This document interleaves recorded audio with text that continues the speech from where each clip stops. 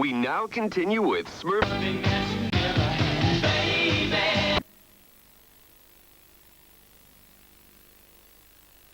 If you're inside the building, the blue dude with the ponytail. All American households have a gun. Thank you. The secret police have come to this. The Make-A-Wish Foundation is expected to file for bankruptcy caused by one little child's wish for unlimited wishes. Be extra careful, okay?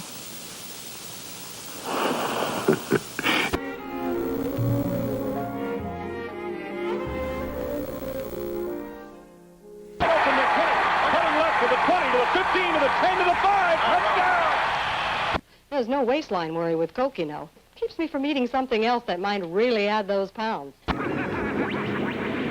Call toll-free. Let me help you. Oh, I'm only helping you.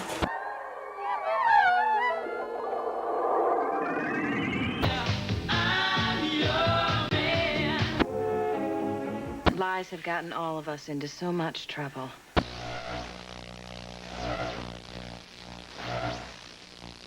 Breakfast! I'm hungry! I eat little babies. What my MTV?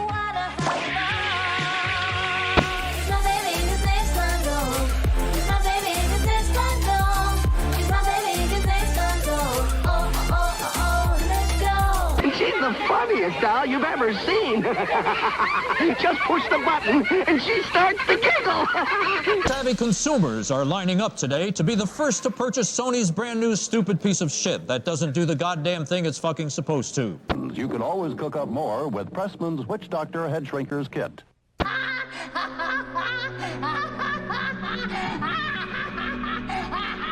Now, what do you got for us today? Well, today we're going to learn some tips for playing against a guy when you're having an extramarital affair with his wife. Oh, that's one of the most common problems a golfer faces. It certainly is.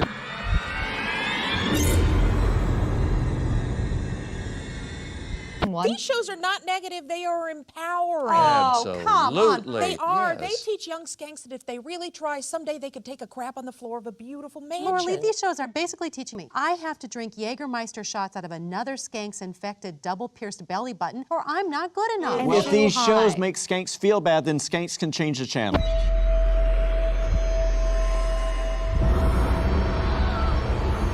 Today, I just bought my most terminally ill fan his replacement heart. Oh my god. Is that Mr. Beast? Do you want a heart to save your life? Or do you want a Mr. Beast rap Tesla? Tesla. Good boy.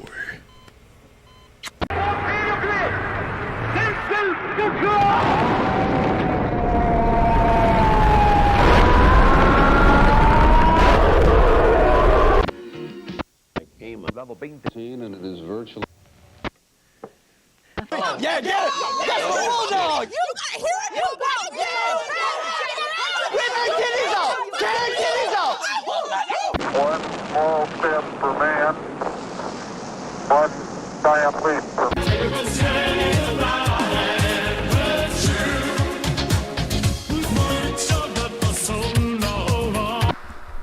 This makes no sense. This wasn't in the last report. So please heed my warning. You're young, your brain's still forming, and Father knows best. Forget Mr. Beast.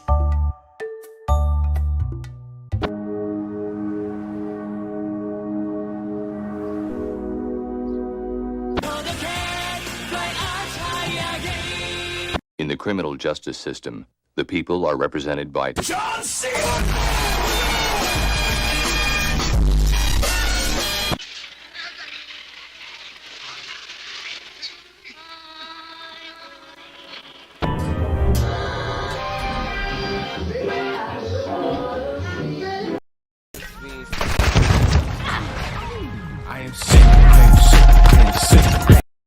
We now continue with Smurf.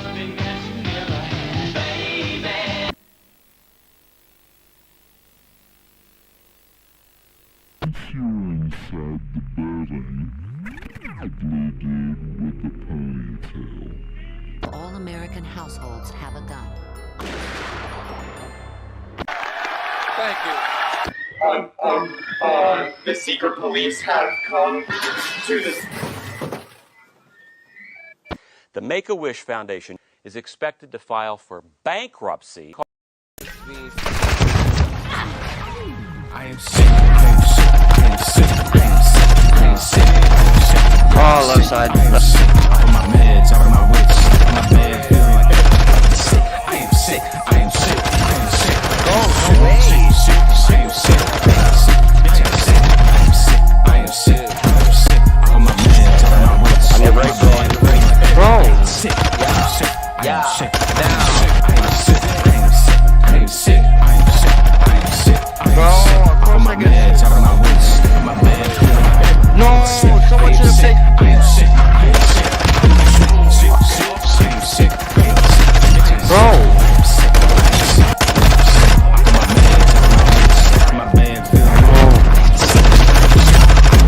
Oh, no. You going right? Come on. Oh, fuck. Man's gonna do what he has to, and the man will. Let's fuck him up, boys. We're just gonna fucking do it. Don't think, just do. So you know the rotations, right? Let's fuck him up.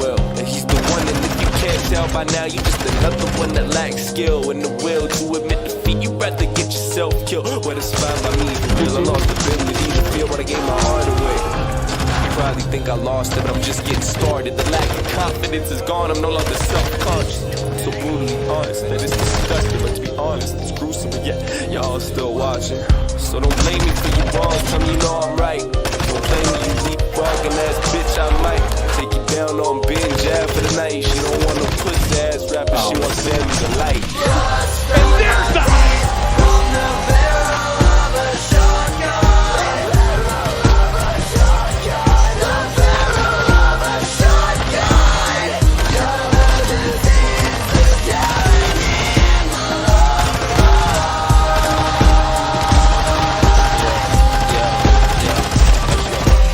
swallowing my guilt like it's medicine.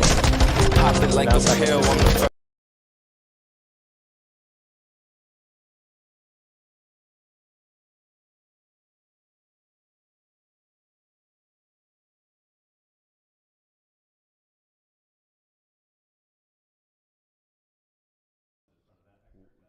I mean, we've got a little upgrade here. We got rid of the couch, which I was a little bit scared of getting rid of the couch. But now that I've sat in these chairs, I'm like, these are the real deal right here. That's a chair fit for 3 kings. Yes, these are the real deal. If you guys are sitting here for 3 hours, I couldn't allow for you guys to continue to work under the conditions that you guys were working in.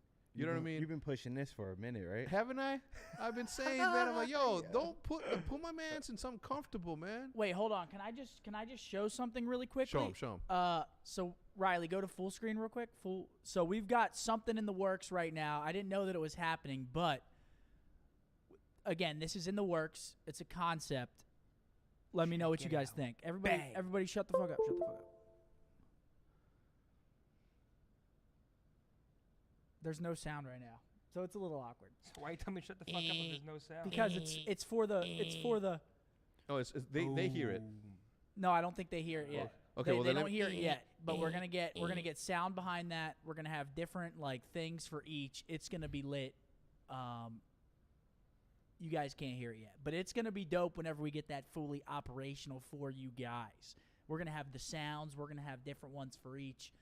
It's going to be cool. Shouts out Raj because he set that up without Shout out Roger, man. Finally, he's working again, man. He set that up without us even, or without me even saying anything. So shouts out to the man, Raj.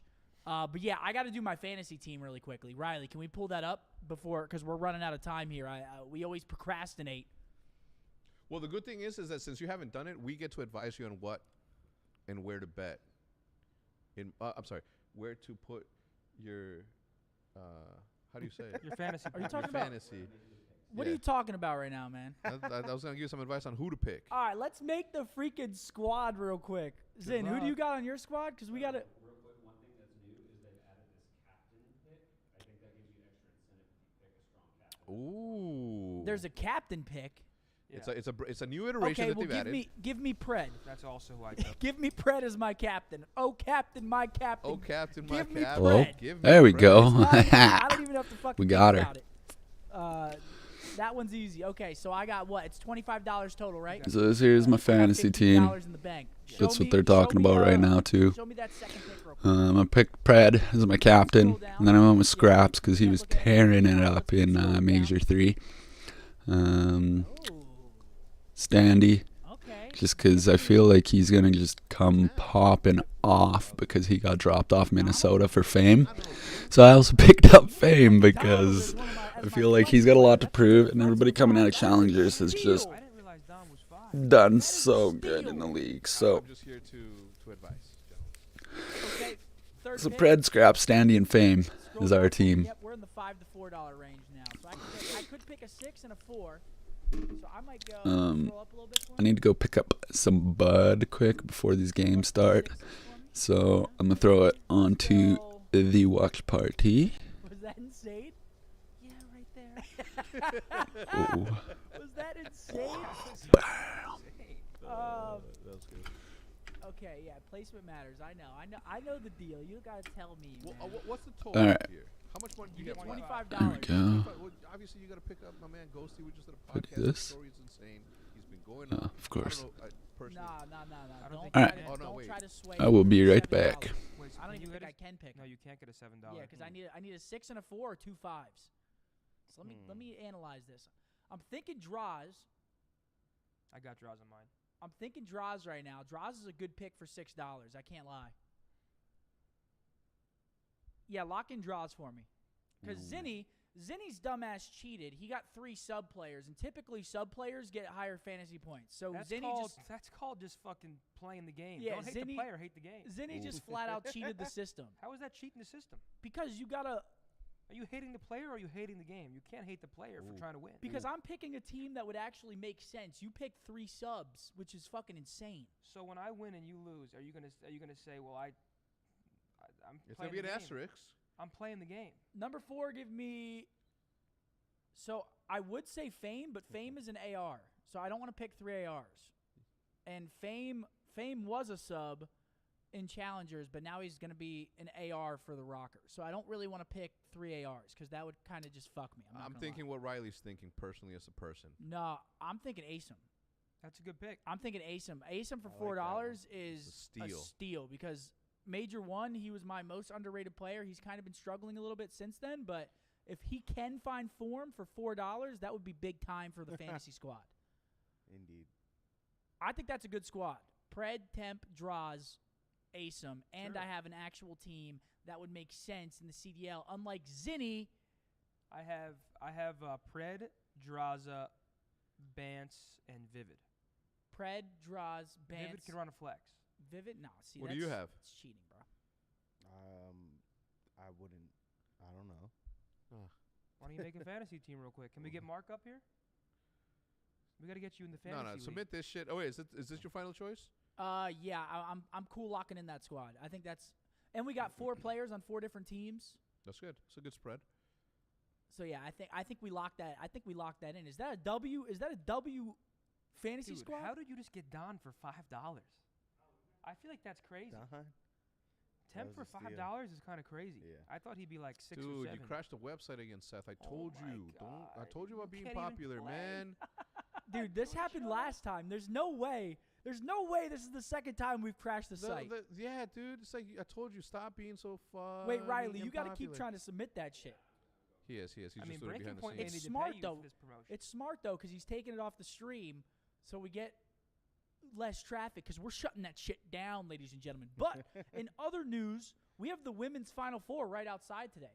Yes, we do. So there is the Iowa young lady that's breaking records across both men and women's records was going off with the threes. She said, "Huh?" We've got the women's Final Four here at American Airlines, which is kind of crazy. We need to get some athletes on here. It's a simple, short walk from that stadium to this chair. Durant sits down. What's up, Katie? Yeah, let's hit up Durant. Durant says, "What's up" to Seth, to Zin, and then he high fives. That's how long his arms I feel are. like fucking horns. He'd be able to high five from here. Bo's all the way over there. Around Durant. Hey, Kevin. Great to meet you. Yeah, I think he'd make us all look like some what is it? Small little guys. Yeah, tiny. Definitely. Bunch of TJ Haley's. But yeah, we got the fantasy team. Mark, do you want to make one really quick or no? I mean, That's Yanga with a 5. Appreciate you, baby. Wenga. Yanga with that fizzy. Currently, he can't get in. So let's start breaking down the matches a little bit. We've got 2 new rosters that we're seeing today, which I'm pretty excited about. Yeah. We've got the Vegas Legion. We'll see them in our very first match. Followed by them, we have the Royal Ravens, who replaced Yuli with Paul X. So we've got 2 new rosters. It's always exciting to see a new roster play. I don't care how the team is in the standings. It's always exciting because you never know what they're going to do. And we have Expo. Yeah, we have Expo Control, which I don't think we're going to see today. Haven't even played it, but I am looking forward to it. Yeah. I played it a few times in ranked. It's all right. I mean, it's nothing exciting. Let's where not- I'm like, It's probably the better of the. I mean, it's the better of the 2, but by no means is it like a raid control. It's already in. It's in the first match. Oh, let's go! Boston Nice. picked it. That is a fucking big old dub. That's a big W on the 3rd map of this next match. That's what. So Let's fucking go. It's been going off. I've been watching from afar. Obviously, the last time that you guys were live, you guys were behind the scenes at the at Esports Stadium at our major. We made a sick ass run. I'm excited to travel with you guys to Ohio and be able. So I'm only gonna be on the. Oh, you're gonna come? I'm gonna be on the watch party, and no, not company card for dinners, but I am gonna be on the watch party only for today for Friday, and then I'll be all 4 days in Ohio. No company card unless it's Zany's company card. Excuse me? what I do. Okay, fine, but we're We not are going to. literally there Daphne for went the up there, I'll watch start party. crying. We will be swiping that card. All right, fine, but we're not going to a super good restaurant, are we? Yes, we Come on, are, I and got we this. will be You got us? swiping Listen, that card. You took us to a good taco spot. I will say. Listen, until I lead you astray, you have to trust me 10 out of 10 times. That's Listen, what I say. The company card is for work expenses. We are there on a work trip. That is company card. I don't give a fuck. Well, I'm gonna see if I can get approval. Approved.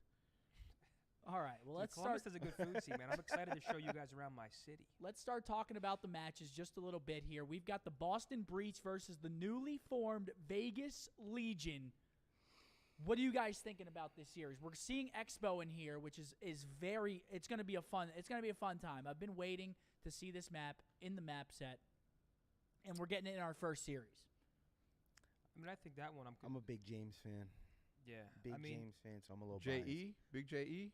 if we see the Vegas that we saw at the Major versus Thieves, we have like a series here. But I do think Boston just a better team more consistently. Oh, yeah, definitely. I think they're the better respawn team. Vegas has always been really strong at search. They also bring in Standy, so Standy could help catapult the respawn because as well as I think Two Real was playing, I do think Standy has a higher ceiling from what we've seen. So Yeah. the respawn could have improved. We have no idea. It's their first fresh look with Standy, and they're right behind Rocker, who's in 8th place too. So You also have to take into account that James Eubanks has a history of being able to bring the best out of people that he plays with, and Standy has a score to settle. The dude just got dropped. He's got a point to prove, and he's got the wise.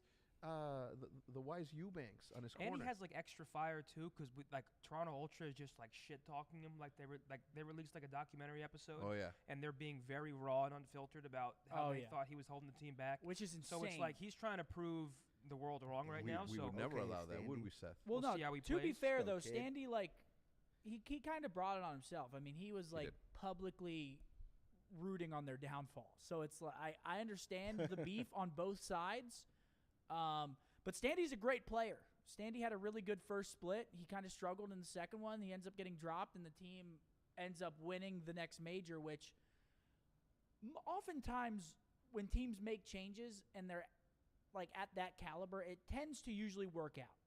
And a lot of times we call that like the honeymoon period. If you're a bottom team and you make a change, it's not really as impactful, but you make a 1-for-1 switch and you're ultra, usually it ends up working out for the better, at least in my opinion. But yeah, Standy's got a lot of pressure on his shoulders right now. I think it's self-imposed, though. I think he, not only did he have pressure, but now with the amount of talk that he's been doing, now he's adding additional pressure onto himself. Yeah. That's why I'm a big fan of just being quiet a little bit, and then just giving the look. But I do think this Vegas team got better. I think that it's an interesting series because Boston, me and Zinni, we did a tier list this week, and we both rate Boston pretty highly. And a lot of people kind of disagreed with us rating Boston highly.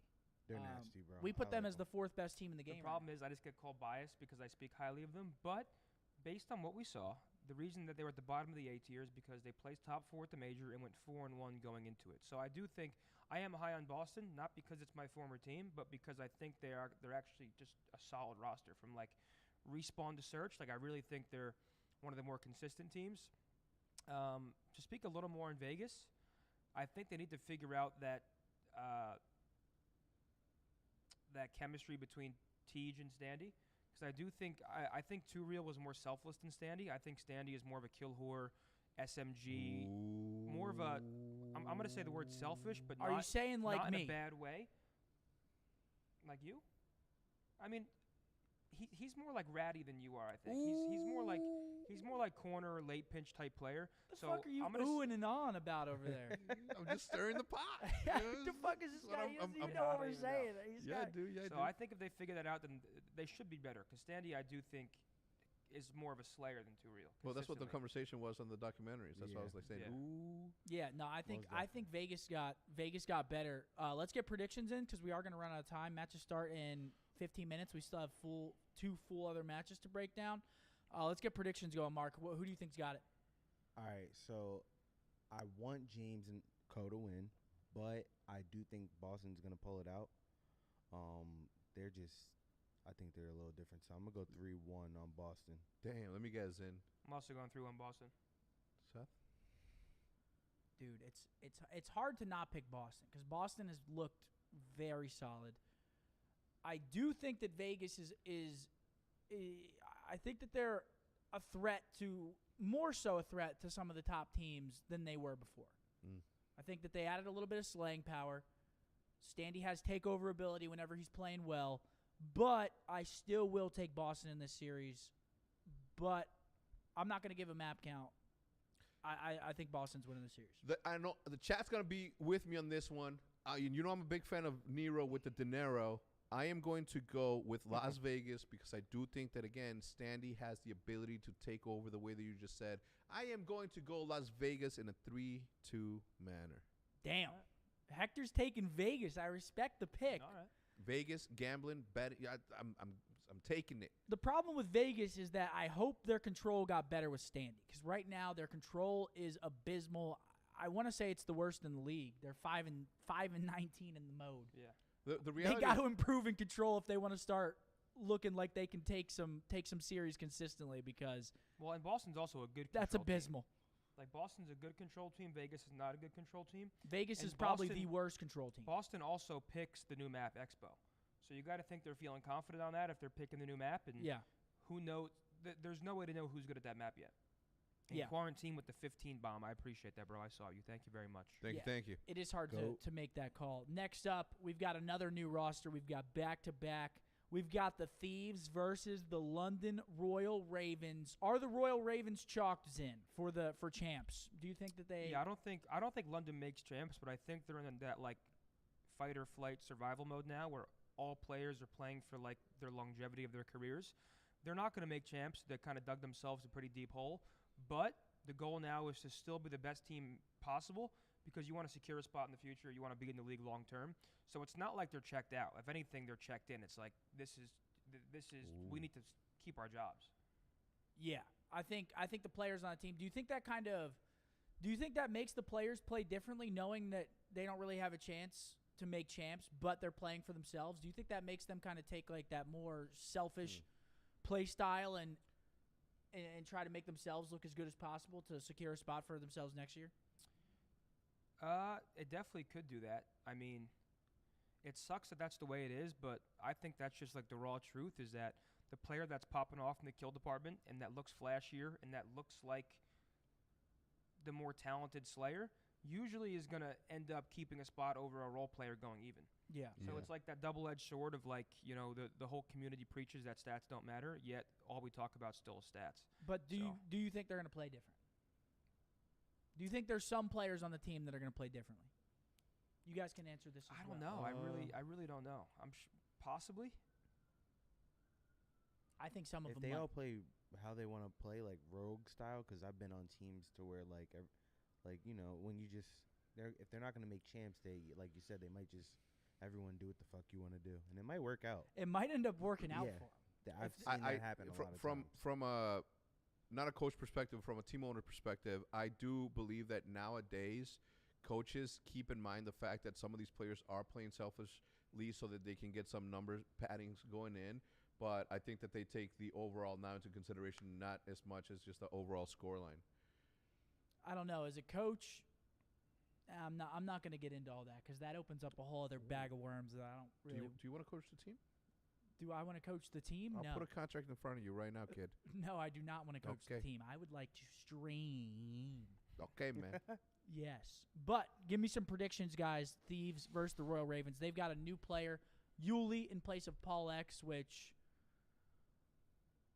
I don't know if it's a W move or an L move. I really don't. What's up, Michaels? Dude, look at Michaels in the chat, just fiending for it. All of New York is in here. I'm expecting big things out of the New York camp this split. They play FaZe today, but we'll get to that in a second. I'm going Thieves 3-0. Thieves 3-0? Same. Yeah. I'm gonna say the same, bro. I think Thieves have a chip on their shoulder. They just had a pretty bad placement where they placed top 8. And to their standards, that is unacceptable. They went back-to-back and won champs last year. I think they have a chip on their shoulder. I worry about Yuli's first match being against Thieves. It's his first match at the pro level, and he's playing the defending world champions that really have something to prove. And I just think Thieves is the better team. Yeah.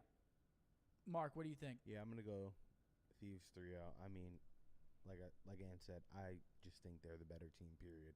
Yeah. Even if, I mean, sure, I'll give them a map 3-1, but I just think they're a better team. Yeah, London. That is it. As much as I want those guys to succeed on that team, playing Thieves in their first match in the new split, the first match of a new split, you kind of want to try to build that momentum, especially if you have a bad split beforehand. And to start off against Thieves, who, yeah, they look a little bit shaky at the major, it's still Thieves at the end of the day, and you can never really count that team out. They're still a powerhouse team in the league, very, very talented squad, just won champs together. I'm going Thieves through and through. You're thinking Thieves. I'm thinking Thieves. As much as I'd love London to start getting some wins, because as a player, I know that's probably exhausting, but yeah. I'm going to keep it real with everyone right now, okay? I'm thinking Thieves also, but I will say that right now is like the start button. They're starting to, specifically Kenny, starting to rev that engine up. It's now the time for them to start getting to the final phase of how they get, right? They usually start out super slow, and then towards the end, they become a fucking nuisance and a problem. And I think that now that we're nearing the middle of the split, literally we are in it right now, culminating in Toronto. All right, we're back. We're not in the middle of the split. I also realized how quiet the volume was, but oh well. Thank you for being forgiving. It's my second language. I apologize. Picked up some purple punch. What? Brownie points with the owner? No, but sitting at like 24% THC. What I am So saying is the truth, though. He does start. Everybody on that team. it can take up to 4 hours to feel the full effects. We're about to hit the middle of the season. I think that's when they start. I mean, this is the time to turn I up. wish. This is where. Actually, I mean, like, I don't wish. 4 hours, man. That'd be so like We got about what? 2 more months left in the season. 3 boring. more months left in the season. Let's talk briefly about these. Why do we think that they get progressively better as the season goes on? Like, why does this team hit form in the later end of the year? Is it because more reps, more experience? I just think teams tend to like rev it up when the end of the year comes around. And I think everybody takes it up a notch at the end of the year. Every single team. I think it's a mixture of that, revving it up, but also towards the end of the year, every team is kind of playing fundamentally the same way because we're so deep into the year that there's been so much trial and error that you kind of see the right way to play. And I think with the talent on that team, the more talented teams tend to shine at the end because when it comes to fundamental play and when teams are playing the same, I think talent beats. Well, I think they also just probably take their practice a lot more serious towards the end of the year. Yeah, that's like fair too. Whenever they get good reps, you see it in their matches, and I think that every team, like at the end of the year, you just see the reps all culminate, and the teams that you think are going to win, I guess more so than often win because they put better practice in Yeah. because they know it's more serious. I agree. What are they saying? They're on my legs. They're on my ass about my legs. Yeah. Listen, I just started. They look like some chicken legs in that shit. I know how to You gotta roast have some you in, squats. but you're all right. Bose, Don't worry what do you about it. what do you Listen, see at wrong? least I'm showing them off. At least I'm not scared. Dude, what are you talking about? No, I'm not. I didn't mean wait, that in look a weird at way. look at I'm Bose. just saying like you know what I'm Zin. saying. I'm still rocking the. Zin, look at Bose. Look how disappointed I he was is. just giving you so much props, bro. Thank you, brother. I know you don't got Adidas socks on with Nikes. Perpetrating, man. Perpetrating. But don't worry about the legs, Zin. You're all right. Yeah, the legs are Thank you, good, brother. man. I got Let me your show back, y'all mines. Yeah, you keep those in there as well, please, for love of God. Them sticks. There's my fantasy team for anybody that missed it. We just did it at the start of the stream. Got Pred, Draws, Donnie, and Asim. I think that's a pretty solid squad. That is a very solid squad. We were unanimous. Can we pull this up, actually, Riley, really quick? Hopefully they don't transition. So we've got Yuli's stats from Challengers, and he looks pretty even across the board. He looks like he's a pretty solid pickup. Second Yuli ever in the league. Yep. Ulises. Well, we had Aqua. Which Shout out Aqua. I knew Aqua 10 plus. When He's he played was tournaments the with legend, him in MW3. Yeah, shout out Aqua. That's my Shout man out right Aqua. there. So yeah, we've got thieves across the board. Who's last match? Last match, we've got a doozy. Wait, I actually want to see this. Riley, can we pull this up, please, and unmute it? Ulysses Path to His Pro. Path to Pro. Why does he look like Ben J and Asim? Because I'm not very familiar with He does with not. Yuli. Why is he looking like Ben J? He's not. Where? What? Above those glasses is looking like Benjamin. I don't know. And then in those We're getting it. so on and so on. We're almost there. The Vanguard season with a lot to prove, and Zuma And we're there. biggest chance yet. The Mafia picked up Yuli as well as Two Real. So this is and under Cold the War. Stallions' name, they competed in top 3, and they found themselves in that top 3 finish during the stage 2 playoffs. I mean, they really went back in the archives to find that bot. I mean, yeah.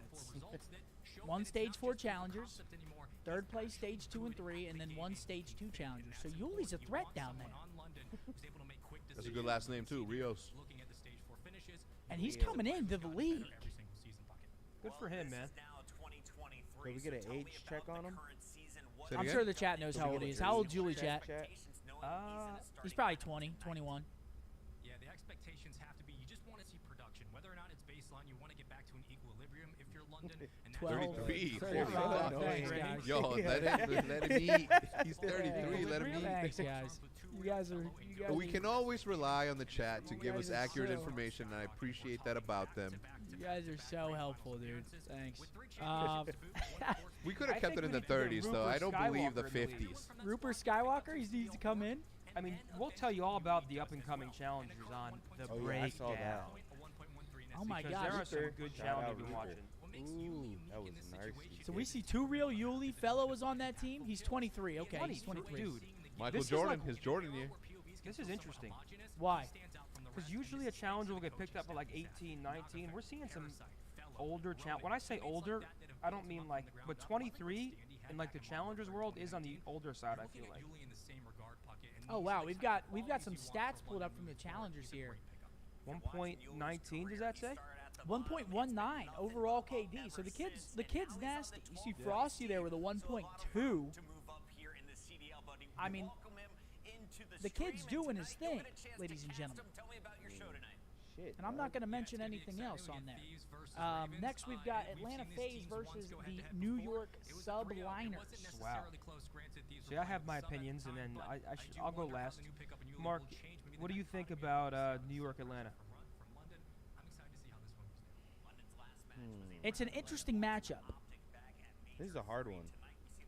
No, it's not. What? So, I mean, I've always had faith. I always got faith in New York. But let me hear what you got to say. Why isn't it a hard one? I think, okay, because everyone's going to call me a dick, but I'm going to say it how I really see it. Yeah, please Okay, do. let's hear it. I love the kids on New York. I love the guys in New York. They're all good guys, and they have a lot of potential. They have been below average post Major 1 victory. Yes, they have. Everybody's been riding this New York high because they won a Major 3 months ago. Their floor should And there's be like Troy a Sender B- Michaels a in the B-tier chat. team. There's Troy Sender Listen, Michaels. I hope they Join I me. hope they prove me wrong, but everybody's been riding this New York high since Major 1, and we gave them the benefit of the doubt, Major 2, because they had that disaster of a travel day, and they deserve the benefit of the doubt there. Yes, they Major definitely 3, did. once again, underperformed. So they have Hydra, who's still one of the best SMGs in the world. Correct. They have the pieces. Kismet can pop off. We all know Caesar and Priest can do their thing. But New York have not shown us anything post-Major 1. That kid's spinning. He just made. I mean, the motor on that fucking thing. I'm going phase 3-1. You know what, kid? You spin. You sold me too, dude. The thing with FaZe is that they've been so dominant for so long that they just placed top 3, and that's their worst placing all year. Their floor is the top 3 team in the game. So I'm taking FaZe 3-0. FaZe has been impressive for a while. Yeah. I mean, there's not really much else we can say other than that. You got FaZe? I got FaZe 3-0. I'll go phase 3-0. All right. Well, I'm not doing map counts, but I got FaZe winning that series. I think it's pretty hard to pick against them right now. I'm not a man that bets against Troy Ascendant Michael. Last time right? I saw him, I hugged him and I said, do you recognize my essence? So and he you're said, biased. Yeah. I'm very biased, but I am going to go with FaZe. I'm also going to go on the 3-1 train. Yeah, I think it's kind of hard to pick against them right now. But I'm not going to be disrespectful the way that Zen was just. No, hold on. No. That's not fair. What's going on? It's not fair. How come I'm not Stirring the audio pot. this? Yeah, He was not being disrespectful. I was speaking literally only on what they've shown us competitively. I think they're one of the more likable teams. I think when they put it together, they're obviously an A-tier, S-tier team. But they haven't shown us their true potential in a long time. Wait, what's S? What's the S stand for in your tier? Satisfactory. No, S-tier's satisfactory? I mean, what else does S stand for? Satisfactory wouldn't make sense because S-tier is like the best of the best. But yeah, but back in high school when you got an S, you got a satisfactory. That's right, sir. Or back in like middle school or whatever the fuck it was. Superior, super, special. Superior? Sexual. Sexual. Jesus. Bro, this chat, man, like. This chat is awesome. I missed every single one of you except for you. But all the rest of your I think I know why. I do think it dumb. starts with the sub I'm so dumb. because I feel like we haven't seen Hydra and Kismet collectively going off. It's usually one or the other. Kismet actually had a very impressive Major 3, if I remember correctly. I think he was like the one really popping off. That's that bull. But I feel like they haven't hit stride together. Well, we're gonna watch the CDL, but it's not even on yet, pal. So just be easy. Since then, has kind of progressively gotten a little more inconsistent. And I also want to see more from Caesar. You want to see something out of Caesar? Yeah. Caesar Sky Buenos, man. And I'm also high on FaZe just because I think they're so consistent and they're so good at search that they have like a game 2 and 5 in their back pocket, and they're always going to be a tough team to beat in Respawn. So I'm trying to look at it objectively. I would not be shocked to see New York, because New York's potential. There we go. They can go toe to toe with FaZe when they're at their potential. Kismet just said he's going to bark today on God. Oh. Veteran leadership. Clay is able to work with some of these younger guys and help There you them go. out and develop them to There's the their desk platform. analyst We'll see if for he's you. able to do it here. Yeah, it's a great asset to have on the squad. Standy wearing a Legion jersey tonight, and here's the maps he'll be playing on. Let's take a look at it. Will we get Expo? Yes, in our very first battle of the evening, Boston and Vegas, both confident in the new level. And like I was saying earlier, I think Expo creates a lot of opportunity for Vegas Legion simply because Fortress is typically a map that Boston Breach is going to favor. They do get that Fortress hardpoint, but Fortress Control is really where they were locked and loaded. So I think Oh, we got an Vegas, Expo control. Yeah. that map number Nice. 3. Yeah, and also Vegas lost Fortress Control to a coach, so they're probably happy that Expo. They're probably happy Expo's in the map lineup now. The Marky B level coach. But these Real are good quick, for Vegas. One-word predictions. Where are you going? I'm gonna go with Boston. Going Boston, Allie? Going Boston. I'm going with the Legion. That let's get weird already. Standy is in the lineup. The chat is fired up, but they're taking on the Boston Breach. Let's send it over to our casters to kick this baby off. We got Bryson Tunn. Gentlemen, take it away. Thank you very much. Yes, we start the run to Major 4 with a great matchup. Boston versus the Legion is going to be hitting our screens, and Ton, it's an interesting game between the two. Boston on the ascendance from the last time around. Everyone thinks they look better. Same with Vegas, but Vegas are playing their last card.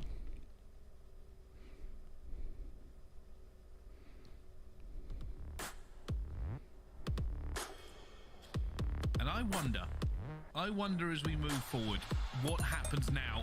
Obviously with a Fortress hardpoint to kick this one off, not looking good for the Legion.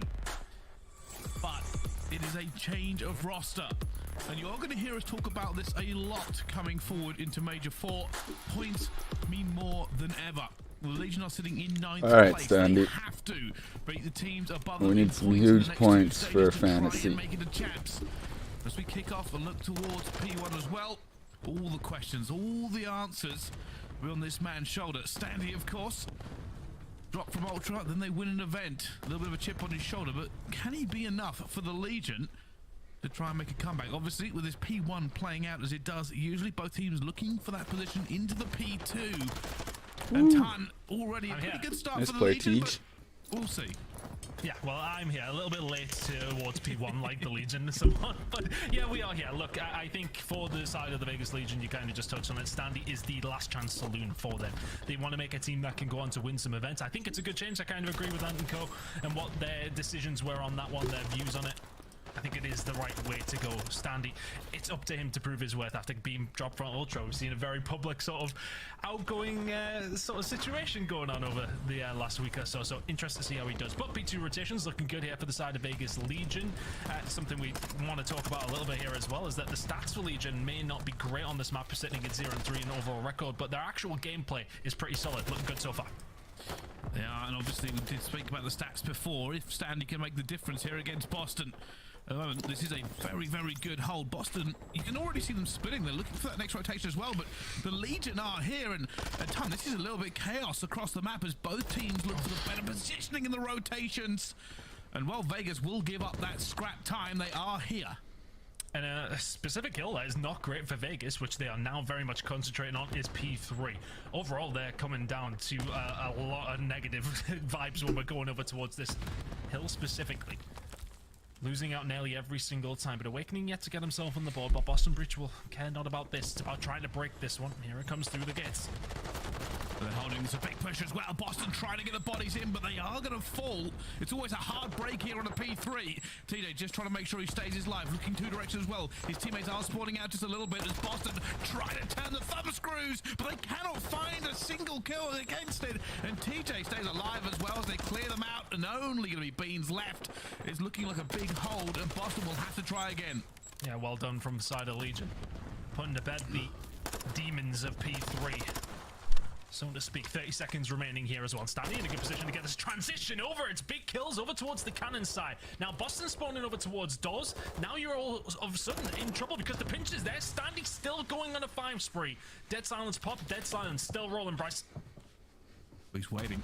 He knows his teammates are going to back him up here as well. Can he make the difference with the dead silence? Looking, getting through as ready, but his teammate will go down. 10-3, boys popping off. That's what we need. Has he just stayed alive and kept running away? He is not giving them anything to go with. As Standy on a 6 streak, he's playing his life like it is a fiddle and it is a fall of Rome. There's the 7 as well. And the Legion are breaking through Boston. Wonderfully, wonderfully played from Standy. You talk about the best SMGs in the world and what they do on this map, and it is dominate art and top art. It is just so crucial. Left. You get your SMG. Yes! Let's go, baby. The debut from Standy. Can he keep this one going? He's dominating. Let's fix this volume a little bit. Still looking, still moving. Going to find his 10th there as well. 14-3. He's delusional. We asked what the question would be. Does Standy make that big of a difference? Is this the move for them? 2 real was good, but Standy, with an electric start here in the hard point, has put Legion well into the lead. And just a step back of what he's actually done there. So P3's locked in. Typically what happens is when you head over towards cannons, the Boston side will be there set up ready, waiting for you coming out of that P3 spawn. They'll get a lot of time at cannons. But the fact that Standy got himself out and found those 2 kills on transition, and then another 8 on top of it, it's free time for the rest of Vegas Legion to find themselves in some good positions to pick up some good time. We're now heading over towards P5. It's an 80 to 90 point lead for the side of Vegas Legion. Looking towards this transition over towards P5, looking better for Boston so far. It is. Boston, we're going to have to find a little bit of a different gear, especially Awakening, who did start off like 0-9. He's now 2-11. Uncharacteristic for him in this game. And they're going to need big weight to get even bigger. There's already a few kills come through. This is good time so far for Boston. Yeah, he's maybe just a slightly small wake right now at 3-11. And I think, honestly, he hasn't necessarily been performing to the levels we have been associating with Awakening since Beans came on the roster. So I don't know if it's sort of a pacing side of things between the 2 ARs. Things yet to get rolling. This is a good hold so far from Boston. Beans with a good kill on the stand. He's the only one who can find something. Potential break for Legion here, but that is pretty much a full 60 from Boston Breach. Just what you didn't want if you're Vegas Legion. Yeah, TJ will get the kills towards the end. Rotation over towards P1, still looking good for Legion. They'll be happy with their lead. Would have been happier if they didn't give up 60 over towards P5. They certainly will. With a new member comes new comms. Let's have a listening to the Vegas Legion. One shot, bitch. He's under bow window. Vivid. I've lowered. Inbox done. Looking back. Top tree. Three, last kid. Four. I'm getting in the truck. Yo, stay close. One guy's on stage. Only one. No, only one. It's not me. I need help off spawn. I'm helping you. He's bottom P4. Got him. Gate. Tom, Get him up. He's going lower. We're close. Nice. One shot. Go look stage. I am. Got one gate. Bench weak. Stage heal out in. I got you. I did. Where is he? One shot gate at all. Yo, calm down. Yo, we need to listen. Okay, we need to listen. Backstage. We have 2 minutes now, right? I'm holding. You have right side. Stage. I died. I'm camping in the back. Give me a streaker. Yeah, you can. I'm shaking. You're back doors on me. Back doors dead. I spawned out front. Three steps. You have a pinch. 3 steps dead. Let's Let's go. Just flood out. Benches. No. Let's go. Left side trash. Trash and Angel. Open. Corner. Hey, one shot. One's open. Two open. One behind stage. We need to work together, man. Come on. Alright, yeah, let's get this time. Calm what you're doing. Let's play this time. One more shot. Two behind stage. Bottom more then. Weak on stage. And you can hear Clayster desperately trying to rally the troops. Calm down, shut up. We've got to get this right on the pinch. And so far it hasn't been. Boston have held them at bay for so long to get those points back on the board. It is a Nice, 50-point let's game, go, baby. But that can all change here, Tom. The rotation is in for Boston. And Standy finding 3 will give them a little bit of respite over towards P2, but you are very right. This rotation for Boston looking good. Dead silence pop from Standy. He'll try and make a play with this over towards maps, and then I'd imagine it'll be the Hail Mary of the cruise missile coming on through. Nero will be the first to fall, but he does find Clayster. So just the setup coming in, but TJ's teammate still does have his cruise missile as well. Here it comes.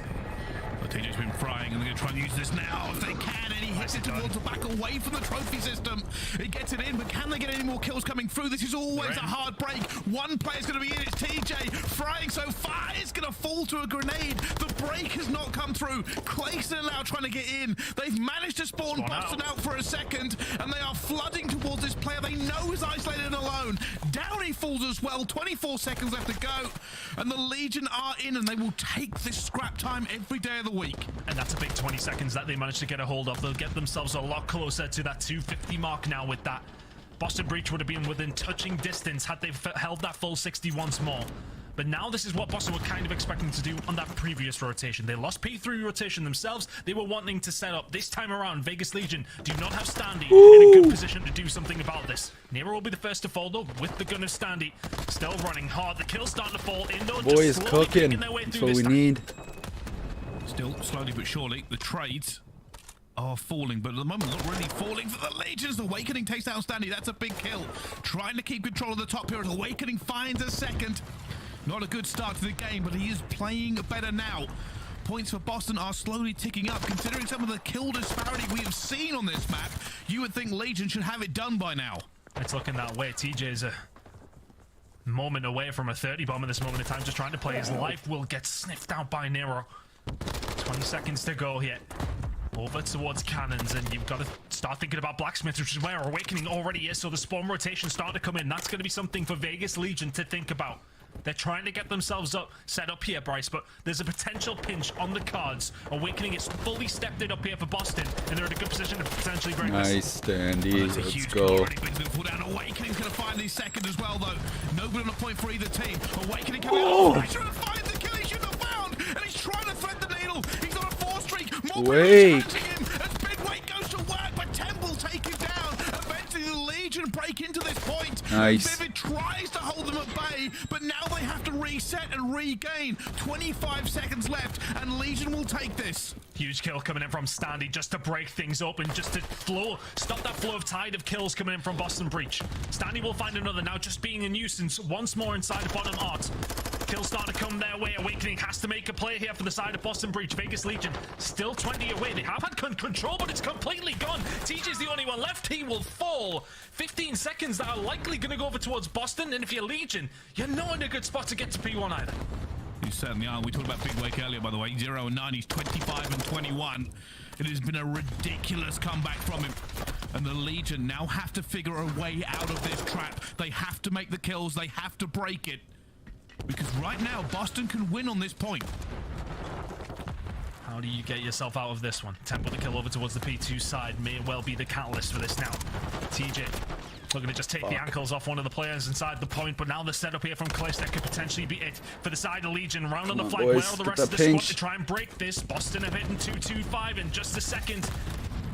This is everything. Boston trying to get out of the How does he see him? I don't understand, man. I can only see him because of the X-ray. Looking to lock this one through. They need to find them. Only there it is. Left and they are on the point. And I think they've just hold that shit, boys. Hold that shit. We'll have to just double check that as it goes through. But they may be able to win it here. But P2 is still in the air. They just have to contest it. Oh, yeah, Boston will contest it. It is P2. going to P2. P2. We're heading over. They just got off the point there, and now if you're Vegas Legion, you're not in a good spot. It's a huge kill from Standy. Won't find the second. Vivid with a crucial one. 8 seconds away from Boston. I don't know if Legion are even going to get there. I don't think they will. The Legion now have to run through the doors. This is all choke points. This is all time. Boston have this one locked in, surely. Oh my goodness. Oh, they lost it. They're in somewhere. What the fuck? What the fuck? Oh my goodness. Oh my goodness. What? 2 seconds for Boston. They fly into the point, and it's going to be away. Standing on 2 and the Legion. Who won? Ridiculous start to their Major 4 run. What on earth was that? It could have gone both ways. Temp is laughing. Clayster's not happy. I don't know what happened in that last hill, but it's chaos and destruction.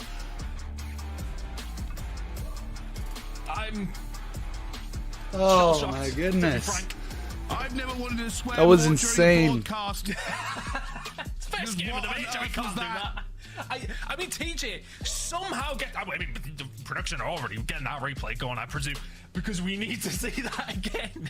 We need to potentially see it from what happened with TJ's side of things, because it is a huge break. It's a 1-point game.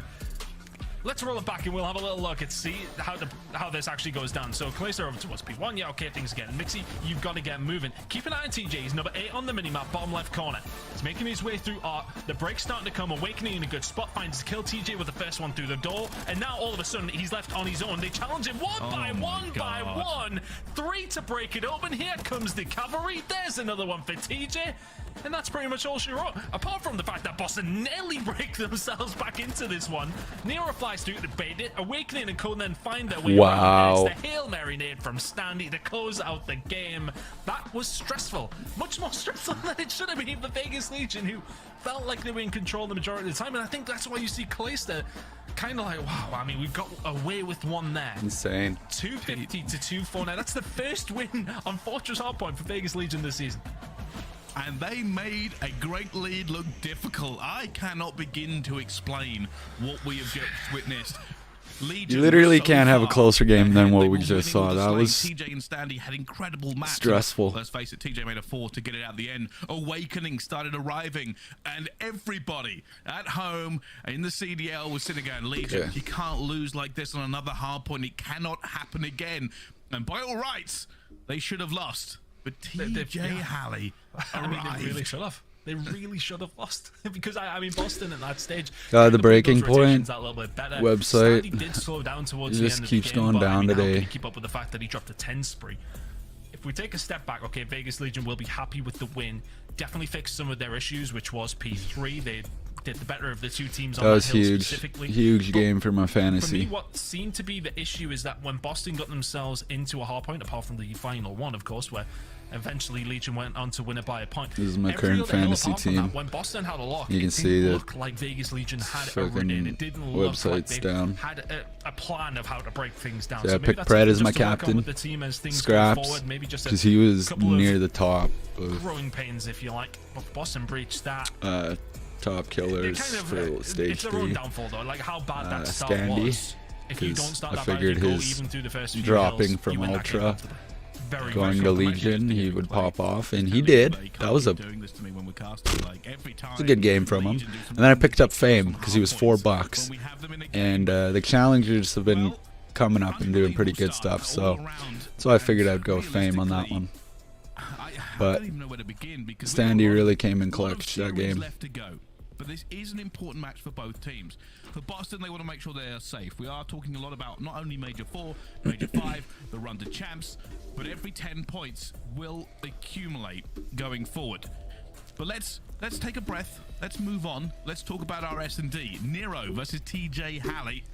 As our S&D players, at one point, a lot of people thought TJ was the best S&D player in the league. Maybe a little bit of a dip recently in form, but they're still going to rely on for this one. I mean, if you can bring over that level of slaying that we just seen in the hard points of the Search and Destroy on top of his S&D smarts in general, then this is going to be a difficult game now for the side of Boston Breach. Nero, of course, has had a good time of things, and we'll speak about El Asilo specifically in just a moment, but I want to talk about the series as an overall there. That hard point towards Vegas Legion is a huge scalp for them to take now. So all of a sudden, it was just such a close ending. Like oh god, it's so hard to even explain. Next intermission, you just rewind a little bit and you just watch like the last minute of the game. It's so crazy. TJ came in clutch for Vegas. So there's so much on the line here for Boston that it could go anywhere. S&D's not favored their side of things. Control's up in the air, and then all of a sudden you have at least another Search and Destroy to come. Not the best spot to be in if you're the Boston Breach. Search and Destroy is going to be a struggle here. Well, nothing ends until it ends, and let's find out. Onto the S&D. And we can see at the moment, Vivid will have that sniper in hand. No information quite yet. A slow and steady push here for the Legion, and Beans has to get away with his life. And I want to say that Vegas Legion have maybe done their homework here, because Boston always send Beans out to this side, and you see it initially off the rip. Nade's heading over towards that side. They get him weak with them and they fly towards it. But now Vivid's being able to reposition. He's found 2, and the plan has fallen apart. Temp now left in a 1 versus 3, making that a 0 versus 3. Boston Breach may well lose Beans, but eventually do pull out the 3v4. And actually, that's a beautiful segue into what I was going to talk about. Boston are the worst first blood team on this map by some distance, but the second highest in 3v4. There's another one of them. I'm just excited. I'm excited to see this continue on moving forward. The thing is about Boston, and we spoke about this in the off-season when all the talent kind of get together and discuss what we think of the teams for the upcoming season. Boston have put in a performance that has looked good enough for us to have high expectations now, right? With Beans coming through, the question was asked, is he going to be good enough for this team to make a run for the top of the CDL? And I think the answer is yes, but we just didn't get to see it enough at Major number 3. Now on the attack for Boston. What is the player? Beans has been very influential on this map, actually, and we speak of the records, you know, Vegas Legion, very good LSCO Search and Destroy team, but Boston, since Beans came onto the roster, are sitting at 2-0. Can they find the first blood here? Temp will put a couple of bullets in the Nero. Will that allow the rest of Legion to make themselves into a position to find the kills? They don't need to. Temp will find 2 of his own. 4v2 now for Boston Breach to try and pull from the fire here, Bryce. Patience, as they hope that somebody from the Legion will give them an easy kill. Awakening trying to play an angle as well. He's here with Beans. And all of Legion are playing this one very, very passive. Beans finds somebody. That player is getting out of there. It's going to be Clayst up. We'll give them no opportunity to do anything as Beans does a bit of parkour. Up and down looking for him. I think the timing may have just been off there. Sees a pixel of Clayster's forehead and will grab it. 2 versus 3. Bomb's miles away though. Yeah, that's their big problem. Beans showing that he is nimble. Doesn't look it. Awakening out in the middle of the map, trying to go for the bomb. 8 seconds to go. It's going to be difficult. TJ will find the kill. Beans now alive and kicking, but will not be able to do anything for the side of the Boston Breach. A 3v1. Legion will tie things up here. And just solid play from Temp. He finds the 2 kills in the middle of the map. And then from there, it's always very difficult for Boston, but that's 2 first bloods now for Vegas Legion. If they can continue this, they should be looking good here in the Search and Destroy. 2-0 lead in the series will be nice. Plenty of S&D to go there. As we continue to find out, maybe the first bloods will decide who walks away with this S&D. It's one of those ones after an electric first map. You got to calm down, get the heart rate down, and just play S&D the way you're supposed to. It's always kind of a wild swing of momentum going from game mode to game mode. Right now, the Legion almost gets caught. TJ will be stunned. There's a little bit of information there for Boston. Temp gets first blood again, though. Another one. I mean, I'm struggling to get my heart rate down after that one, so I don't know about the players. It's me up for the rest of the night, to be honest with you, but Vegas Legion down. That first blood. 3 in a row. Can you make it count again? Look at the transition here from Legion, though. Temp making his way around the outside of the map, and look at this. He's going to get caught inside of the office. Holy cow. Now 4 versus 2. Dividend Awakening. Can you find anything here? I mean, they're getting absolutely smoked at the moment, Bryce. Awakening looking for him. Finds a little tick on the place. So TJ goes for a God, challenge. 4v1. Well. Those situations are the worst. Will go down. Awakening looking for the miracle 1v4 will not get anything because Stanley will shut him down. And you are right. Legion are finding the first bloods. It is a problem for Boston. I don't wonder what the issue is, because, I mean, it is difficult when you're going up against a team like Legion when it does come down to this map. They're a very, very solid search and destroy team as it goes. One of the best, if not the best, in the league outside of FaZe.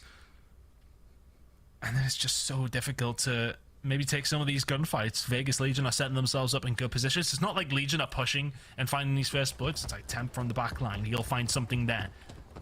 Boston just offering just a little bit too much information to Legion off the rip. Sniper off the Temp. Oh my goodness, Vivi went for the second chow and actually ends up getting it. Down to a 3 versus 3. And Temp's going to be furious. Bean's going to be in a great position. Look on the right-hand side of your screen. And he's going to find Clay. Clay will get out of that with 21 health. The reflexes of Clayster just allowing him to survive. Better reflexes than me, and we're the same age. Past 20, put it that way. Beans this time, though, will find him. Oh, TJ just ready and waiting for this one. No, plays it nice and smart. Gets out as well.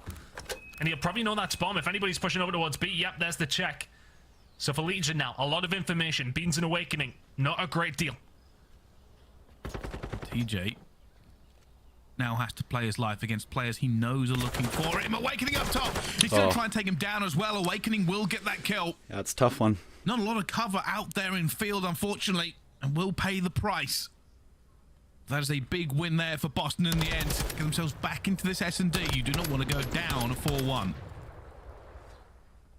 Things could have got very, very mixy there for Boston. Think of the way that they lost map number 1 as well. Going down 2-0. Sometimes you would just be mentally checked. Seen it before for Vegas Legion, haven't we? Not necessarily a comeback this time, but up against LA Thieves, it was pretty much a straight, easy fight after that first hard point. And with that comeback, a close game like that can have a very similar effect. But now where is the push coming from? From the side of Legion. Slow and steady wins the race once more. Oh, look at this. Perfect angle from Vivid. And Nero will find TJ as well. It's gone down to a 3 versus 3 again as both teams exchanging fire. Vivid trying to stay alive in a commanding position. He's taken map control away from the Legion. And Beans has Overwatch in bar as well. A difficult position here for them, but Clayster finds Vivid. Beans finds Clayster. Yeah, don't know Beans is there though. So now slow and steady push from Temp, who will try and look for a shot onto Beans if he can. Just waiting for him to make a mistake. Temp will see him, will pull the shots away though, and all of a sudden Beans has got the information he needs to get out. Shots are there and will just about get out. But for Legion, that's a little bit more map control. If you're standy, are you going to go for the plant? Are you going for the kills? 28 seconds to go. That's a very advanced position with the bomb. Oh, he gets gunned by Beans as well. I think the information for us is easier to say. Maybe you should go for the plant, but that positioning from standy, not the best that time around. Now Temp has got it all to do. He's been found as well. They have the information on him. This cuts down all of his options. He might fly towards B, but if he does, they're going to surely realize, decides not to. There'll be no plant for him. Finds a player anyway, does get the first, but it doesn't matter. But we've Boston taking the lead here in the S&D 3-2. Yeah, I think, as said for us, and it's very easy for me, well, me personally and everybody at home to get kind of caught in this trap of seeing the positioning that was there. But I tell you what, Beans does well. Gets a little bit of nice timing, but that first hip fire shot as well, you will take those all day long. Standy gets gunned out of his boots, and all of a sudden we're heading into a Boston Breach lead, Brycey. somehow, someway. Well, let's see. The Boston brings to 4-2.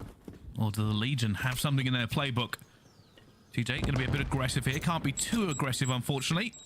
Because he doesn't have dead silence up. Clayster going to be on Overwatch here. He knows there's going to be a player. And has to get out of that nade spot as well. But right now, both teams playing this slow. Vivid ready for that one. Clayster dodging IRL as well as in-game. Himself out of that positioning. Vivid has really been influential for this Boston side so recently. Since Beans came into the roster, it does seem as if things have got a little bit easier for him to play his game. Very much a playmaker for the side of Boston. Standing though on the flank, will find a kill, will get himself out now. A dangerous position for Boston Breach to be in now. TJ, that is a kill you should not win, but he gets it anyway. And Boston really want to try and make something of this, but severely outnumbered, and Awakening already damaged. Goes out there with a knife. It's not going to change back in time. Leaves Nero into a 1 versus 4. He does have the bomb, but does he have a hope? Well, he actually just cancels that one as well. Looks at the play. Nero guns him. Unfortunately, the rest of the Legion will not allow him to get this bomb down. It's shoulders at dawn, and the Legion get around back on the board. Nicely done. TJ just being a nuisance top green as well. The aggression originally came in from Boston, but not able to find anything in the end. It was always looking like a Vegas round from that first gunfight. Good job from Legion. Steadying the ship after what has felt like a good start to the game, but yeah, here we are at 3-3. Boston with a quick turnaround, but very, very even so far. Let's see who can break away from the pack then. This time, Boston on defense. Nero being aggressive, does have dead silence, has the opportunity to make a move here if he chooses so. The Legion going for mid-map control as well as the gunfights already kick off. Vivid will find Clayster. TJ gets it back on the beat. There's a gunfight there. Vivid flies into their spawn.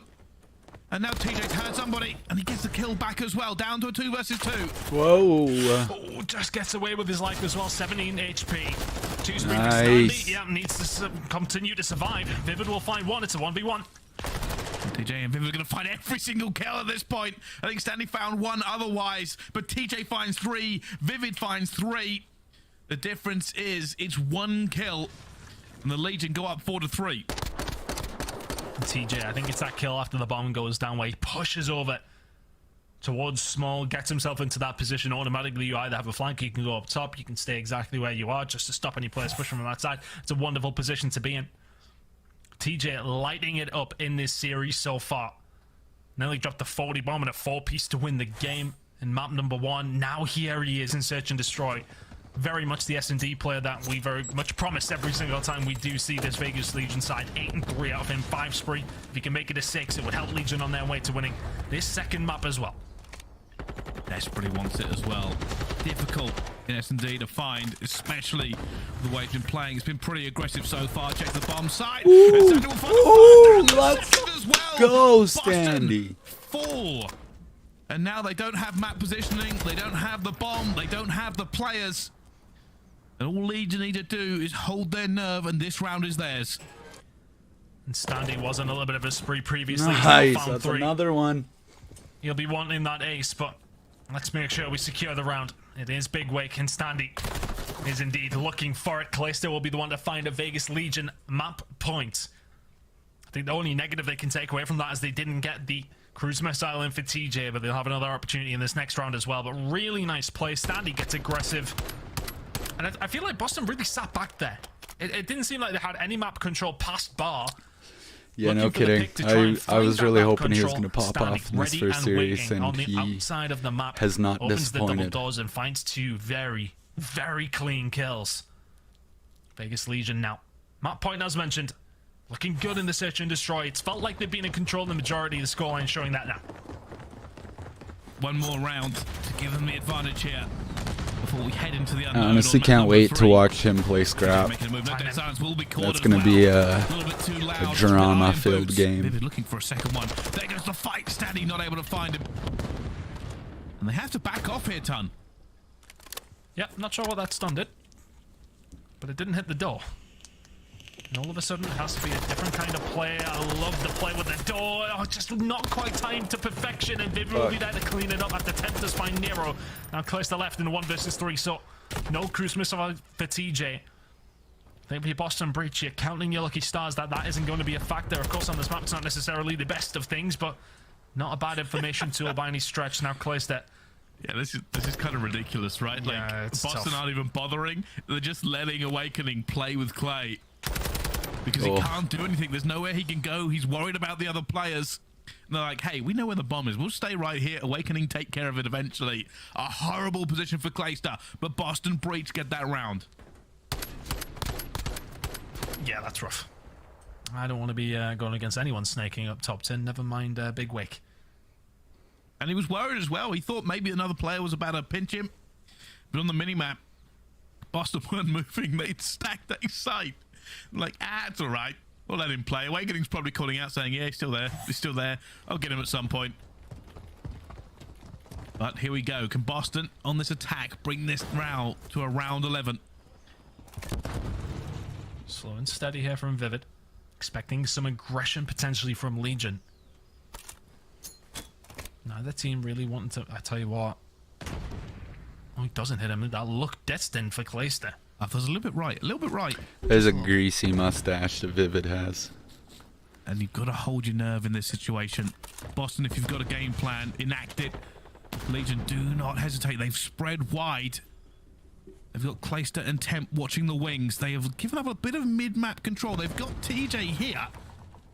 And he's got dead silence. I don't know how Beans hasn't hit him on the way, though. There you go. It's a simple kill for TJ. Clayster with one on the other side of the map. Surely this is it now for Legion. Awakening gets one back. Bomb will go down for Boston. 2 versus 3 with bomb down. Stanley pops the superpower, so goes straight in towards it. And he's going to go for the ninja. Nero has his own Teddy. He's flying around, hoping to get there in time. But that bomb is going to be defused as nobody has sights on it. And this does not end with a bang, but with a whimper. Ninja defused to put Legion 2-0 in the series. Pros don't fake. Huge. Standy straight in onto the bomb. He was expecting a fight and went, okay, then I'll just defuse it. Well, especially what it was planted for. I mean, with Boston in that position, it's best to just get out of the site, isn't it? I mean, you are in a 2v3 situation. They will just try and play trades if you're Vegas Legion. You have to get out. And he says, yeah, no problem. Goes for the defuse. It's a 9-5 from Standy, 9-5 from TJ. Those two players have been leading this team through the first 2 maps where they've found wins. Maps 1 and 2 over towards the side of Vegas Legion before, as you rightly say, we head into the unknown on Control Expo, which is going to be coming up on the other side of a break. I'm excited for this. That's I haven't seen any of the pros play Expo yet. Very much in their favor. I know that some of them have, but I haven't watched any of it, so I'm excited to watch them play this. To close out this series. Last game that Legion actually played before this one was against Boston. They knocked them out of the Texas Major. Good opportunity for revenge here. Now Breast 2-0 up. It really is good time. But speaking of a good time, we're going to go for a quick break. When we come back, map number 3, Control, a map we've never seen before at high-level professional play. We're in for a good time. See you soon.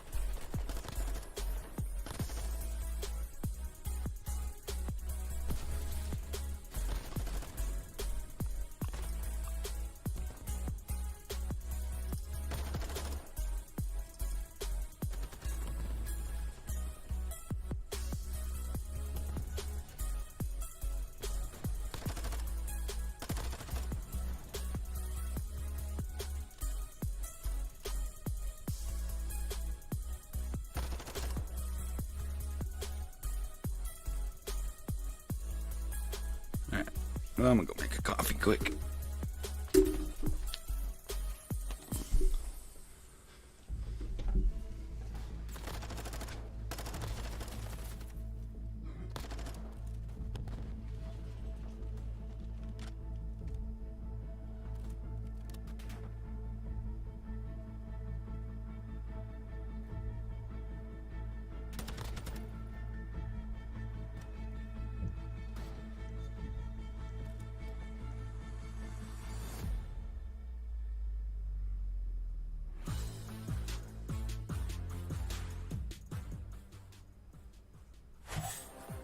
The Call of Duty League is presented by the GMC Hummer EV Pickup, the world's first all-electric super truck.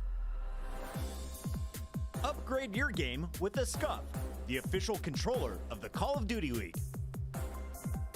The Call of Duty League is brought to you by the new series Citadel, premiering on April 28th only on Prime Video.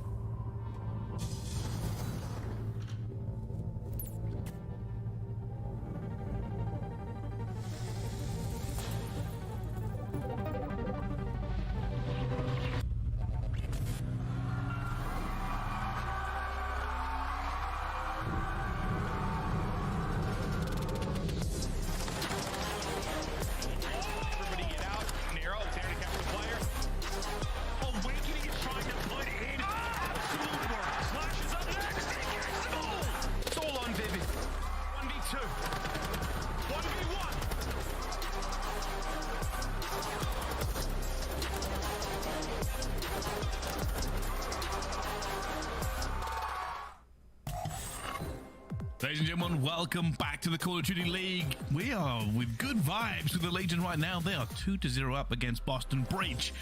But we head into a very different scenario. We are going to control something the Legion has famously not been great at, including losing it to a coach at Major number 3. But with all bad things, they must come to an end. Fortress is gone. In its place, a brand new map. Will this be a change for Legion? Because the stats aren't great, Ton. Yeah, I mean, look, you're getting rid of Fortress, but I think the fact remains is that Vegas Legion's control has been significantly their worst game mode. I'd argue they're the worst control team in the CDL. 5-19 record. Wins do not come by very often. Of course, you do have the factor of the brand new map. You've got the factor of Standy in there as well, but is that going to be enough of a difference maker for Legion? Because control has been a huge, huge problem for them. Or is the new map the catalyst? And Standy, another catalyst for the team to get themselves a win here. A 3-0 run over Boston Breach if they can secure out Himmelman Expo. But I mean, here we go. I mean, Expo as well. Like, we're gonna have to talk about this throughout. I mean, we're gonna be learning it as time goes on with you guys as well. The meta will change throughout, I would imagine as well. A is typically the easier to hit. B, quite difficult without the forward down. It is, of course, still defensively heavy. That's a good break for Boston Breach. That should be a decent chunk of time over towards A. Vegas Legion may well not bother and have to be careful of the spawn kills where Nero is sitting here up in top class. Yeah, we will take you through some of the bits we've learned. We have gone through some research and watched some fun onto this one, and that's really not what you want to happen regardless. A can be an easy contest, though, and this is the problem. It's always difficult for it. Beans tries to stay alive. Got 2 points on it. Has to take down Standy for 1. But with this control point being inside and outside, it makes it good for the defensive team to put a contest in, and that's what happened. They have found a little bit of respite here, though, Boston, with a push over towards the theater side. Temple deal with him, though, and this is so difficult round B. There's so many different spots for the defensive team to sit. Standing in this position as well will be spawning Boston further towards that B side, forces them that direction as well. But these kills from Boston maybe did give them a route through towards A, but once again, the kills fly through. Vegas in a nice spot here. Clayster in this spot is not going to prevent those spawns towards the left-hand side, so Boston will have an opportunity over towards A in a second. This is all about spawn control here for Legion. They are trying to get Boston to spawn at the top of this minimap and haven't been able to go as effective as they want to, but with 3 going down, it's only going to be Beans alive. And a gun there from Beans keeps it. They've got the good spawn for A. As Tem tries to cut it off, and they are going to put bodies in here for this point. Oh, that's huge. There you go. That's going to be A, and they've got to be in danger here of Vegas Legion of B. These next couple of gunfights are huge. Vivid will win the first. A is already gone. We got to go over towards B now. As Boston Breach have found a route through. Legion are here in numbers. The kills are still flowing for Boston. Yeah, it's always dangerous. That A to B switch is very, very close, the two of them, to get to one to the other. Beach want to stay alive on stage, will fall as well. And now this is the problem. Boston have to keep the door open. They do not want to get spawned out. You can already see the Legion trying to keep that spawn towards the top. They haven't really done it yet. Not something we saw in the VODs. As Boston know, they do not want to get pushed in there either. Oh, that's a big win as well from Vivid. Now he can get himself over towards the reception and glass side and try and cause havoc. This is going to be the route through for the attacking team. Get someone in and around connector here, and this is where you can potentially cause havoc. But TJ is playing this so smart. Look at him staying alive. Boston think they have ultimate control, but TJ is there to potentially break this.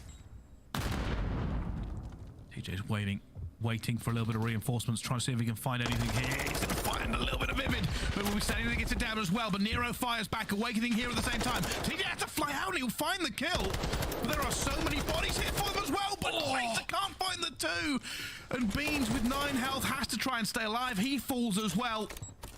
It is back and forth onto this point. Vivid will jump on once again, causing Legion to have to step on the pedal. 9v5 in the lives department. Make that 9 versus 4. You cannot die if you're Legion now. Clayster with a big kill. Temple get taken down though. 8 versus 2 is Clayster kills Standy. It was already looking a little bit difficult, but that's an attacking round for Boston Breach to kick things off. Defensively sided still, as the majority of the controlled games are typically. So that's a big first round for Boston in this series. That is huge. It was the transition between A and B very, very fast that caused problems for Legion. They were never able to get the control they wanted to. That's it. We'll see if they can try and do that themselves as well. Boston will be looking for a little bit better control around theater. We've spoken to some of the pros and professional teams coming into this map, and they said this can be an SMG player's best game. Just those tight corners, those quick interactions. At the moment, not really playing an awful lot like it. Beans 9 and 4 is kind of the standout. I think it's just been about that control around the A side. He found so many kills when they found that positioning over there, but the defensive team going to do well themselves to lock something down here. Kills from afar is what were found, so Vegas Legion still able to get a little bit of rest point and are able to push forward over towards the A side. Callisto can read that nice and easily. Just about trying to find these kills. Standy was actually waiting for the reinforcements to come on the flank from Boston. We'll find that kill onto Nero. Another opportunity here now for the Legion.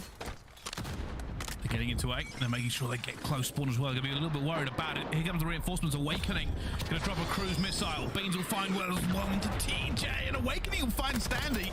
Temp still alive. Eventually falls down to Beans. It's bad news for the Legion as Clayster tries just to stay alive and make sure that Boston don't get full map control. Yeah, and him staying alive is so important here, right? Because if Boston can force their way up down the snowy side of the map, if you like, past saunas, that's when you start spawning Legion over towards the B side and into a potential blender. Eventually, the Legion will get a little bit of control over towards the A side. They are going to try and do something about it. We'll find one, but that's going to be probably an extra minute. Not quite. Just about from Vivid. The second's insane. Lovely plays, but they've opened up the door ever so slightly over towards the B side. Legion. A little bit of control over there now. Can they find the kills and lock down some decent time? It's a big kill from Standy. The reinforcements from Boston will flood in if they start losing players. Beans will find 2 though, so it doesn't really matter.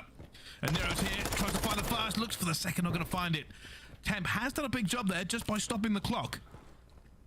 And the problem here for Vegas Legion, because they give up that air control and snap cold their way over towards B, now all of a sudden Boston Breach can kind of control these spawns. Vegas Legion starting to spawn over towards the statue side, and you've got to head in to the gunfights in a disadvantageous position every single time. Look where Legion spawn. You'll see a couple of kills come through, and you'll see in the top left corner, that's where Legion are going to spawn themselves up. It's so close to B. You have to commit to B to get through, or you have to wrap around and try and get rid of number 3, Awakening, who is forcing that spawn over there. A couple of kills going to come in 3. This is looking like a 2-0 for Boston. It is, and yeah, it doesn't look like Awakening's doing an awful lot, but all he's doing is pushing that spawn, allowing the kills to flood in for Boston. TJ finds one though. Nero will fly out, finds his first one, stays alive, and finds another one. And that may just be the end of Legion here on this control. Temp will find a kill. I think they've got bodies towards it.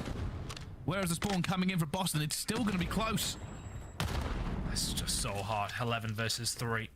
It would take quite the collapse from Boston Breach here. Temp trying to push forward, just trying to ease some of that pressure before it inevitably does come. Couple of kills going to come through. The Standy will fall. You need it to be perfect. Temp left all on his lonesome. He's not going to get the tick. Vivid will gun him. Boston Breach 2 to the good. They've been doing their homework, Bryce. They have. And it's just what happens. This is the blender. Like, it doesn't look as clean as Fortress. But once you push those spawns up to the top of the map, the defensive team will take advantage of their spawns and the fact you have to check 1,000,000 corners to get into theater.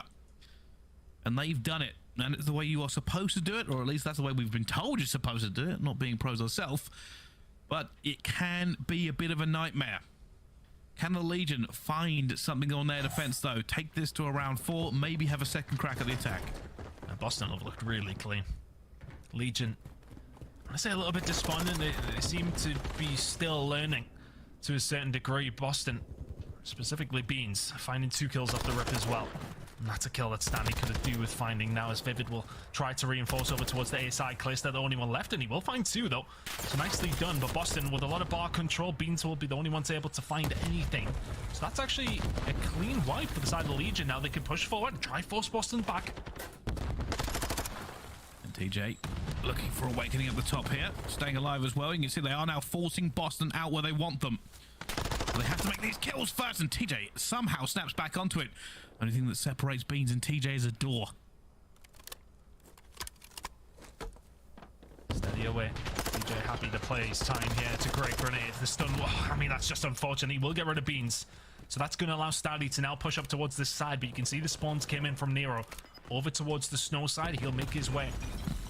Over towards the diner. Still alive yet. This is looking good for Legion to finally get a defensive round underneath their belts as Nero is slowly making his way. And Standy will say thank you very much. Awakening really the only one who can potentially do something over towards 8. 10 seconds to go. Standy trying to stay alive. They've already found him a little bit here. Boston will have to commit to a point. They've got players going through theater. They've got Awakening sitting pretty here up top, but I think Standy knows where he is as well. We'll cut him down. The rest of Boston trying to get into theater as well. They will stop the clock on 0.1 second. Tem should have never won that gunfight, but he wins it. He's alive. And just a kill goes against them here, and Boston will not get a single tick onto this one. Standy flies out towards the first, looks for Beans as well, not able to gun him. Tell you what. Vivid will find Standy, and Boston's still alive. So Clayster is forcing the spawns here for Boston Breach, which is allowing these reinforcements to get here just that little bit quicker, which is why he then starts to go on the fight. Big gunfight that's going to be won by Awakening. This is potential for Boston. They'll surely extend this clock here, but TJ Temp will get themselves in. Legion around on the board, but just about. And that is very, very close, but while Legion have held them here on defense, they now have to try and do it on attack. They faltered in theater last time around. Little shake of the head there from Clayster. He knows it's a hard win from this point. The one benefit is, if I'm correct in this, is that Legion have more ticks if they get this win. They will have defense going into round number 5, but they have to win this attack first. I mean, we've seen the defense in the first round, Bryce. Who knows if it's a beneficiary for the side of Legion, being sitting at 27 and 15. What a great game here so far, and it's a big hit over towards the B side for Legion. And the thing is, if you can get control of this side, it's not the easiest of breaks for Boston. The next couple of kills are so influential. You've got to expect the flank, and there it comes. 2 kills coming on through for Legion. Good opportunity over towards B. Stanley finds it as well. Massive. It's a full stack for Legion. They are stacking this point massively. We don't see stacks that often because of the nades that can rain in, but with trophies down and bodies here, B is taken swiftly. A full 2 minutes 16 now for the Legion to move on to A. Problem is here, though, it has allowed Boston to set up in the middle of the map, which will then control those spawns for Legion. If you can go around with finding those kills and not dying, then yeah, it's fine. Oh my, that is absolutely disgraceful. This man is shooting ridiculous at this moment in time. A couple of uncharacteristically ridiculous kills from Tempe is going to continue to survive. And that's now given a little bit of respite for Vegas Legion to try and force their way out. They're trying to find Awakening. They do. Prime position for Legion to tie this up. Stanley finds a Temp and beats again, but the Temp will get the better of it. Staying alive here now up towards top glass. This is a game of chess. Both these teams trying to figure this map out as best they can. Temp's going to find Beans flying through, but Beans is ready for him. The pre-aim comes in and Boston gets a wipe. They are pushing them into the spawn they do not want to be. You have to run either main street or through tunnel to get out of this effectively. And Legion will go to street because that is the spawn they want and they need to clear it. And they've got time to clear it. They've got the lives to clear this as well. They can take their time. We're in no rush just yet. Awakening just sitting over towards backstage, and here come the rest of the Legion now. They know that Vivid Sitting around 10 somewhere, but he's got company as well. Nero will be the first one to fall. Vivid the second as well. Beans is able to find one. Awakening here as a reinforcement as well. Up top bar is where Beans is going to be sitting, but he isn't needed as Awakening finds two. Really nice play from Boston, but they've been forced just a little bit further back. The fact that Awakening is so far up, though, still spawns Legion far away. This is far from over. It isn't, and they have got a commanding position. Good Lord. Top bar. Awakening sitting Snow and Saunders and Beans in the bar. It is a horrible way forward here. The Legion, with 28 seconds left, need to spread out the map, find the kills, check your corners, and still get to the point, as Beans will not allow them to get anywhere, and he now moves into Globe. Next couple of kills are absolutely massive for Legion. Nero, can he find anything here just to slow down this pressure that's going to start coming in? The cruise missile coming in from Beans. Clayster will find one, but here comes the missile. Hits absolutely nothing. Vegas Legion are in. Clayster finds the first, but he will be blindsided here as Vivid is going to be there as well. More bodies piling in. 5.7 seconds here for the Legion. There are still too many players from Boston in this area. Clayster will find one as well. Reinforcements need to flood in from Legion if they can keep this alive. Beans will gun two as well as a long-range Vazdev fight, but they don't find anything. And the Legion have fallen. They will not win control. Their troubles continue on this game mode, new map or not. Good first example of Expo there between these two teams. And Boston close it out, and ultimately what makes the difference is Legion losing their first defensive side. And even on that attacking run, when you get a hold of B, it is not easy to grab A. Boston control the map beautifully. Still have somebody over towards the B side sitting around Globe. You can sit top bar as well, which is where Beans was dominating from. It's 27 non-traded kills from Ben Beans. Now he's taking up 4k damage, and it was enough to put Legion to bed in the control once more. There's definitely glimmers of hope, I want to say, Brycey. You know, teams are still figuring this out. Vegas Legion, though, could just never get control over towards that A side. They can never get control of Sonas, which is where you want to be if you want to make that A attack successful. Really nice break over towards B in that final round to kick things off, but ultimately just couldn't find a couple of clean kills onto Boston to then give them that map control, to then potentially see a round number 5. Yeah, and you are right. I think the biggest takeaway from this is obviously first of all, it looks better than Fortress. I'm just gonna put that out there. And the second is this map will evolve. It happens to all maps in Call of Duty. Is the team's gonna get a little bit more smooth with it, a little bit more flowing. The scrims only really kind of started in earnest this week.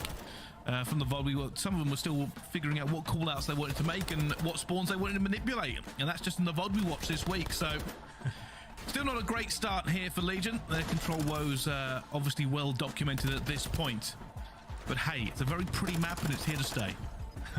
I wish we could actually release the comms when we were trying to discuss what we think certain things should be called on this map, Bryce. Yeah, that was an interesting conversation. We'll maybe not go there for your benefit more than anybody else's, but Boston get themselves back into this series. That was a potential banana skin for both these two teams. We know coming into it, it was actually a Legion pick. Boston choose to get rid of their map that they don't favor. They would have played as LSC low. Vegas Legion say absolutely not, and we'll still get beat 3-1 for the Boston Breach. We have a series potentially on our hands now. Hardpoint Embassy coming up for map number 4, and if we do need it, Greenberg Hotel Search and Destroy to close out the series. Big performance from Beanstad though, that is huge, a 1.94. Typical performance. It really was as well. He just seemed to have the right positioning they needed to. I think it was between top bar and Saunders, always where he wanted to be. And this has been an interesting series, I think is the best way to put it. The hard point was obviously crazy, the S&D was close, and the control was new. So let's move on to this one. I know a lot of people are already probably thinking this could go game 5, Ton. It very well could, but now we're going to be heading into a map that Legion feel good about, especially when it does come down to Embassy.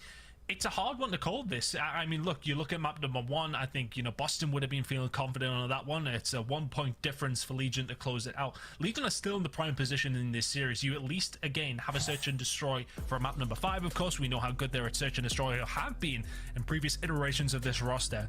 Standing now is not going to make it worse, put it that way. The search and destroy map number 2 was comfortable. Boston Breach still have a lot of work to do here. They do. And that's the great unknown, I suppose, Ton, is what has changed with the Legion. Are they going to suddenly surprise us and be one of the best hardpoint teams in the game? Now they've got extra firepower on board. And they need it. I said it at the start of the series. Legion currently sit in 9th position in the CDL standings overall. They are 20 points below 8th. And it is a very tight competition. Boston currently sitting a couple of points above that as well. I think they're 6th. But nobody is safe. Here we go. This is exactly where it is. I was correct. They are going to be 6th. We start talking at this stage about the bubble, about who could make it and who could not. It's a little bit more loose from last year, but the competitiveness is even higher. Even teams like the Subliners probably aren't safe at this point if they don't get any more points, right? There is an awful lot to go here. I think it's 230 total possible points remaining for these teams. That's a flawless qualifier and winning the next 2 majors as well. It's a long way, and Legion will need this points if they can grab it here. It's a very, very long way. That would be something, wouldn't it? Win every single game you qualify, win both the majors, secure. Got this new syrup. In terms of champs, that's pretty much what London have. Caramel syrup. Oh man, it's so good.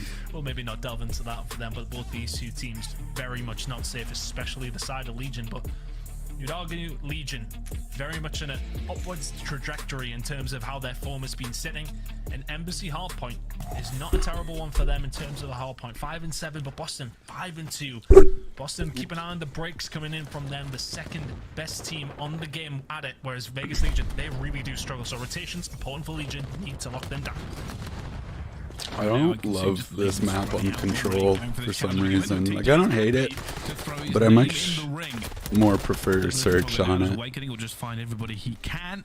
But this isn't really ever about P1 at this point. Both teams playing for positioning, both teams just making sure that whenever they move around this map, they are aware that P2 is just upon the horizon. Rotation is going to start coming on very, very shortly. Temp just trying to hold down top toilets as best as he can. This is the kind of map where Nero and Vivid really can cause havoc with Vegas Legion, but TJ and Standy are going to need to be at their best as they were in maps 1 and 2 if they want to close this out in 4. They know they have a good opportunity to score some crucial points, but Nero with a good kill over towards the back parking lot will eventually get taken down. Boston in good position over towards P2. Yeah, Boston really spreading this out as well. They are spawning Legion very, very far away, but Beans is actually to take that fight. There's a fight going on the side as well as he sprays every single direction, and somehow, even though Boston had this, they've lost it.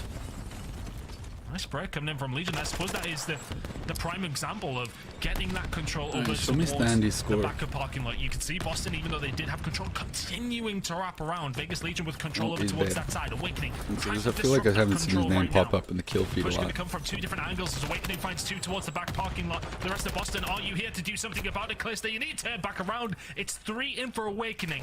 Big plays from Big Wig once again. Make it for my way. Yeah, 2 and 3, that's tough. He has caused some problems. Though that's a huge first little slot going through. 5. Come on, Standy. He wants to get up here.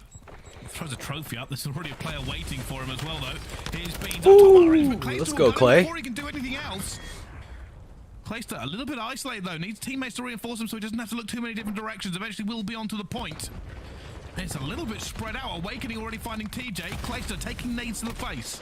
And I wonder if Boston are just maybe playing this one a little bit slower because they're waiting for Awakening to maybe find a 6th. But as you call in your cruise missile, that's not what you want to see. Oh, team kill.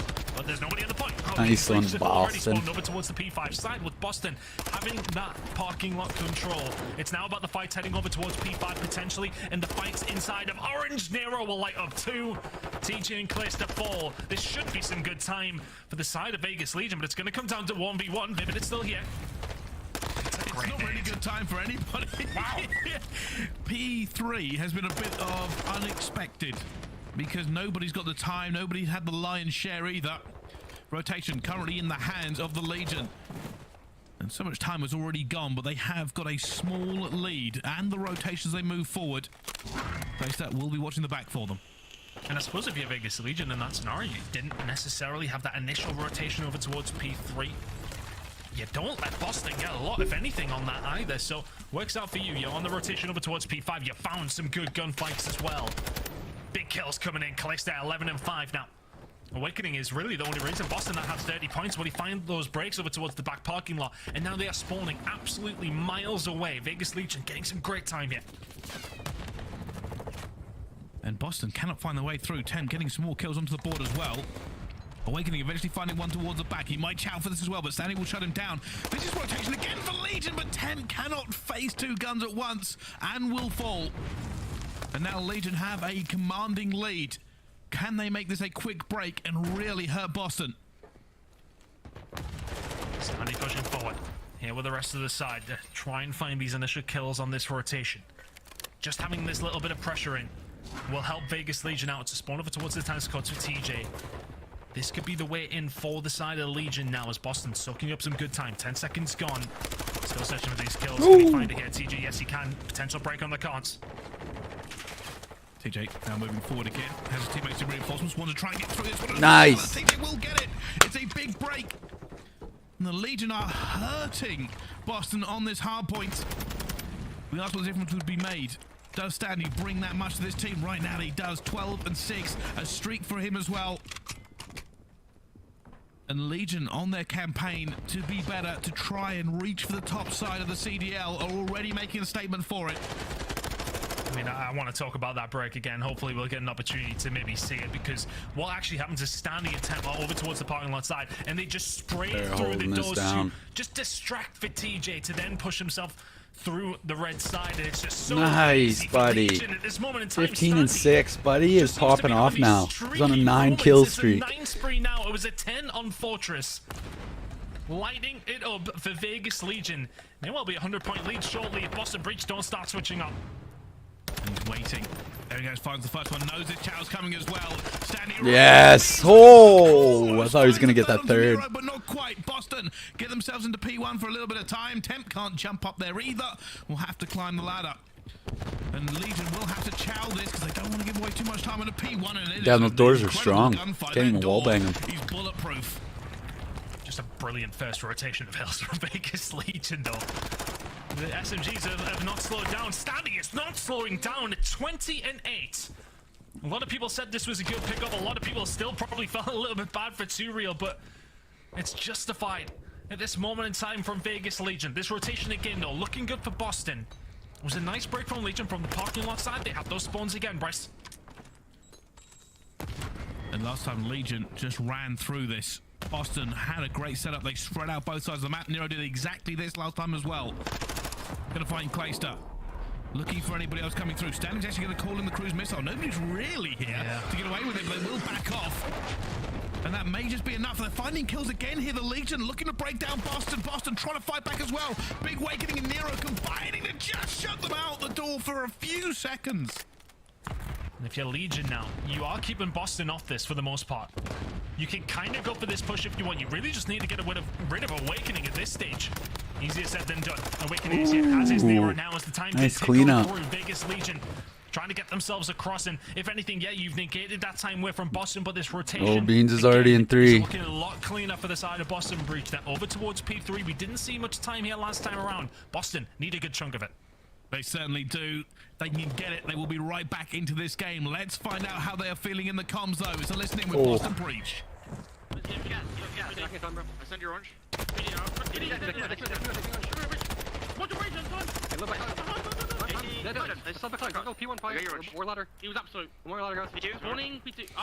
Why is he getting an Atlanta phase sticker on his gun? I'm one of your orange.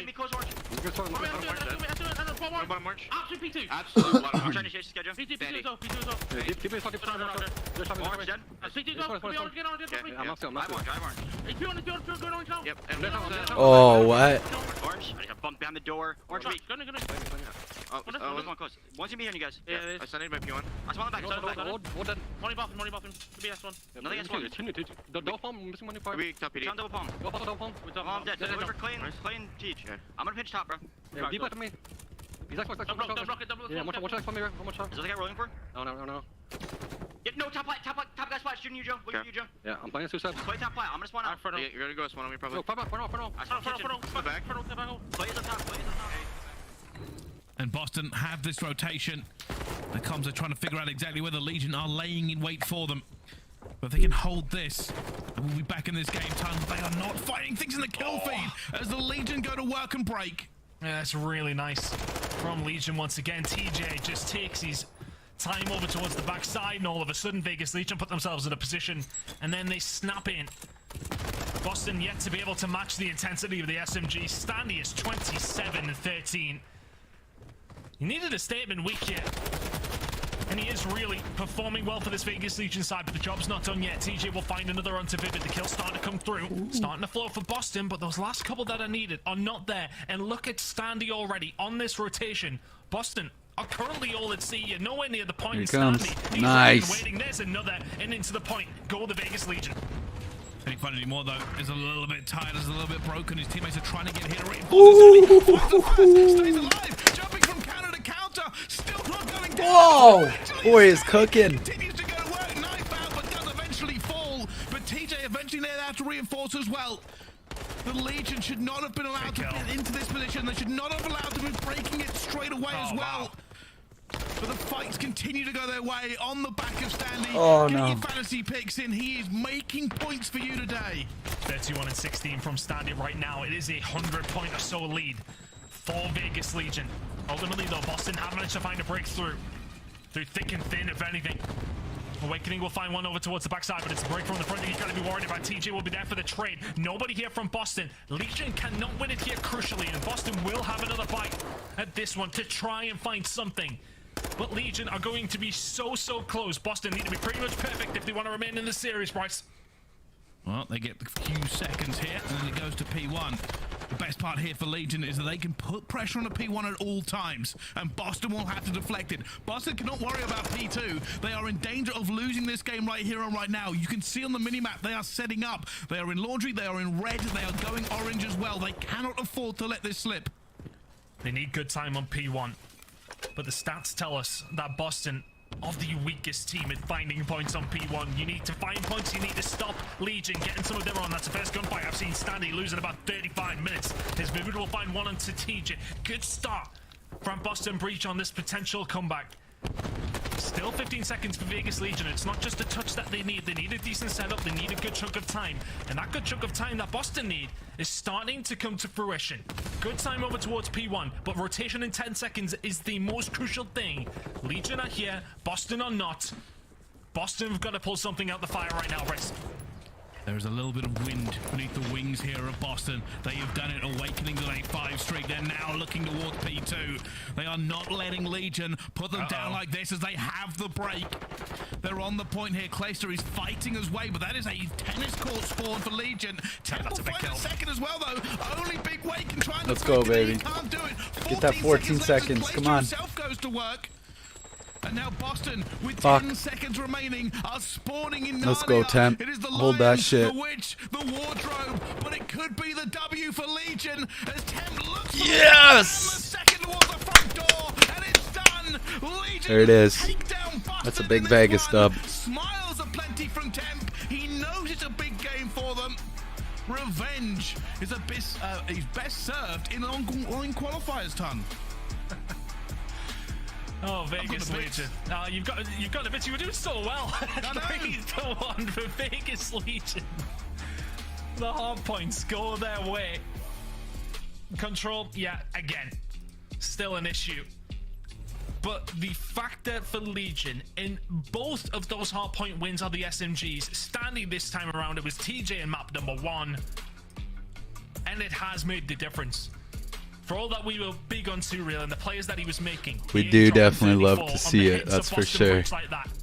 We do love to see That he it. was finding inside the hills when they were finding the rotations. He was there first so many times for Vegas Legions. He was making so many different plays in so many different facets. And Standy came in super clutch for my fantasy team. The players like Vivid and Nero, they've matched to a His certain 73 degree, but overall they is didn't definitely going to get excel like bumped up. Standy did. Big game out of Legion. Big win for Legion.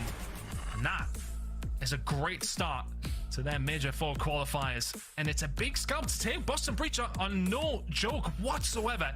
Big win for Legion. As you said, a nice revenge win as well.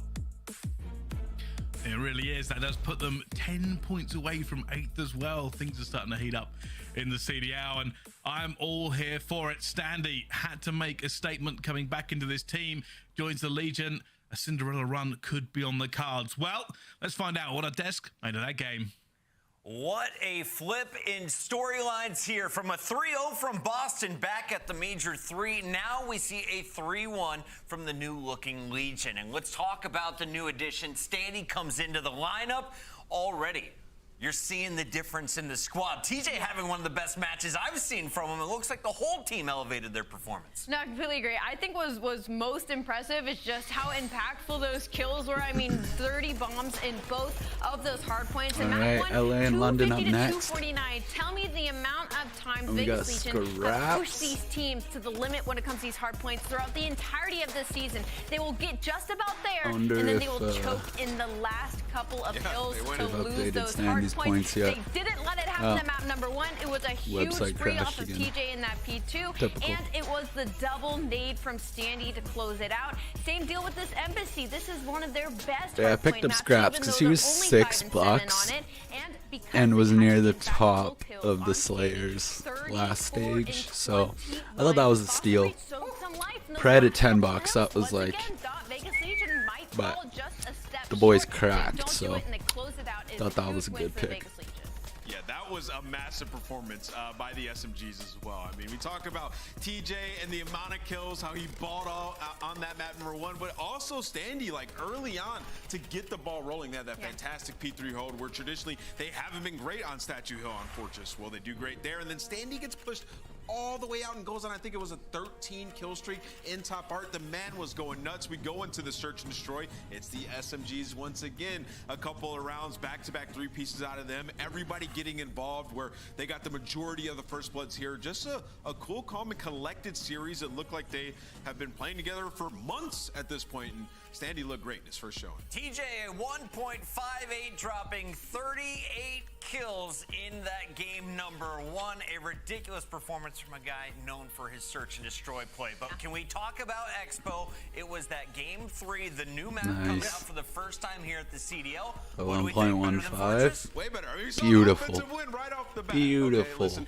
we saw some teams 1.8. trying to execute that spawn trap. We saw beams up top. They almost had them trapped there, bottom statue. But there's opportunities to get out. As you were Control highlighting was a earlier, little rough, Vegas but was I mean, it able kind to of get was out for of that everybody spawn trap here. and get through, and they do capture a point. Offense definitely having a better time on Expo so far than Fortress. Now, I picked Legion, but that was only because both of you went Boston here. What did you learn about Boston, or did you learn more that Legion is now a team to contend with the teams above Boston? I think my biggest takeaway when it comes to this specific matchup is definitely taking more away from the fact that Vegas Legion are closing out their respawns, because that has been a frustration for them throughout this entire season. Also, they're still losing that map number 3. Again, new map, so like give and take what you will. They're still losing controls, but if they can just get on the level of some of these teams where they can write off one map mode, if they can write off that search and destroy as a guaranteed, which hasn't faltered since adding Standy into lineup, they can write off that hard point, you can stay out of control all you want. Yeah, I feel like Vegas looked great. Like, I'm gonna attribute this more to like honeymoon stage of Vegas, Standy fitting in like a glove, good roster, but also with Boston, it has to be said when you look at this team, like there are some inconsistencies that time. We saw Nero have a very bad start to this year's Awakening, starting off 2-10 and then flipping it around, right? So maybe they're still looking to find that consistency. And then also the first bloods, we heard Ton talking about it in that game 2 search on Asilo. Like, they give up the most first bloods in the league on that map and still not changed with a lot of time since that last major. Some things to work on for Boston for sure. I was one of the people who had them in the A tier. The community did as well, and the community did not have them in the A tier is what I'm trying to say. Okay. Maybe the community was right. Maybe the community was right. Maybe it's just one match and we don't know enough yet. But one thing I know for sure is that we have 2 gentlemen earning Scuff Play of the Game honors tonight. It belongs to TJ and Standy, the new sub lineup for the Vegas Legion. Yeah, that was a good fantasy pick. Game number 1, Allie, because Standy, he took over the first 3 minutes. He did. I mean, inside of art building, Standy was just literally untradeable, and it's one of those things that Vegas Legion needed. One of the things I took away from Vegas, I didn't. Yeah, I can't wait for Vegas to play Toronto now. Watch Scrap and Standy go at it. Big numbers, but the change of just the overall feel of having a player like Standy dropping a number like 30, I saw 10th soaking hill time. I was mind blown. I was like, this guy's just sitting here. He has a minute, and Standy has no seconds whatsoever. Everybody else is under 30. I was like, this has changed some of their game plan. It is working out beautifully. Yeah, I just feel like, as an air player, there's only so much you can really do all the time. And when you have an SMG who's able to get kills when you have that advantage, it just makes your job that much easier on kill setups. And that's what Standy was doing. Like, picking up kills when he needs to. Final 10 seconds of that hard point. God. Ridiculous. If you missed game number 1, if you're still at work, that is the VOD you need to go back and watch. We still have 2 more series to go tonight before we get to that second matchup. Quick reminder, get your gear. You can rock your brand new Vegas Legion hoodie over at CallOfDutyLeague.com. shop.callofdutyleague.com. And of course, make sure you are rocking your favorite gear in-game. We want to see you wardrobed up when it comes to ranked. Which one have you been seeing in most of your lobbies recently? I've seen a lot of purple, but it's been a lot of optic recently, Allie. It has been, in fact, a lot of optic. I do see a lot of LA Thieves, though, still as well, and a couple of Toronto Ultras as of recent. We're going to be talking with a member of the Vegas Legion when we come back. 2 more series still to go. Don't go anywhere. This is day 1 of the Major 4 qualifiers.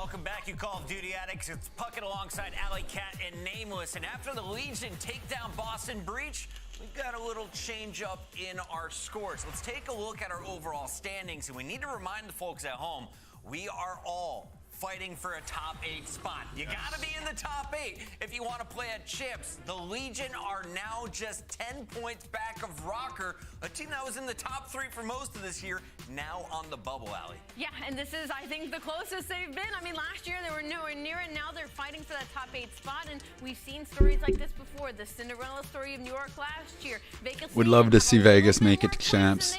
That'd be huge. Going from Paris to Vegas because of lack of funds and skill, and now they're just on the verge of making it. We love to see it. You've got a new face for the second time in 2 majors. Let's start there. What did you talk about after finishing 5th, 6th? The squad decided you needed a change. How did you decide on Standy?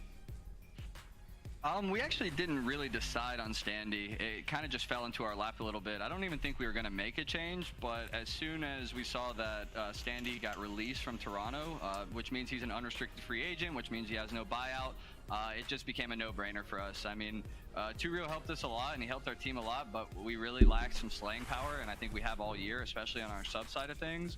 And I think Eli just complements TJ perfectly, and we just saw like the opportunity and decided to take it. Yeah, fair enough. And talking about opportunity, there's a new map in as well. Did Vegas Legion vote for Expo to be in? Of course we did. I mean, we lost a marquee B on Fortress Control. Like, of course that map is out of here, dude. So we got a bunch of reps on it. We like Himmy. We actually probably played it the most out of anybody. We've been scrimming it like 5 times per scrim set. Like, we just play it over and over and over. And I think we just got a little away from what we were trying to do. We lost that first offense, and it kind of threw a wrench in our plans. The map's awesome, so much better than Fortress Control. I mean, even just a look of it, it just looks better. It's pretty. Oh, good. I was gonna ask, you know, after the series if you still wanted it in, but it sounds like hopes are high. So. Yeah, they definitely are still high. Clay, I want to ask you, we talked a little bit about it privately, but I wanted to ask you on broadcast with Standy, what are you trying to teach him or like bring him into your system? How have you guys been working together in practice? Yeah, I think it's been one of the more easier fits because Eli has such experience in the Pro League and he's so confident in himself and his slaying ability that we kind of brought him in and we're like, we don't want you doing what Two Real did. Like, we don't want you doing what Pro League did. We want you to do what you do because you do that best. And so he's really like surprisingly led the charge and like the initiative in a lot of like VOD review, like going over strategy. Like, he kind of forces the rest of us, like if we're kind of dragging our feet a bit, he's like, guys, get in the Discord, let's watch some VOD together. And I really like that about him. He's really taken charge and really came into his own. We allow him the freedom and the confidence to really do what he wants. And so what I'm trying to teach him is just that extra level stuff, the championship caliber stuff, the winning mentality stuff. And I think what he did on that Fortress where he was just in their art forever, like we've been begging for that all year to happen, and just to see it happen against a good team like Boston, it really just felt so nice. And massive props to everybody on the team. I think Temp after the match goes, that's the first time in 3 years I've been carried. Good job, guys. It's so just hearing that coming out of Temp, he's feeling good about the team. I'm feeling good. Tej is feeling great. He played phenomenal as well. Really love seeing Tej get unlocked with Eli on the other side of his sub duo. So really, team is just meshing well. We got to do well this stage. Got to make winners bracket, and this is a good start. I wanted to ask one quick follow-up because you guys turned up in that series. You looked unbelievable. Has it been like that in scrims, or did something happen when the lights came on and it was time to play a match? I would say our scrims have been a little 50-50. I mean, so, like, we haven't been getting blown out, which is nice, but just the energy levels in the scrims today felt different. It felt awesome. You could really tell everybody was like, okay, this is time to play. We're here to play this match. Like, you could tell everybody got elevated a little bit, which sometimes on our older team, these online matches playing from, like, our houses, it's kind of hard to get everybody in sync and on the same wavelength, on the same vibe. So it was nice to show up today and have everybody really feel like we were at, like, a tournament, like at a major play. Vegas is in the running. Congratulations on the win tonight. We look forward to your next matchup, Clay. Hey, thanks, guys. Appreciate all y'all. That is Vegas opening up the day with the first win, but we have our second matchup ready to go, and it features a team that has also made a roster change. The London Royal Ravens are at the very bottom of the pyramid right now. They're in 12th place. They need to climb to the top 8 if they want to play at champs, and they know it is desperation time. Yeah. They made a move. What do we think about the swap here? We talked about the new face on the pre-show. Yuli is in the mix now. Yeah, no, I mean, big shout out to Spaceman coming on earlier and kind of even educating me about Yuli and his background and what he could possibly add to this squad. And I think what's great about this situation for London, obviously not so much their points, but coming off a Major 3, coming off of those qualifiers, making that role change between Nasty now being on that AR, I feel like we've seen maybe a different player. I feel like that's maybe where he was supposed to be all along. So I'm interested to see how Yuli kind of fits now as that new sub-duo next to a C. Yeah, looking at this London team, remember we were talking about them after their online performance wasn't that bad, 2 and 3. Yeah. They had a very tough schedule where they got some big wins. We saw them get that win over the Toronto Ultra in a Game 5 fashion. And then they draw short end of the stick, right? We see them go into that matchup versus Texas where they had the advantage and then they lose at the very end. Yeah. Obviously, it's very tough to do in front of a home crowd. But Nasty's been great, like you said, Allie. And bringing in Yuli, this is a guy who's a part of that Decimate squad where all of those players have come into the league and found some initial success. Will he be the final piece to that team to come into the London Royal Ravens and find success? We'll learn here shortly, but they're going to be against some tough competition. This is Yuli's first match in the CDL. We wish him best of luck, but you're taking on the LA Thieves, and let's take a look at the best of 5 that they'll be playing in.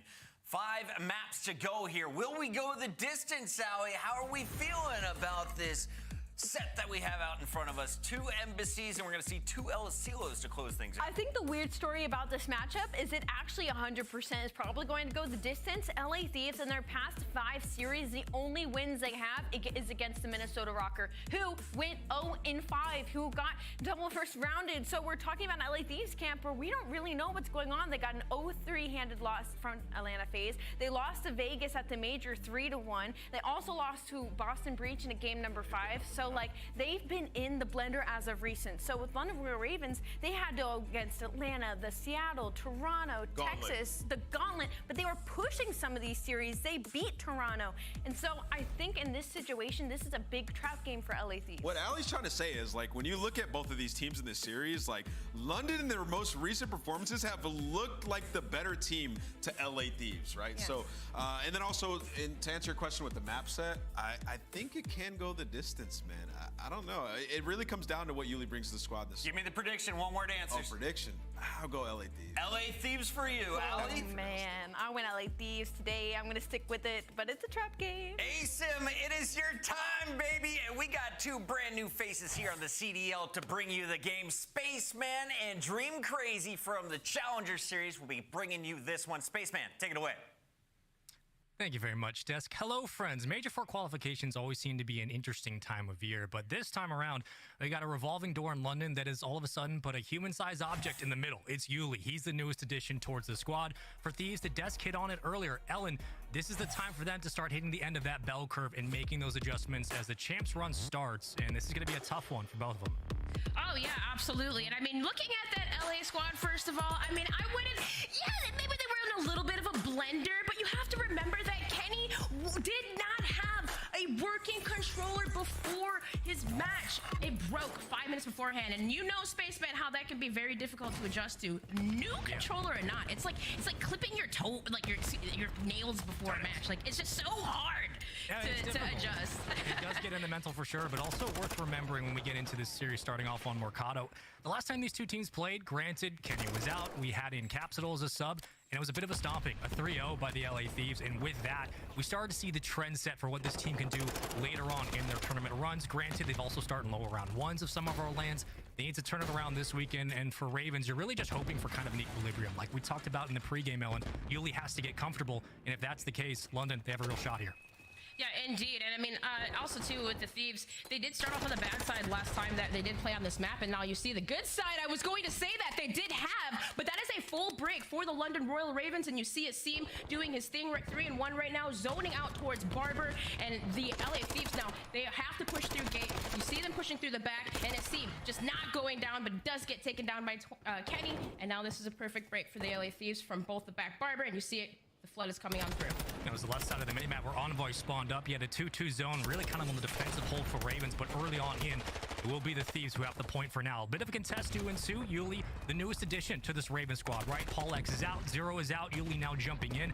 We'll see how the hill time favors the Ravens as this series goes on, as this map continues, but so far, it's been just trades in the kill feed. Pinstripes to start, a couple of more going the way of London, but as all the dust settles, the Ravens still trying to find their time inside the point.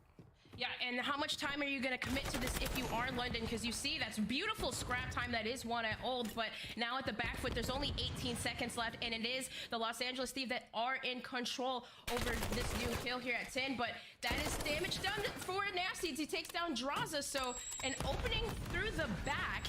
You're going to see Kenny just still holding on at the hold point here, and I mean, for the Ravens, not bad scrap time earned, but you still have to worry about that break, and now Kenny's going to continue to hold. We're still looking at the records for Mercado and Hardpoint, and usually these game ones, right, you're looking at London with a 3-5. On the opposite side, Thieves 7-4. Again, their breaks have been great, but the holds from Thieves have been the staple for this roster this season. They've been absolutely fantastic, and so far it's been the likes of Draza who's really helped push down those first couple of numbers. 2 will fall, make it a third, make it 4. Everybody dropping. That's a full 4 dead. These find the wipe. They find the time as well. 30 seconds to fight over, building upon their lead slowly but surely. Slowly but surely, and of course it helps when Kenny is on a full spree here, but for the London Royal Ravens, just kind of like on the back foot of those rotations, you see that is a huge kill from Uli on the other side to take down Draza, and another to take down Kenny, so the only player left that they have to worry about is Envoy in the back, and, well, searching for him, that's Uli who manages to wipe down 3 Sorry guys, rotations. I'm back now. Yeah, Dizzy, I kind of hope the Thieves lose too, honestly. They're all good players, but they won champs. They're done. See some new winners. Kenny swings out right, and Phil does enough damage to at least buy some time before Thieves try to get numbers back into the point. But with that, the wipe is good. Thieves are back in. Yeah, back in. What a beautiful hold that it was there. So now, yet again, it's the London Royal Ravens looking to figure out how to break, and that's one thing that they are good at is breaking kills. So you see, kind of just trying to work on the back alley. The 3 members going to push through the back, and it's Envoy just spots him, shoulder peeking that, but still not a lot of time that is getting tallied up here for the London Royal Ravens. Is still the Thieves are continuing to hold despite the team kill from Draza, who takes down 3, even his teammates. It doesn't matter. Now 15 seconds left, 116-37 for the London Royal Ravens. This lead is right. Oh yeah, he's done for you. That fucking stun. What essentially is boiled down to just Thieves' dominance when it comes to these holds, right? You had a quick rotation from Scraps electing to give up that hold back in Barber. You're already thinking about the next point. Scraps finishing his food, and with that, all blue in the kill feed for the moment. Everybody. Can any of you guys get into that Shotsy spot in P3, like up on the door? I always like try, but I can never do it when I'm like rushed. Don't really have numbers through the back. Finally, some kills to fall, and with that, they might find a break. Yep, indeed. That's what we talk about. Tighter setups here on this courtyard hill, but what a break through the back it was. And like up on top of that door. One member left. It is Scraps, who is on a 4 spree. So if he can just stay alive up here and wait for his teammates to flood on through dark, well, you say that Kenny takes down on the other side. He takes down Uli, and that is again a hold that is not successful for the London Royal Ravens, and Thieves again break through. There's 13 seconds left, and on rotation, Asim has to worry about 2 members from the LA Thieves up top and down low, and well, there's the stun check that comes through. You're getting really close to a dangerous situation. Almost a 100-point lead right now for LA Thieves, but you know what? I want to know what London's sounding like with the new pickup, and Yuli, let's jump to a listen in with Ravens. Head just dead. Bomb got me weak. And then you back door. Push that bomb. Yeah, he's green door. Nice, good shit, guys. Get that time. Got time. I spawned head. Yo, look. One back alley, Envoy. I think one's head. Envoy pushing sink corner. Watch out, you. Sink corner. Got it in. There's two. One's P4. Both pushing me top. Get to him. Yeah, she table pinch. I did the window hop. You got to shove on time, Envoy. One shot, balcony, last kid, balcony steps and people. Balcony steps, umbrella. Might pinch bottom. Yeah, he's back that way, man. He's pulling me outside though. Kenny. Outside P4. Nothing bottom. He's bottom, he is. He's playing time, he's bottom. He went back out the door. Kenny. One on my back. Yeah, he's table. I'm a child. That's bomb blue. Fine, Kenny, guys. 3, 2, 1, go. Two alley. I got one. Nice, 2 dead. Nice, Octane's blue. Octane's just snaking blue. Octane's just snaking blue. And Barber challenging. He's just soloing Barber. Spawn house. Oh, we got yellow van spawned in. They're spawning 10. They're spawning 10. Never mind. They all spawned 10. In P4, bro. I'm one shot right now. Don't in P4. Oh, wait, I got sub. I need it too. We're banging it. He's really weak, bro. I'm one shot. I'm hitting some. Give me a second, I'm one shot. I'm gonna blue car. One caution, one blue car. I'm staying up. Can we get him? Maybe one gate or caution. Blue car, don't see blue car. No, he's pinched me house, guys. You spawn out. Where'd he go? One back alley. I just want. Yeah, one's in P4. P4 weak. Coming Blue car on the heady. Every kill spawns blue. Every kill spawns blue. One's gate late. The comms sound good from Ravens. You can already start to see some of that small chatter picking up as the hill was continuing to funnel through for the boys in blue. But as things continue on and you're starting to see those kills fall once again, it's the hold from Thieves that we're worried about. And for Ravens, one of the better breaking teams in the CDL. Ellen, what are you hearing from them? Man, and you know, I was going to say right there, Octane had a huge kill on rotation over by parking to even secure that time. And it just seemed like London Royal Ravens really couldn't get anything going because like they were essentially Thieves funneled them to have to push through middle, but it was just Octane that had that huge kill on rotation, and then Envoy, of course, picking it up on the side. So the thing that's like so beneficial that the Thieves are just constantly doing, of course, is just outpacing their opponents and playing these close, tight setups that even with Octane 7-11, man, he's just chilling in the hill while his teammates do their thing. I mean, it feels like every time Ravens start to get a hold on this game, it's getting pulled out from under them by Thieves trying to climb up this Mount Everest of a mountain with a pogo stick. It's probably not going to happen, but you would certainly love to see a comeback start, and the formulations of that really comes through the front subs. You're looking at Yuli and Asim to start picking up the dirty work, but Kenny and Envoy have just been absolute filth throughout the majority of this game one. 215 to 100, and it's been all of the Thieves so far here in the opening hardpoint, as Envoy does what he does best, gets inside the crannies and just continues to find kills and make it difficult for more to find him, as he will drop eventually, but we're only 25 points away from a game one win. Thieves looking good. Yeah, and then last time around too on this rotation, it was the London Royal Ravens that potentially had Uli going off here, but really not able to capitalize so much on it. And you see Scraps waiting for his team, and this is going to see a break attempt from the London Royal Ravens, and if they can manage it successful this time around. So that's 2 Scraps still alive, roaming that bottom house, but Draza does what he does best, locking it down, and there's another teammate for the Thieves, but still, yet again, they're holding. It doesn't even matter. Scraps still alive, but not getting anything going. Octane, big one-on-one inside the point. Here comes Ravens. Numbers fly through, but Kenny shuts them down quickly. And now it's a foot race through the middle of the tunnel. That P1 spawn's going to be tough to break, but Ravens have numbers in the back. Just 10 points needed. But could they build the comeback here? You certainly like to see it happen. A turn from Draza, still alive, finding kills, finding time. Only 2. And will that be it? It looks like it will. No dive for the last-ditch effort. It's game one. It's Thieves. A very strong showing. Yes, indeed. And I mean, business as usual, right? Like Mercado, one of their stronger maps, which we've seen. I mean, we've seen them beat Optic Texas on this map, 250 to 179. I believe it was during Major 2. And it's like they're always so strong on this map. And I mean, the biggest takeaway, too, people say that Kenny was like slowing down in the last couple of weeks. But I mean, what a phenomenal performance out of him. He looks lights out.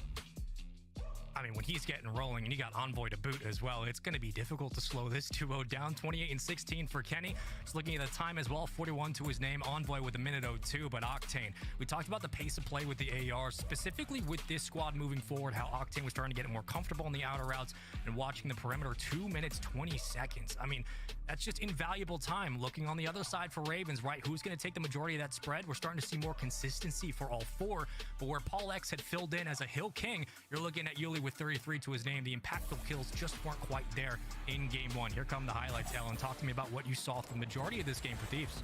Just constantly breaking and of course shutting down those eliminations on the early rotations. I mean, even when it came to Hills, the P2 especially, Uli had some signs of life where they could potentially hold, but just so well. It was Octane getting those key kills on rotations, and Kenny, of course, playing tight around the hill and doing his thing. Just that contingency with Envoy, just the subs slaying out, the subs outpacing the Ravens just every which way, and it just seemed like from start to finish they were in control. Yeah, when we heard the map list for this series, we were thinking, okay, Mercado, well, Thieves are pretty good at this, and their holds have been deadly thanks to that sub pressure. You're kind of hoping maybe an issue goes on with Kenny's controller if you're Ravens. You're like, we don't want to have to face him in these tight corners, but yet again, it's just been the pressure up front. Asim was absolutely fantastic the latter half of that hard point, but a little bit too late for the Ravens to start to form some of their hills together, chain them as well, but it just was not enough in the end. Thieves looked very comfortable, and yet again, the last time we saw these two teams play, It was a 3-0 sweep. Granted, Capsule was in for Thieves, but he essentially did what Kenny did, and Kenny comes back in and shows everybody why he is a world champion. With that, everybody takes a breather. It's a 1-0 lead in the series. This best of 5 already off to a hot start. A very clinical one at that. The Thieves look good. You can see the total kills. This team has elevated their overall KD as the season has gone on. Yeah, I mean, 28 and 16 out of them, 1.7 and 5 KD out of Kenny, looking in top form. And I mean, when you, if like the last couple of series, we had Octane that was essentially like the leaderboard stat leader, and it's like, hey, if he's in the hill digging up that hill time and his subs are doing their thing, that definitely is going to make his job a lot easier. Yeah, I mean, the conversation essentially around Thieves at this point in any season, even looking back to Vanguard last year, was, okay, we're starting to make that slow turn into champs. We're starting to make that run. How are they going to make small adjustments? Small adjustments for Ravens were able to make a roster change, and rightfully so. And now they find themselves in a situation where they need these points as Embassy's up next for S&D. Hello, welcome back. This is going to be a very tough one for Ravens moving forward. Again, granted, both these teams, not a lot of reps when it comes to Embassy, but last time we saw Thieves here on this map, it was against FaZe. Ellen, it did not go very well. It was a very quick S&D at Major 3. What needs to happen for Ravens to tie up this series? Well, it definitely needs to be a must-win, of course. But, I mean, yes, you look at this map on Embassy, and going against the Atlanta FaZe, come on, I mean, they're the search and destroy kings. That's definitely not an easy feat to do. But considering that this is, like, an even playing field for both teams, I mean, it's Embassy, not a lot of experience on it, not a lot of reps. So you have to feel a little bit confident going into that. Of course, but I mean, as long as you have that new player on your team, if you're the Ravens, you have Uli, so hopefully maybe having him in the mix, maybe they can bring up a little bit of a different strategy that will catch the Thieves off guard. I think it's also worth noting, if we just want to talk stats, which is just always fun, right? You're looking at a 2-on-1 record currently for Thieves on this map mode combo. London's 0-4. Don't want to say that's a sign of things to come, because I still believe in the roster change. I believe that Yuli's a fantastic pickup. We do need to see the personalities of London come out a little bit more. It's just all smiles in those face cams for the moment. Octane feeling good. The boys happy to be back after Major 3. Maybe next time they won't drop down. I know they're the lower round 1 kings who've been marching their way through the bracket, but all of our attention now turns to Embassy S&D. Here we go, folks. 2-1 for LA, 0-4 for London. You can see the hold percentage right there. I mean, it is still favoring LA as well when it comes to the first bloods. But Ellen, the big thing for S&D this season for the Thieves, they've been struggling to convert those first bloods into round wins. Yeah, and that was one of the things we had kind of talked about, like so many series where they were just so close just to winning, and it just comes down to those first bloods. Like, you know, you see Envoy or Draza like making those sneaky cheeky plays, and picking up a kill, but never ever able to convert anything on it. So that's going to be the key thing here. Get that first blood pick, and maybe we'll see Nasty do it with the sniper. If we do see a counter snipe out of the Thieves, it's usually going to be Octane, but a tricky stat that we'll get into later with that one, opening up the proceedings.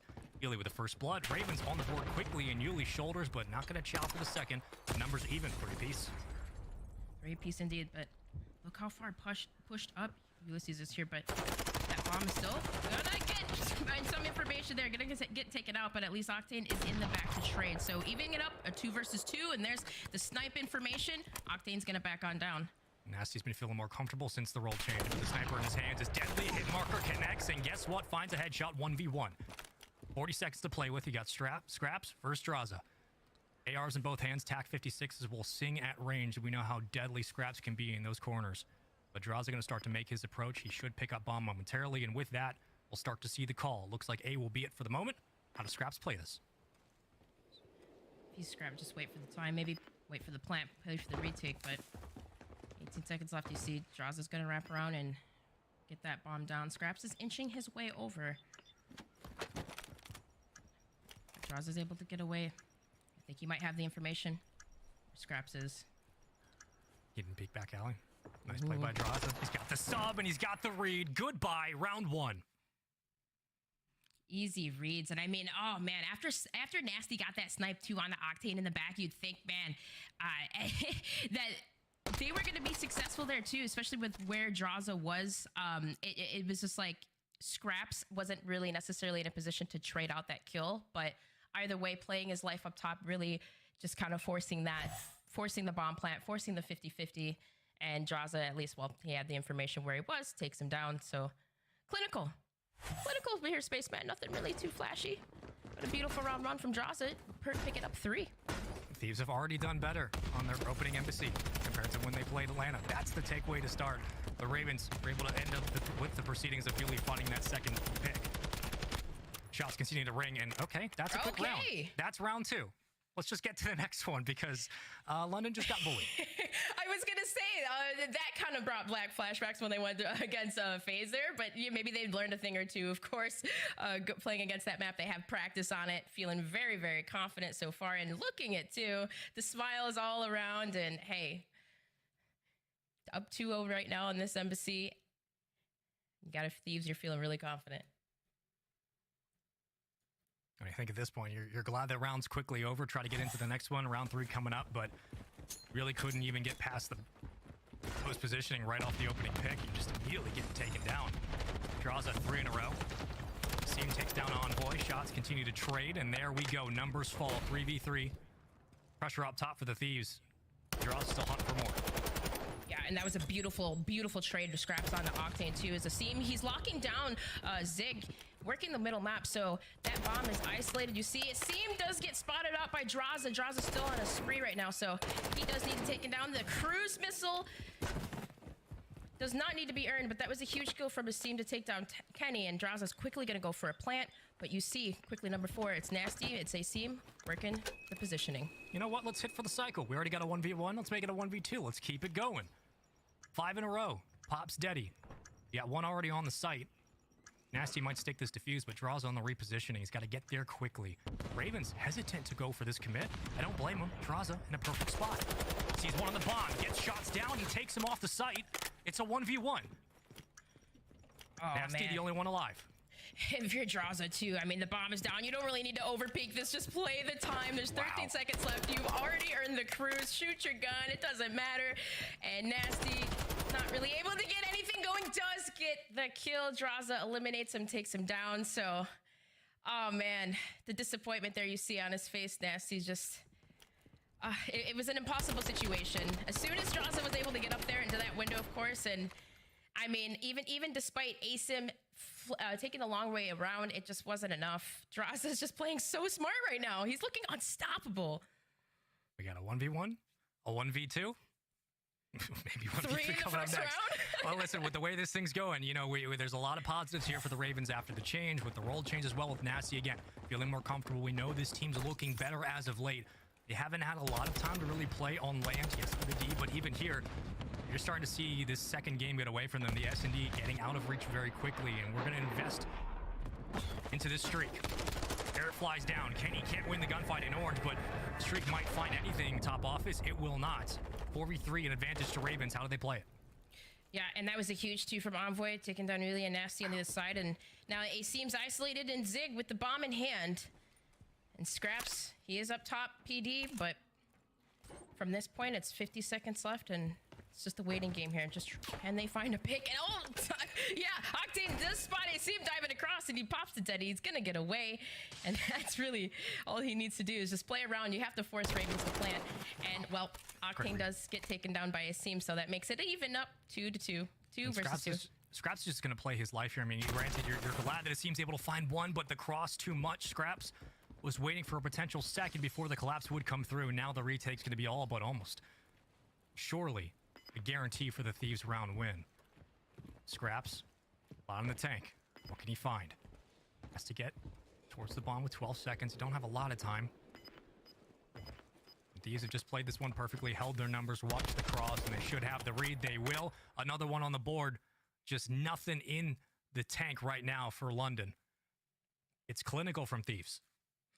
Yeah, it's just really exactly what you said. It's clinical. I mean, Draza's 9-0 right now. He hasn't been stopped. Like, take down Draza. I don't really like these commentators. Keep him in the Challengers League. I believe it was a Seam there. He was pushed up into orange in a position to maybe get something going at B, but the Thieves, aware of it, stop it. Now leading up 4-0, similar kind of to the last time too. They won 6-2 very convincingly on the hotel, and it was Draza that did have a 1.50 KD, so kind of looking in the similar fashion. He is the thorn that is always constantly in their side, but Always winning his ones too as well. Starting to convert some of those first bloods into round wins. Finally, Yuli takes down Kenny. Front sub goodbye. Number split. Minimap. All three stacking. One on the outskirts going to be Nasty, who's watching for the flank from the back. But Octane peeking his corners appropriately and wins the chow yet again as Seam goes down. Then follows up with Envoy. It's so easy right now for LA. It's a 3v2. Covering nicely for London, but I mean, where do you go in this spot trying to hunt down Octane in the back? And he's being a nuisance. Yeah, and that's all he really needs to do is just stay alive, play his life. And, well, you have Draza up top, and you hear the information. It really does take down Octane in the back, but still not enough. You got an AR positioned on every single side of the map, and yeah, if you are London here, Spaceman, what do you do? What do you think they can do to adjust here? Because it just seems like every single play that they're doing is being completely taken down, and Draza hasn't even tied yet. I mean, look, you're not only in a couple of these rounds, you're losing the opening pick, but you're not just falling one at a time. You're losing multiple numbers quickly into the early round. You're not getting your post plans. You're not getting your early positioning at mid-map. The setups are being broken. Thieves are just having their way at mid-map, and the AR's been picking up those subs. London is getting shit on this game. Oh, he just threw his trophy at him. It's been a collective effort and just all of the pressure happening at mid. His Envoy will find the first, but again, back to an equilibrium. 3v2, Thieves with numbers. And they know exactly where London are at. Yeah, that was a great bait there too. The pre-fire came in through, but hey, this might be some signs of life. Really, maybe to get this bomb down. Now Scraps in the back. Really still trapped kind of there in the front, and Octane, no, takes down two. When you thought maybe something can happen, what a map there! 6-0 on this embassy, and Draza did not even falter. 11-0 to his name right now, and all smiles from these guys. Spaceman, listen, they may have had a shaky major 3, but listen, when you have a broken controller, just the momentum can change anything. I just don't think that this team, some teams say that they could be having a breakdown, but it just like they did last year, they always find ways to bounce back. And man, look at that. Kenny went 0-5. Yeah, Kenny was supposed to take this match personally, right? Coming after Major 3. Scraps, no. 1-6, bro. It was 3 plants to his name as well. This was a stomping, right? Game 1, maybe back and forth a little bit. Starts to see Thieves pull away around that second rotation of Hills, P3, P4, etc. Mercado usually their favorites, but we're looking at Embassy. I mean, again, you're looking at a London squad that's currently now updated 0-5 on that map mode combo. Thieves 3-1. First 2 maps really did seem to favor Thieves when it came down to the nitty-gritty. When we're putting pen to paper here, the brass tack says this: Thieves are up 2-0. We're going to El Asilo, where we know that Thieves started to get a little bit better, not much, but a little bit, making marginal improvements in El Asilo. But you're looking at London, they've yet to win an offensive round in control. 0-6 on that map coming up, and this is the time to start finding points, making that turning point into champs in Major 5, or Major 4, excuse me. So there's a lot here, Ellen, for Ellie to look over. There's a lot here for London to consider as they try to make adjustments. But we'll have to wait and see how all that comes up next, because we're going to go to a commercial break. When we come back, Control on El Asilo. You don't want to miss it. It could be another 3-0 for the Thieves. We'll find out after the break.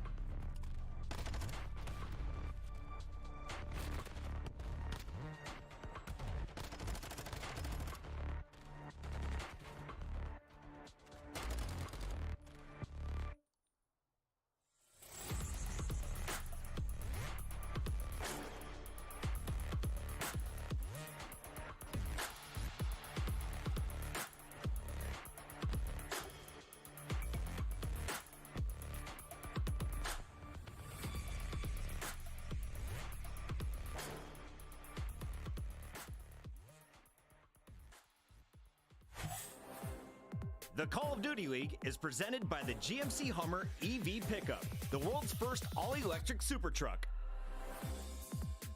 Upgrade your game with a SCUF, the official controller of the Call of Duty League. The Call of Duty League is brought to you by the new series Citadel, premiering on April 28th, only on Prime Video. So what's the plan? Same crew, but this time, we take everything. Picked up 3 in a row, looking to take care of the entire squad, and he's done it. Well, this is a big moment. LaRue is cooking. He comes out of the break. I think he did. You can see the arrow comes. Here it comes. Oh, by the second. Hugh runs into trouble. Oh, my God. Kenny on the flank. Kenny on the flank. Kenny!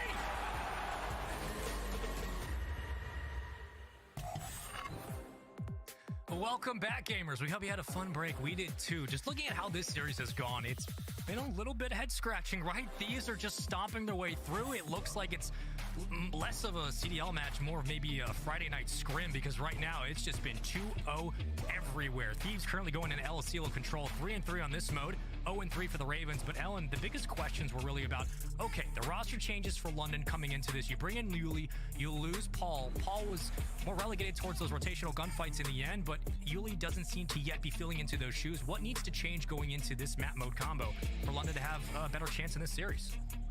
Honestly, they need to figure out a way to match the pace of the Thieves, but like we talk about this revolving roster for the London Royal Ravens, and it's like, Spaceman, I hate to say this, but like with Paul, it felt like they had more of a fighting chance. Like, they look at how close they got with Optic, and like here now, it's like kind of the same thing. Like, we're going back in circles. So I would just like to see their pace increase a little bit and see that top form that we saw. And I say that, and that's a full wipe on the board. The aggression here has been matched so far. And, well, let's see if London Royal Ravens can keep the Thieves pushed back in their spawn, as they are on the defending side here on the El Cielo.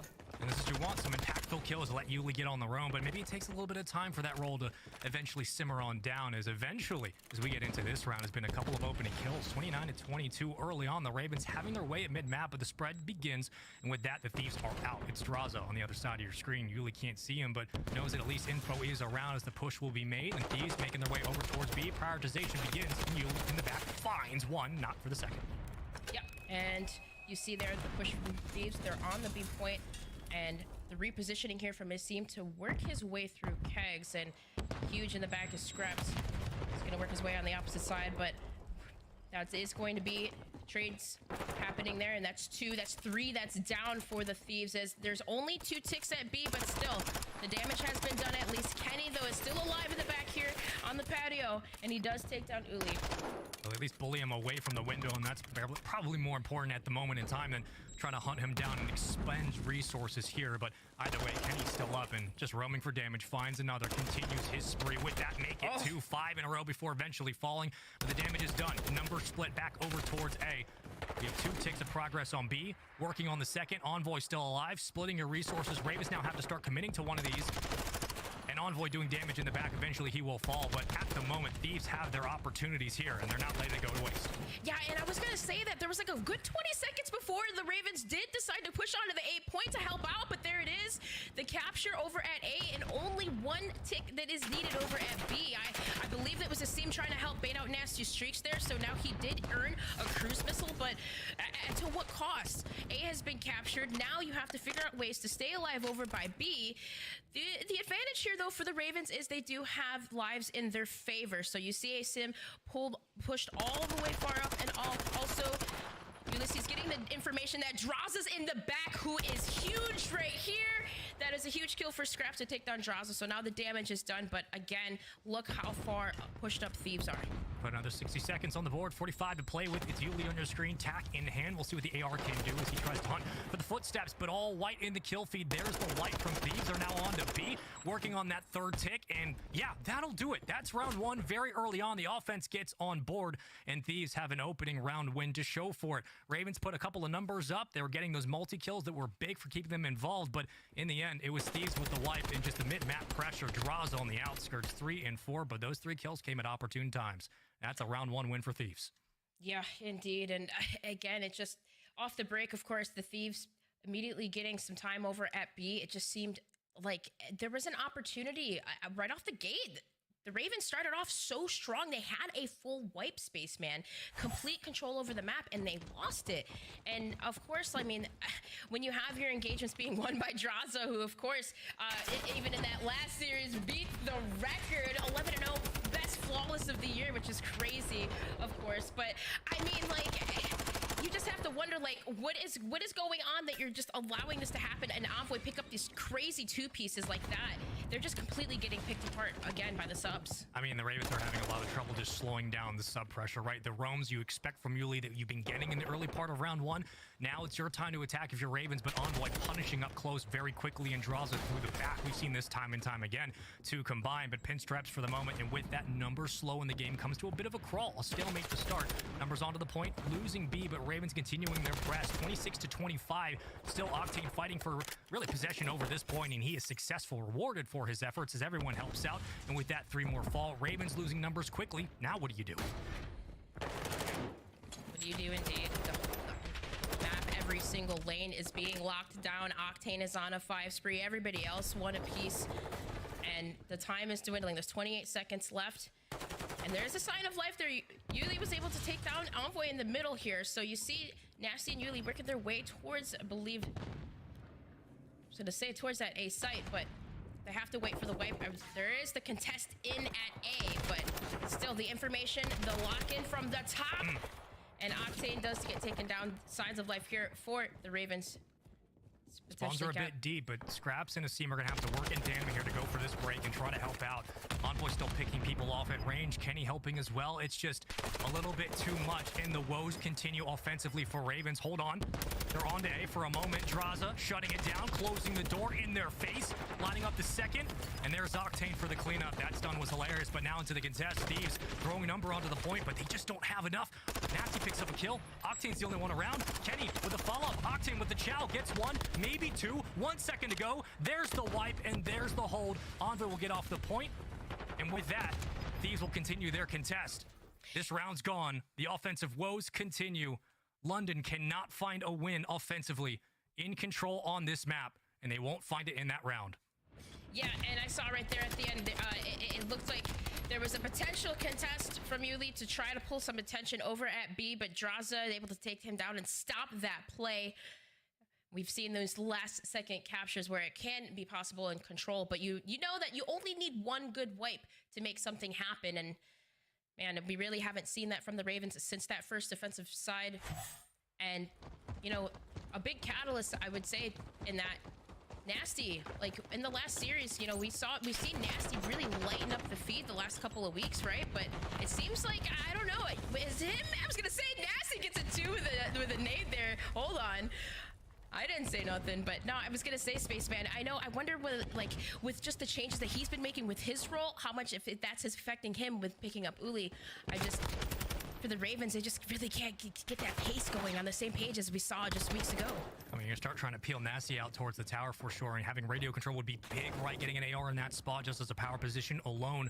But getting back to baseline for the Ravens, again, the sub pressure's been lacking in this series. Asim 9-11, Yuli 8-14. Not enough to get onto the point. And back on the attacking side for the Thieves, they have everything in the toolkit to work with here. You can pick your poison and choose when and where you want to send numbers. For the moment, we are considering A. And with that, A's done. We're putting another minute on the board, 2 minutes to play with. Numbers still fall, but guess what? Damage is done. You have everything in the tank to work with here and all the time in the world. Now you can split these spawns and pick them apart. Like we've seen in the multi-kill game, Thieves are more than happy to play that. Yeah, indeed. And, I mean, on the opposite side, Yuli is on a 4 streak right now. That is a bold challenge there, especially when it's Straza beaming like that. But play positioning here, stay alive, and well, we'll see if the Ravens can get anything going on the other side. If they can at least take down... I was gonna say Draza here, but the streak from Octane is going to see if we can open up something. But the trophies, everybody's gonna funnel inside the shed. Nothing connects, but look at number 8. Look how far pushed up Envoy is. It's a big kill in the back from Yuli. At least takes down Octane, so that mid pressure from that AR is going to be gone. But it doesn't get anybody off the point. That's the big problem. These are still going to stack, make it 2. They know the spawns now for Ravens. There's nowhere to run. And where do you go? You're getting beaten by the missiles. Here comes Nasty with an investment, just trying to clear the point, but that trophy will take it out.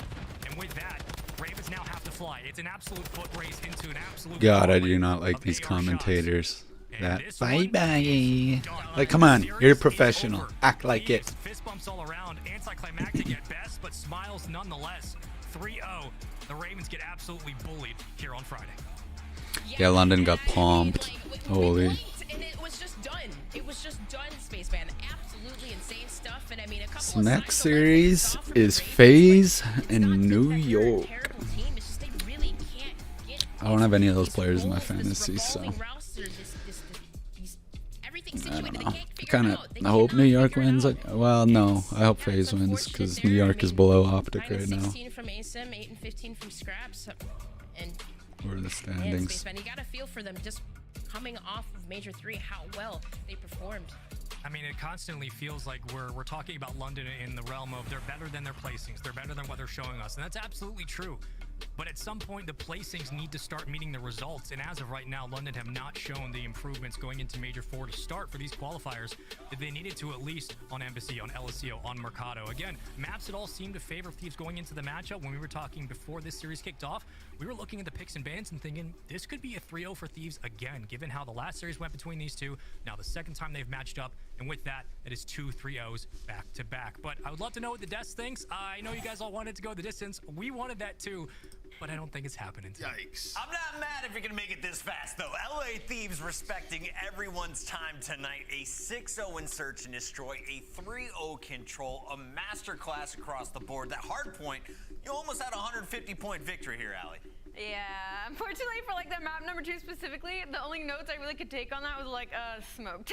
I mean, Draza 11-0, you don't even kill him. What is funny though is that Kenny managed to go 0-5 somehow. He was just baiting for everybody else. He was just like, I'll be the guy to die to make sure Draza goes on this crazy spree and continues on. But this is the LA Thieves that we certainly are more used to seeing and probably expected to hopefully see in a series like this, Ant. Yeah, I mean, you try to sell a series when you look at it from a number standpoint, like recent performances, it's like London did look pretty decent with their last squad, but this is the LA Thieves squad that won a world championship. You know, they're just simply better Call of Duty players than the players that are on the London Royal Ravens. And when you combo that with chemistry and a knowledge of the game that LA Thieves put forth in this series, it's going to be a dominant performance. You know, that was very bad out of Royal Ravens. What did we think of Yuli's performance? I can't gauge I know the whole team is getting slaughtered. It's impossible. It's impossible to gauge, man. Like there's nothing to take from it. They got slammed on all 3 maps. The chemistry isn't there. The superstar players that we've seen, ASIM and recently Nasty, wasn't there in this series. So it seems like a broken squad to me. It's one of those things where I'd really like to focus on the LA Thieves' win here rather than the London Royal Ravens' loss, simply because the LA Thieves, again, they've been kind of struggling as of lately, and the 2 big players, or at least I took away from this right now, is Kenny and Envoy kind of getting back on the same page for me. It felt like their aggression wasn't felt as much during Major 3 and especially during the qualifiers, so to see those 2 kind of back on the same page, specifically Kenny as well, I can't wait that we get to speak to them and ask them some questions. Yeah, we're going to be chatting with Kenny here in just a moment. First, though, can I look at our scuff play of the game? Because Draza was the guy I wanted to chat with after this 11-0 performance. Name was about halfway through. You said, he's not really going to have a perfect game, is he? Yeah, I was like, he's not going to die. And someone's then, like, got to challenge him, right? Dude, just like every round, just disrespectfully, just laughing at them. And also, this was a massive round here, too. He was actually playing near AC, and then he wraps all the way around, goes through PD, plays up top, and clutches the 1v2, timing it right, hitting the perfect snakes. And you can see towards the end of the game, too, Puckett, the last 2 rounds, you realize, like, yo, I'm flawless. I don't want to die. You guys take the challenges, and I'll come for the cleanups if I need to. Just an incredible performance out of him. That is your scuff play in the game. It doesn't get cleaner than 11-0 in Search and Destroy from Draza. Right now, though, we are joined by the man who is putting his body on the line, allowing that game to be possible for Draza. We got our man Kenny joining us once again from LA Thieves. Kenny, how we feeling tonight after the 3-0? Great. I feel like we played some pretty dominant COD right there. So what did you guys do? You lose to Legion back at the Major in Texas. What happened over the course of the next 15 days? It was kind of just like trying to find ourselves again and like respawns at least, and obviously working on S&D was one of the biggest things for us. But we felt like we were slipping in like our respawns a little bit and just kind of working on that. And like I said before, figuring out a new game plan in our S&Ds and finding a way to like, mix it up a little bit and have people do different things. Kenny, I'm going to get a little nerdy on you for just a second. You know, when I do look at the numbers and stuff when it comes to LA Thieves, obviously we look at you guys typically as a stronger respawn team, like you said, but struggling the past couple weeks. And to me, it kind of felt like it was because you and Envoy weren't really kind of playing your lives as much as we're used to seeing. You know, you two are players that are capable of going on these huge sprees. And I feel like during Major 3 in the qualifiers, that wasn't really happening. So what was that conversation like now heading into qualifiers 3 between you two specifically as a duo? Well, for one, I had lots of talks about not taking long-range gunfights with a sub. That was number one. And then, me and Dill was working the map together and, like, taking some new routes, kind of adding new routes to our respawns. And like you said before, playing our lives a lot more. I feel like that's, like, one of the biggest things for us is, like, our teamwork. So whenever we're throwing our lives away and, taking these chows that we probably shouldn't be, it allows for us not to use our teamwork. So it was just something we had to, like I said before, find ourselves again and just completely work on, which we have been doing past few weeks. Kenny, I've noticed like in the last 2 stages, you guys have been playing a little bit better in the online format. What has been like the change in the process for the LA Thieves camp between you guys and the coaching staff? What's been the change throughout these last 2 stages? And then what's been the change throughout this one? Because you look unbelievable in that match. Definitely just the mentality, just because like we know how much online is like a big deal, but at the same time, like I said before, when our teamwork's on, like it doesn't matter, like 1v1, you can lose 1v1, you can get joked, you can do this and that, online ping, whatever, but whenever you're shooting together, I mean, anything can happen, and it's always good. So whenever our teamwork's on and then we go to LAN and obviously it's even playing field, it just feels way much better. Kenny, we all know that you look good as a Jedi, but I want to know, who's your favorite superhero? Favorite superhero? Thor, probably. I'm a big Thor fan. That's a good answer. I don't know why. Probably because I love Loki as a villain, so it's probably like the brother, like revenge type thing. You look good with a hammer too, my friend. Thank you for joining the show. We gotta let you go as we have one more match. That is Kenny and the LA Thieves. They take the second win of the day, and you can still win tonight. Before we go, want to quickly remind you all to pick up your Upper Deck E-Pack, the trading cards from the 2021 Call of Duty League, available right now. Scan that QR code and start your collection today. You can end up with an autographed Scum card. It's possible on your computer. You can have it. We're going to a break. When we come back, it's the final match of the day. Subliners taking on Atlanta. It's a battle between our Major 1 and Major 2 champions. You don't want to miss it right here on the Call of Duty League.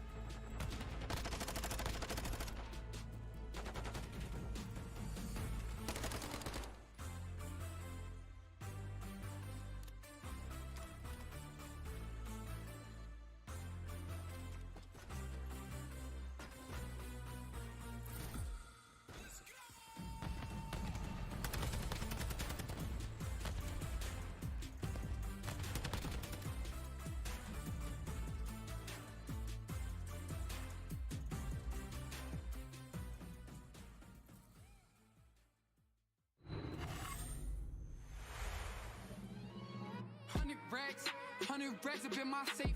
I've been dreaming of pulling up in that Wraith. Check the stats, I ain't got too much to say. I got Gucci on my belt, but my pants sag. Wouldn't be surprised if my biggest hater made a fan page. You taking orders from your boss, you man-made. Grown ass, getting touched up by the handshake. Don't think you hear me right, let me clear my throat. 100 racks up in my safe. I've been dreaming of pulling up in that Wraith. Check the stats, I ain't got too much to say.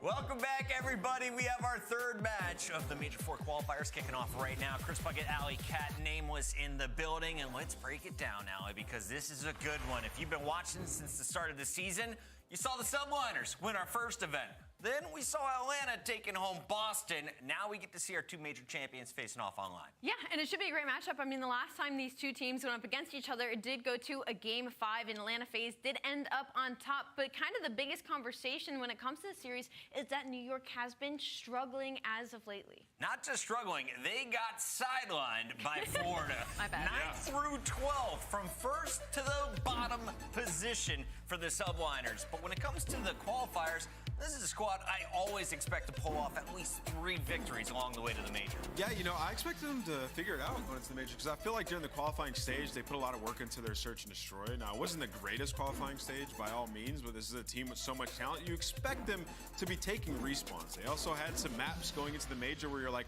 okay, that's a lockdown map that's been good for them all season. It just didn't go their way. With this New York team, I feel like they had themselves an excuse when you look at Major 2 and the travel schedule that they sort of clinged on to. Like, oh, well, we just figure out our search and destroy and we'll be fine. Well, no, they were ahead in Major 1 and they dominated in respawn.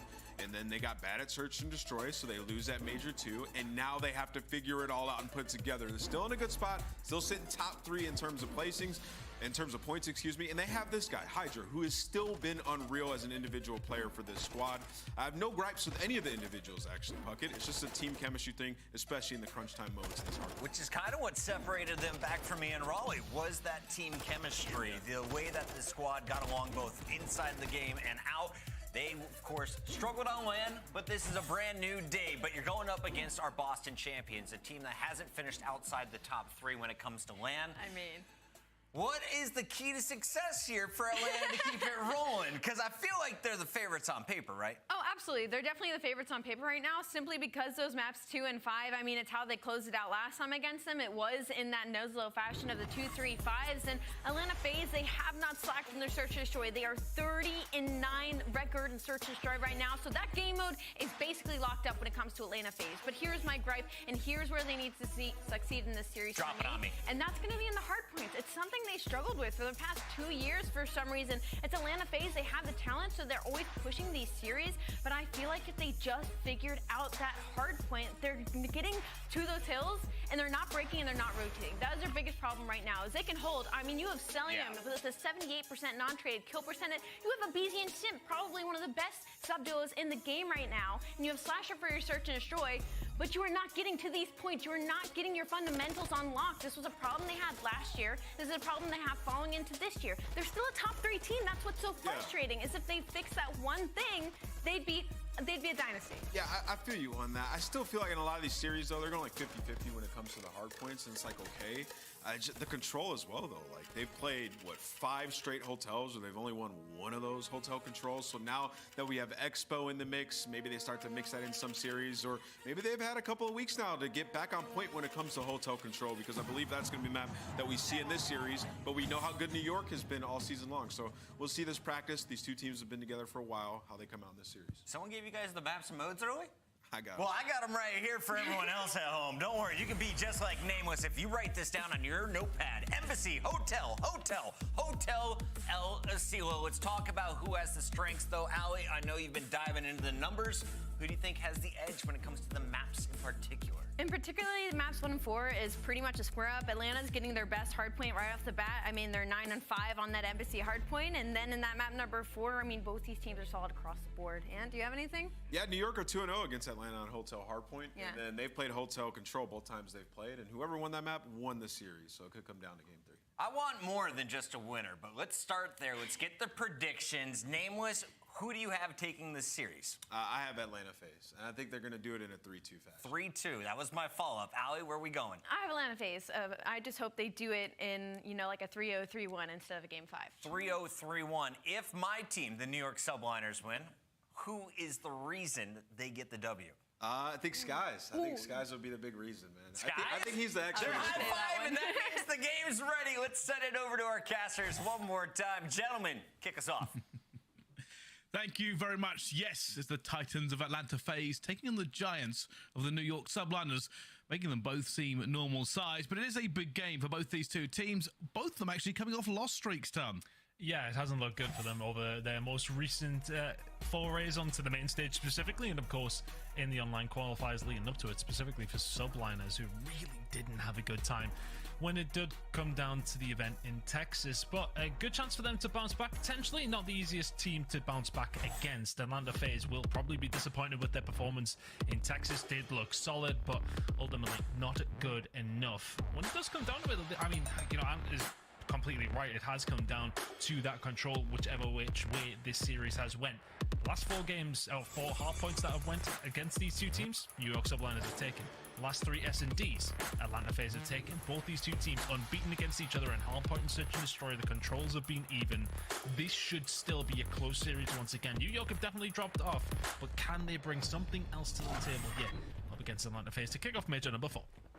Yeah, I think that's kind of the crazy thing. Realistically, New York going into Major 3, we expect them to be a lot better, but it wasn't to be so.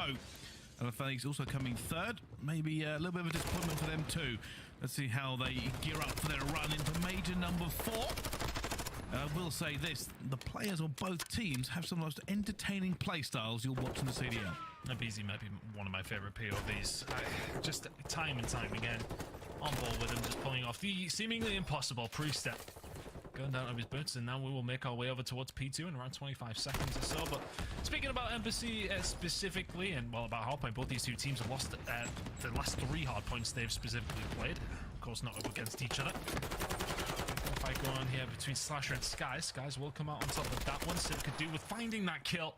Hipfire on Embassy for Simp specifically has been very, very nice recently, but that rotation for Subliners will be equally as good.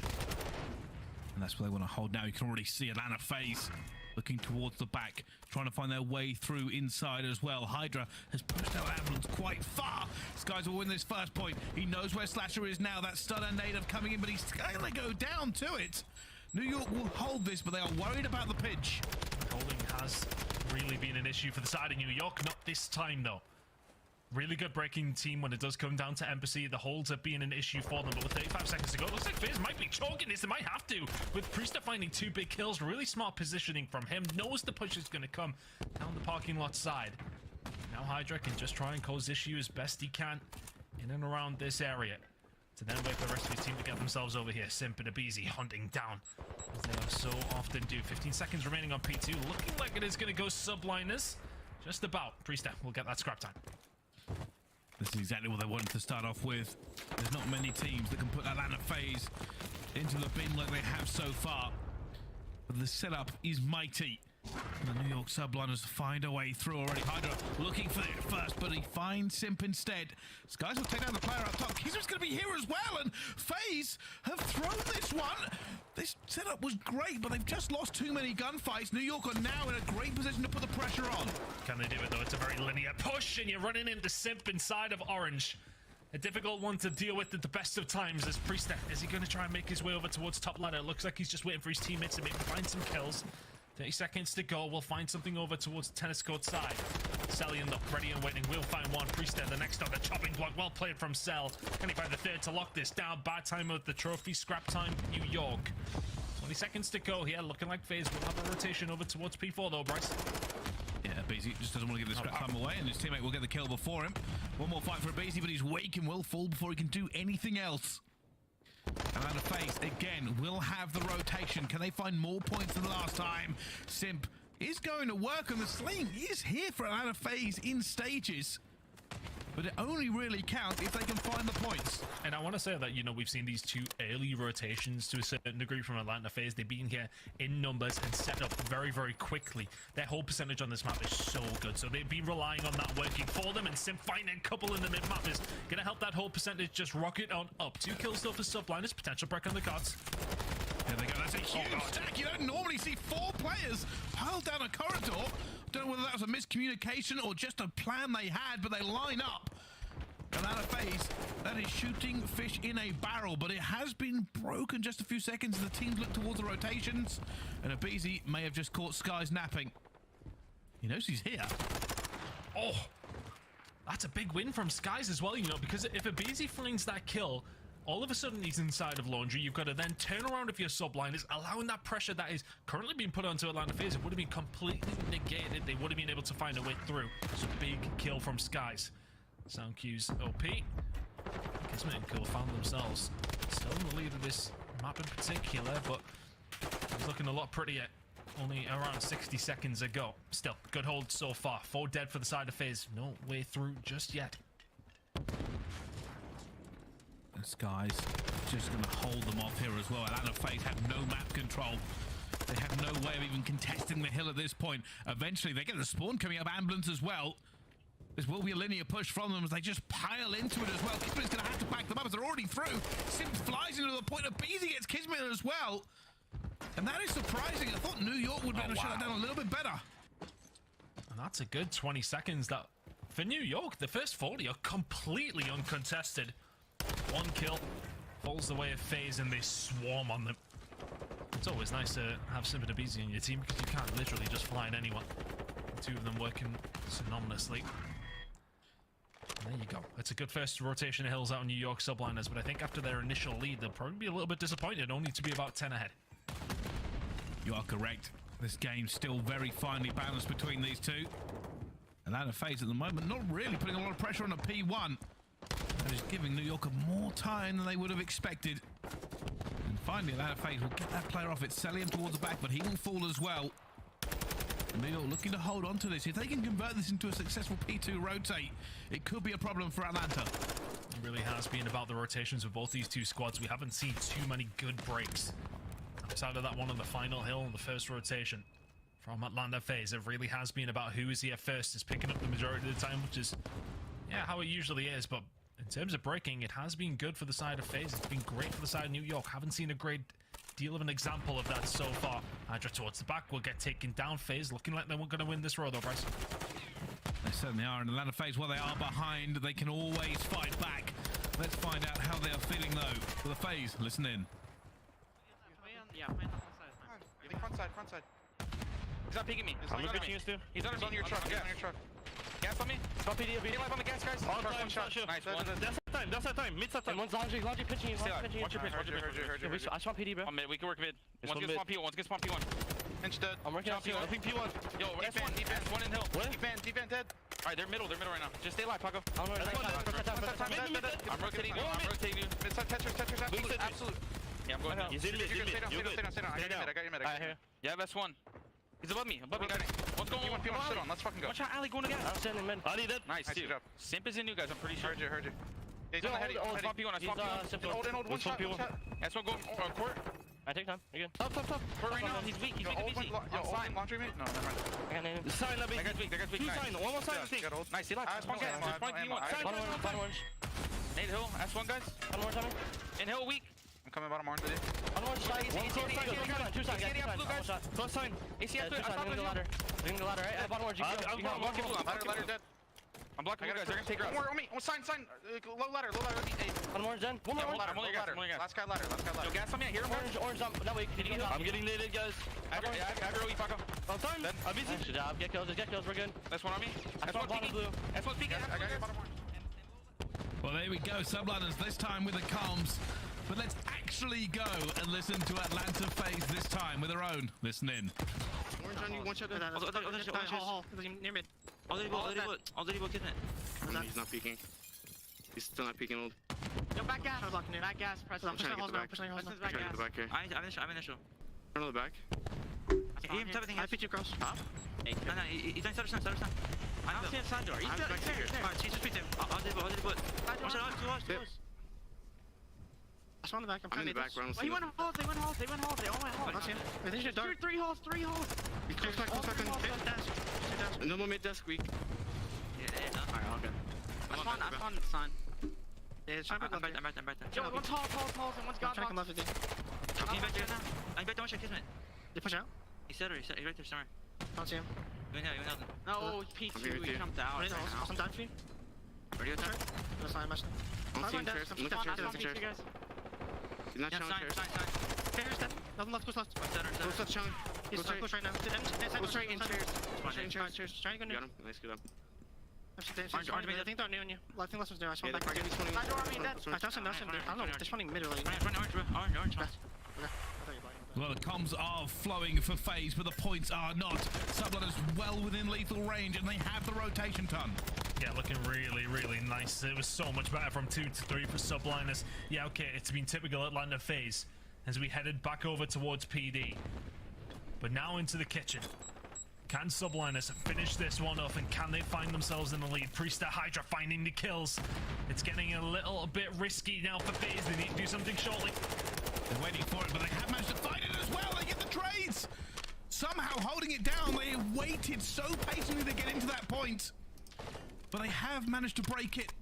And it will not allow New York to win at this point as Abizi tries to hold Orange as well. There is a glimmer of hope here for FaZe. A potential and an opportunity. But it is still a long way to go. And Subliners really haven't kicked in the gear. They haven't really wanted anything to do with Kitchen by the looks of things. They just can't get past Abizi and Orange. It's 4 in a row from him. It's every single second of that scrap time. Not going to quite go over towards FaZe. There's a few seconds left remaining. Subliners trying to find a route through, but the P1 is what we're going to be talking about now. And if you look at Atlanta FaZe, the position that they're in, they can pick up some good time here. Top toilets is all you're going to watch. You're going to win your gunfights in the middle of the map. You should be looking good. What? You didn't see him? They didn't see him. Abizi is running around this map like a madman, desperately trying to find as many kills as he can. There's 6. He's found the cruise missile, but he will fall. Simp will get the point. Nobody going near P1. Nobody wants to give away that position and get wiped off this map here. They know this balance is on a knife edge. And neither team's really gained position of where you need to be if you want to lock down that P1 time, but a couple of kills going to come in for Subliners. 10 seconds away. FaZe are nowhere to be seen. Yeah, they're calling in the cruise, but they still need to get here. There's going to be a trophy down this point, almost guaranteed. Sally will find it in skies. He's going to get away with it as well. Kismet will find the kill. 5 seconds left. FaZe have to commit to P1. They cannot afford to just give it away either side, but they will. They go in for it as well, but Hydra wins on the P1 kill on the point. Hydra, he's going to do another challenge, another Hydra. He falls to Celium, but they're already here on the rotation. They've done just enough, New York, surely. Skies kills 2. 2 points fly in, and New York walk away with it. FaZe were close, but not close enough. And that's one of those positions when you have FaZe, it's just you're counting on 60s all the way through the game. You're behind from the get-go. And yes, Subliners, you might not have had a lot of luck of holding down that kitchen hill over towards the latter stages of that map, but because you have that lead, because you're so close, you can kind of just play around P1. You don't need to jump on it until you find those kills, and you know that FaZe have to be in more of the preventative attitude. They have to be the ones who are being proactive, making sure that they're staying off it. Whereas Subliners can be there and just react to everything that FaZe are doing. They reacted perfectly every single time. Hydra with the 2 towards the end, not the best map by any stretch of his imagination or his ability. But those 2 kills towards the end of the game seal the deal for Subliners. A big series lead for them to take. That's now 5-0 in hard points up against Atlanta FaZe. is the difference between these two teams. And yeah, Atlanta FaZe just put themselves in a horrible position. We spoke about this at length. P1 to P2 can be the dagger for so many teams, because realistically on this map, normally you can afford to bleed off some seconds on P1 and say, hey, it's all right as long as we get P2. FaZe had to keep challenging the point, but also put themselves in worse positions. They couldn't allow the tempo to go to New York, and when they did that, they made some mistakes, they got killed, and basically just were never going to have the rotation. It's a horrible position to be in, because you actually can't play COD the way you would normally play it. Yeah, I mean, Abizi's doing a great job here when we're on that transition from Kitchen over towards P1. Staying alive inside of Orange, but those 2 kills from Hydra pretty much seals it. All of a sudden, you're in no good position if you're FaZe to get over towards P2. New York are taking up a little bit of time over towards P1. You literally need to step foot in P2 and the game is over.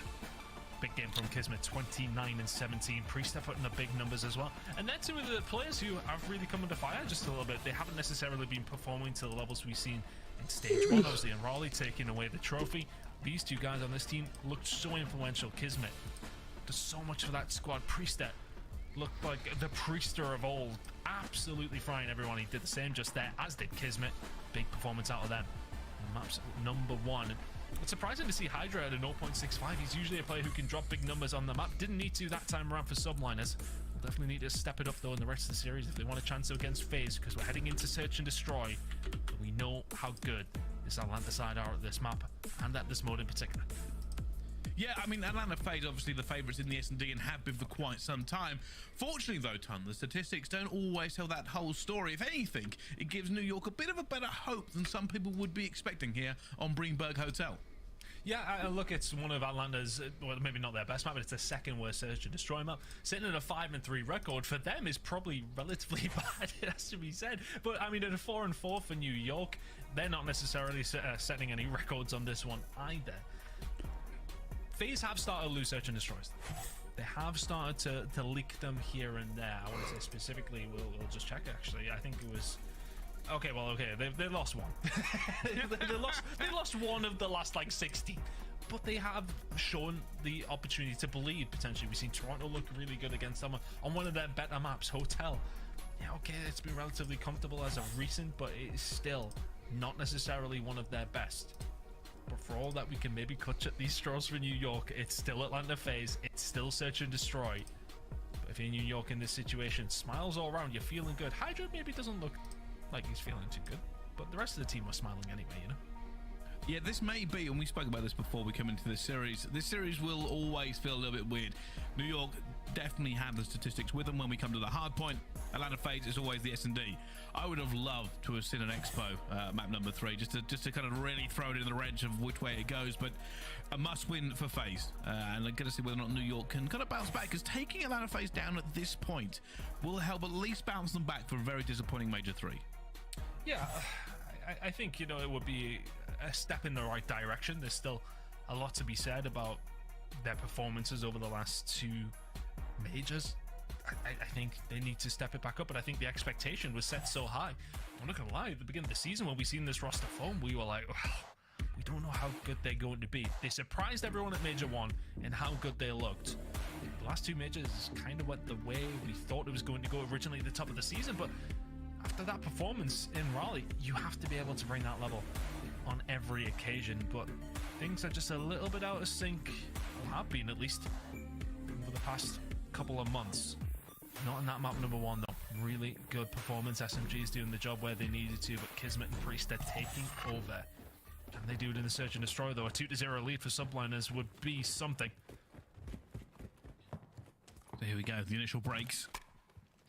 Kismet making his way forward here, of course, no dead silence for either team in this first round. You can see Hydra as well, very pushed up on the map. Good shots coming in from Hydra. Really good shots, actually.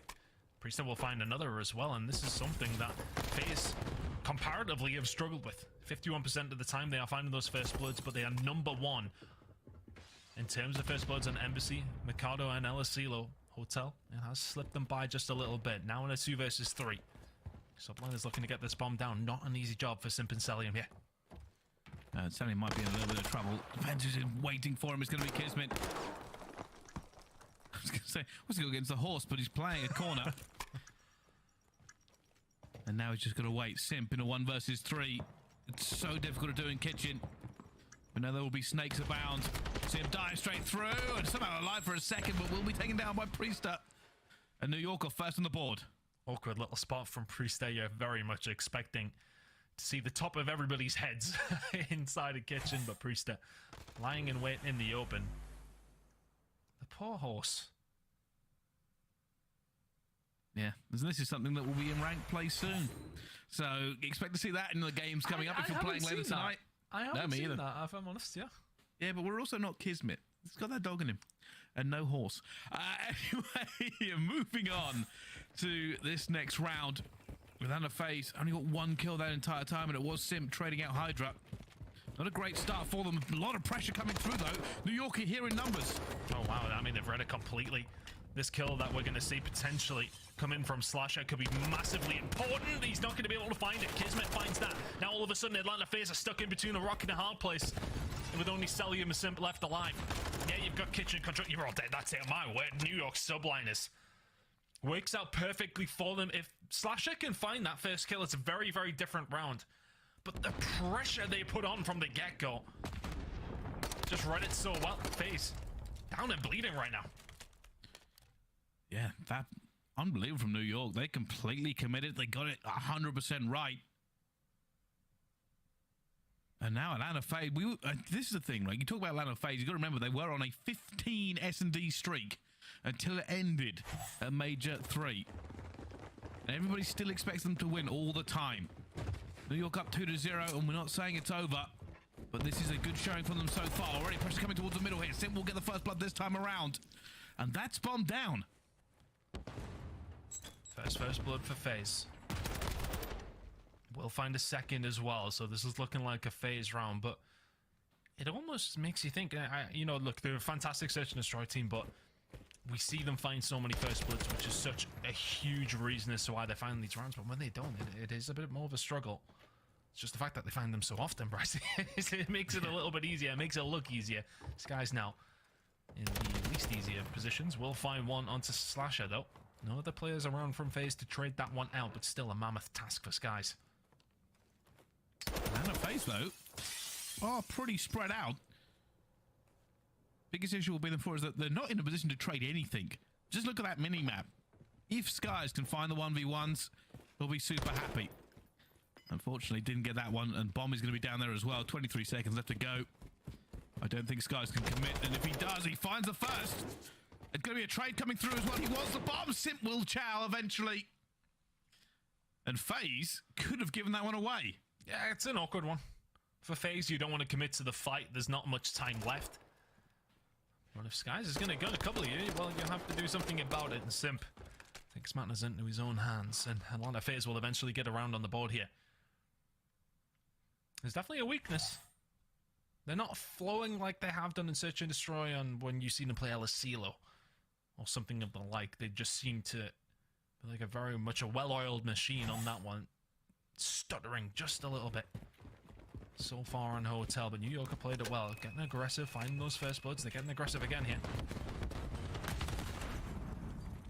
There are players waiting on this cross. Hydra is here. Oh, they're all there as well. New York must have read the FaZe playbook because they are fighting them at every point when they take mid-map control. Celium eventually still alive, looking to see if there's anybody else here. But they are currently outnumbered, and they are starting to wolfpack. They're all going to go the same direction.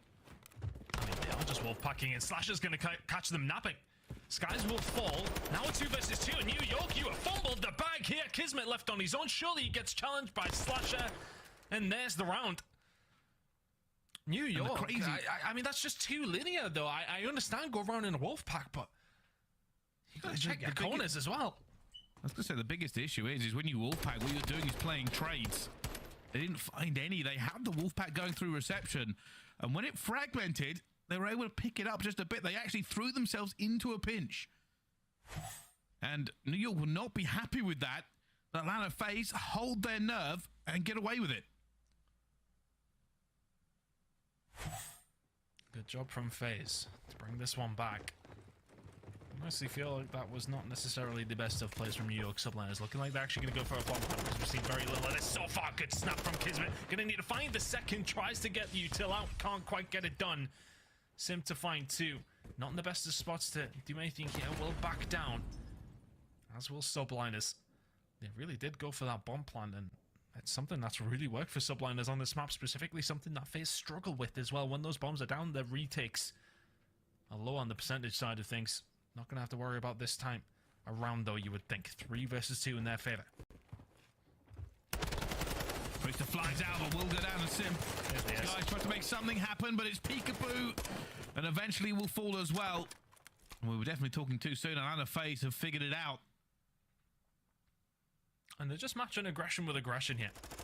New York have been happy to just send it down the middle of the map for the majority of the rounds, and yeah, alright, it might work a couple of times, but Atlanta FaZe are very much reading into it a little bit better now. Sim says, yeah, alright, you want to get aggressive against us? Just remember who you're playing against, boys. And New York with a great start. Not a great last 3 rounds. Can they find something here on the attack, though? They've been calling it quite correct. They're going to get mid-map control. They've done it again. Hydra straight through the middle. They've left the bomb. Bomb left in spawn here for FaZe. I don't know if that's a big brain tactic. I don't think it is. Because, I mean, it would be wonderful if they had it over towards A right now. Sim's just running through the middle. He's going to find Hydra as well, but it's a horrible gunfight for him. And FaZe fall. BZ will get one back, though. 2 versus 3. And I suppose with bomb being down in spawn, at least somebody can go get it now. I mean, it would have been a great, this final 35 seconds, this previous 35 seconds would have been a fantastic time to have that bomb, and the subliners are going to be walking through like, oh, wait, bombs here. Oh, are they? Did they even see it? They probably wouldn't predict it. Hydra will fall. Celium chasing Skies down inside a spot. Skies needs to stay alive. He's went for the Charles. Celium will take it. And somehow, someway, Atlanta FaZe are looking like they're going to win this round. Kismet, to try and stop Atlanta FaZe, pulling off a 2 versus 4 clutch, has to have his own 1 versus 2. See Celium gets the first gun, but it's flying and dying. Atlanta FaZe clutch up versus New York. 2 versus 4. And they get it done without bomb. They didn't even have the bomb in their hands. They should never have won that round. I mean, look, I know having the bomb is a pretty crucial part, but it isn't necessarily the utmost necessity to win a search and destroy round. But if subliners are walking through the spawn there and they see that, kind of just chill on it, right? You can sit towards back stairs if you have somebody spot. Yeah, you're chilling. Lose a couple of gunfights, FaZe win the round. Almost feels like they shouldn't have. Well, let's see. It has not been good from FaZe in the last subliners in the last 4 rounds. And now they're playing a little bit patient, a little bit of a slow roll. Spread out all across the map to see if anybody from FaZe makes a mistake. I'd like to see subliners start to try and play for these bomb plants just a little bit more. Atlanta FaZe really do struggle with the retakes on this map. It's a hard map to retake bomb sites on.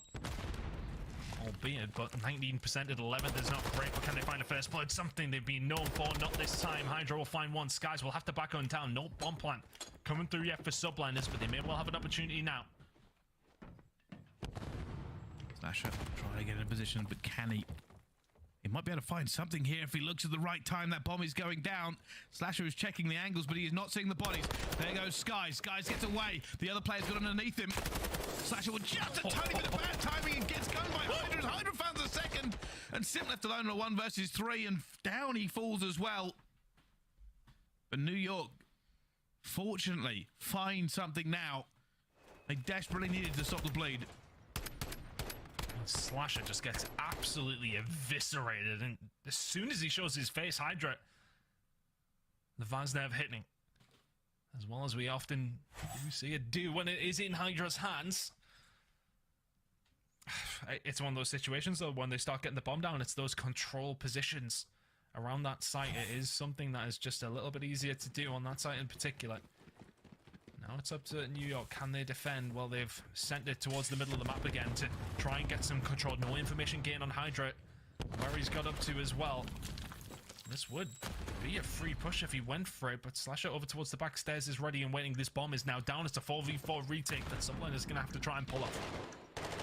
Already Sims fighting Priester and Sofas. The rest of New York are not close. They're going to burn a little bit of time as they go for this stack. You can see they're trying to go through it as well. Selling with the first one. Finds Hydra, slows them as well. The rest of New York looking to go through reception, but they've got Slasher as well. And he finds the first. They are just bleeding them slowly but surely. It's a 2 versus 2. 20 seconds to go. Got to start making your move in simple. Just play this one nice and slow. You can already see Abizi making his move up towards top bedroom. Kismet will trade it. 3 kills in a row for him. He's not going to find the 4th. Abizi plays his life to perfection. When that bomb is down, you just get bedroom control, and Kismet just wants to survive. Good luck with that. Abizi with another. FaZe may well have had a slow start here, but they have not slowed down since they took off after round number 3. It's been all FaZe. Yeah, New York were too far away there. Yeah. And then it was a single hit. Because they lost bedroom control, they weren't confident in going that direction, so they tried to pile through reception. And FaZe, they made the trades. It wasn't magnificent. They didn't wipe the team out, but the trades slowed them down even further. They didn't get beaten by FaZe on that round. They got beaten by the clock. And what's the plan for Subliners? It seems like there hasn't been much of a plan. Majority of the time it's just aggression. The name of the game. Hydra will deal with Sim's aggression, but will then get dealt with himself. 3 versus 3. First blood there for the side of New York. Another one for them as well. Kismet finding the kill onto Slasher. Potentially a plant on the cards. Oh, has to get away with it, but Abizi, they've opened it for him. Finds the first, finds the second as well before he falls. Down to a 1 versus 1. The bait for Abizi. And now Priester, with his dead silence running out of time, has to make the play. Feels like he's walking into the lion's den here. Celium. Has he turned around at the wrong time, or is he just quite happy to chill down back luggage? Yeah, Priester's seen him. Will stun it out. He's going to go for the challenge. I mean, he's so loud right now. Celium will surely be hearing this. Well, he's just running away with it. Selim's like, I don't know what he's doing, but this is a good rotation from Priester in the end. Just wait to see if Selim comes down. He does see him. Few shots. And gets away. We've got another 45 seconds to play with here, Ton. And I think Priester was just trying to make the noise to try and make Cell come out for the challenge. That was a good move from Priester. Oh my goodness, if he pulls this off. Oh, Priester's so good. What the hell? One of the longest 1v1s of all time. Sorry, I wasn't familiar with your game, Priester. And it's those first few bullets in that meant that Selim had no health remaining. Just nicely played from Priester. Celium in that position without dead silence. It is a very tough task. Priester, as soon as he gets over towards that B site and the bomb is down, already has a pretty decent read on where Celium is. And as mentioned, no dead silence in that situation. It is a nightmare scenario. So Sublime is very much in this search and destroy. I like to see them just maybe slow things down a little bit, but I tell you who hasn't slowed down, that's FaZe. This is a 4-man hit over towards B. Kismet's here. They're going to be here as well. Looks for them as well, but Abizi dances through him. Skies has to back off as well. And now a 3 versus 4 on Wallbang. Spot those Skies. Finds him already. Shatters the brickwork. But doesn't shatter FaZe as they still have numbers and bomb down. I think if you're Subliners, you maybe just forget about Slasher here. You know he's nowhere to be seen. BZ now looking to try and hold this down. Hydra will find it from the backside though. And all of a sudden, Celium needs to stay alive. Slasher on the flank. Atlanta FaZe tie the series. And as we thought it might be, Atlanta FaZe the better team. But there was a little bit of hope there for New York. They made some mistakes going through. That's something in the VOD they will have to look at because there was a potential of taking down FaZe. 100%. A couple of fumbled rounds in my opinion. Especially the one where they kind of just send it through reception. There's so many different spots that FaZe could have been in that scenario, and they certainly were. They found the kills relatively easily. But Subliners had a chance there. It feels like they had a chance to break that streak of search and destroy wins that FaZe now have upon them. That is now 4 search and destroys in a row, alongside the 5 hard points in a row that Subliners have against FaZe. Both these two teams very well matched in terms of the series overall. In terms of the actual notes, it's lopsided one way or another. Hotel Control's what's going to be coming up next, though. 1-1 between these two teams in the control is the only real thing. We have to regulate them and to see which way the series is going to go. The Hotel Control could very well decide it. It really could. And we're kind of expecting an awful lot from both of these two teams as well. It is essentially two incredible teams. And Tan, a lot of people are kind of saying, hey, is this going all the way to map 5? What do you think? I think it could. I honestly, with the way that phase have been playing as of recent, if they can step it up here in the control, then okay, yeah, you're heading to map number 4. If you can't win the hard point, you've got a search and destroy coming up. And if it's Atlanta phase, you've got every single chance when it does come down to it in a map 5 search and destroy. It certainly is. All right, well, we're going to go to a break. But before we do that, we actually have a new section here on the CDL. Spylights is presented by Citadel, our sponsor on Prime Video. You can catch that one out. So here's how this works. Here are the statistics for the pro. And you've got to guess who this pro is going to be. There's the statistics. There's the silhouette. And you'll have your answer coming up right after this break. So don't forget, have a go. Spylights, the new segment by our presenting sponsor, Citadel, on Prime Video. We'll see you right after this.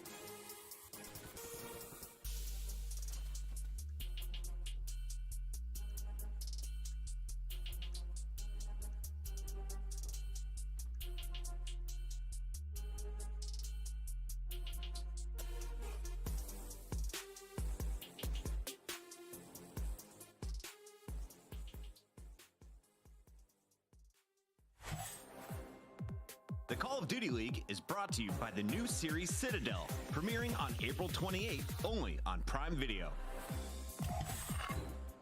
Ladies and gentlemen, welcome back to the Call of Duty League. When we left you with a little bit of a puzzle to solve here. Of course, it's our new segment, Spylights, which is presented by our new sponsor, Citadel, on Prime Video. We left you with some statistics and a silhouette. Here it is. A ton. Here are the stats. I wonder who this is.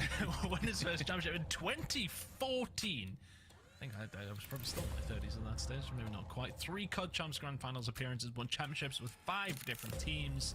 It is, of course, the Litter Goat himself, Slasher. I mean, you wouldn't even need to give me the stats, to be honest with you, but, you know, I mean, I argue I should probably know who it is. I mean, we all sort of told, but that's besides the point. Yeah, I'll be honest with you, I'm enjoying this new segment as well. I want to keep going with it, but we are talking about Slasher currently involved in the current game. And if you are just joining us, Atlanta FaZe and New York Subliners are going head-to-head. It's a tale as old as, well, this season, really. New York win the hardpoint, Atlanta FaZe win the S&D. As we go into the control, basically, who wins this could very well take the series. We'll have to find out. Well, I mean, I was saying before the break that Atlanta FaZe have got a good chance to, of course, force a map number 5 here, but I tell you what, this is not necessarily the best of reading for them. Yes, okay, 10-9 record, yeah, doesn't look that great either. But for the side of Subliners, 8-4, the best defensive team on the game, you're going up against a FaZe side of the last 5 on Hotel Control are 1-4. Recent form tells you the story that Subliners should be able to take the lead in this series again. But when it comes down to Atlanta FaZe, sometimes stats really don't matter. Let's see how they play. Well, let's see if these two teams can find a difference in that control. And it's going to be a Beezy already, trying to be super aggressive. And they're making a big point of it. Gotta watch bedroom, gotta watch mid. And I like that because they actually just push through the middle of the map and all the way through reception. They clear that as well. Now they know that somebody is inevitably going to be behind them because they didn't cut through towards B. So they still do need to clear that bedroom side. The Lions have done a really good job here, actually, of retaking this back. Nicely done, but FaZe already transitioned over towards A. Getting a good amount of time here already. Hydra on the flank. Here he comes. The French Phenom, ready to break everything down. They haven't really got him locked in yet. And already selling him a busy to find 2, but here comes Hydra! And he's going to find 2 himself. Not going to find the 3rd. Atlanta FaZe stay alive at A. And I think it's time for New York to give it up. Yeah, maybe just denying the inevitable there if you are Hydra. Good job. 4-1 to kick things off. That extra time. It's going to get stuck onto that minute and 2 seconds. It will now be a full, solid 2 minutes. The FaZe to try and find something over towards that B side. Live slightly on the side of Subliners. Setup not too bad either. Keeping FaZe in there, which is important. You don't want to allow them to stretch out. You don't want them to force and mess with the spawns. You want to keep them in over towards A as long as you can. Whittle those lives down as well would be a bonus, and they're doing just that here so far. Only the kill from Celium is the small amount of respite for the side of FaZe. And now they've got to make sure that they lock this in. You can already see New York trying to get bedroom control. There's a simp in the back lines. Can they hold on to it? Slasher, that's actually a really big kill for them. They try to lock down all of bedroom. Skies is looking for Simp. Simp staying alive. He's pushing their spawns miles away. And everything goes a little bit quiet here, as it will be Atlanta FaZe who do not find the kills they need. And they haven't found any sort of control that they need, although the bedroom spawn is never a bad thing to have. Hydra gets caught with his pants down just a little bit there, but Priester is there to just pick them back up. Finds the kills, and now that bedroom control we talk about so often belongs to New York Subliners. It's so important that it remains that way. 50 seconds to go. FaZe not really with the lives to mess with Subliners too much. Kismet finding that kill as well will slow things down. Hydra with another. They are really covering every single base they need to so far. Bricey looking good for Subliners. It only takes 1 break though, and they're looking for it. Kismet, I think he's heard him as well. Gonna win that gunfight. Huge. Still hunting in bedroom. Hydra is going to be a problem towards the mid-map as well. Will fall, but it doesn't matter. 28 seconds left. Atlanta FaZe cannot find any semblance of map control. New York are just winning gunfights in key areas. They still don't have bedroom. They do not have the flank, and with 16 seconds left to go, they don't have the kills or a hope. Yep, Subliners very much playing with Atlanta FaZe here. Takes 1 good break, but Subliners are not offering even an inch here. Wonderful, wonderful defensive round. That's going to be 4 ticks for the side of FaZe. A small positive. Not very many kills, though. 16-2 on the lives front when that round ended. Yeah, and that just couldn't get anything going. Sent Simp on the flank 2 times, and just nothing. They couldn't get bedroom control. I think that was probably the problem. Yeah, that's always the problem. Is they were being quite hesitant to get into it, and when they pushed forward to try and get a little bit of pressure onto that B site, they weren't finding the kills either. And the problem for FaZe now, they're going up against a New York Subliners team who win 70% of their attacks. Slightly leaning towards the attack when it does come down to hotel control and overall statistic side of things, but 70% is impressive. Very impressive. Oh, if Hydra could have found that, it would have been an impressive way to start the round for Subliners, but they may well have to lick their wounds and move over towards A. But the kills coming in for FaZe, pushing Subliners back, yet to really get a foothold in this round. And then a FaZe want revenge. They want to give them no ticks at all. But it's a dangerous game covering this much of the map. Beezy on the flank as well, and this feels slow. It will go down. This is the chance, the opportunity. Only one player standing in the way. Slash up. And it's such a weird round of control at the moment, Ton. Yeah, I mean, Subliners kind of had a free route over towards B, but finding these kills is easier said than done. Simp. Or Simp, I should say, finding one. Can't find the second. Bedroom's been cleared. Opportunity for Subliners. They've given an awful lot away here. Gonna have to try and back into it. Hydra's also going to be in reception. Selim staying alive. The rest of his teammates are now flooding behind him, but it's a choke point. It's a horrible way to get through. And now they go for it. Priest will find the first slasher, and Kiss is going for the trades as well. Looking for it. Priest will find the second. And only one player on the flank. It's a Beezy. Is he going to be the hero they need him to be? I mean, the boy's good at Call of Duty, but he would do very well to do much about that. That progress is just going up so fast. FaZe throw absolutely everything at it. Are they going to be able to get there in time? Kismet locks it in. There's 3 ticks on the board, and importantly, it's B. Kismet goes to the chalice. Well, the snap was good. Not good enough to deal with Cell, though.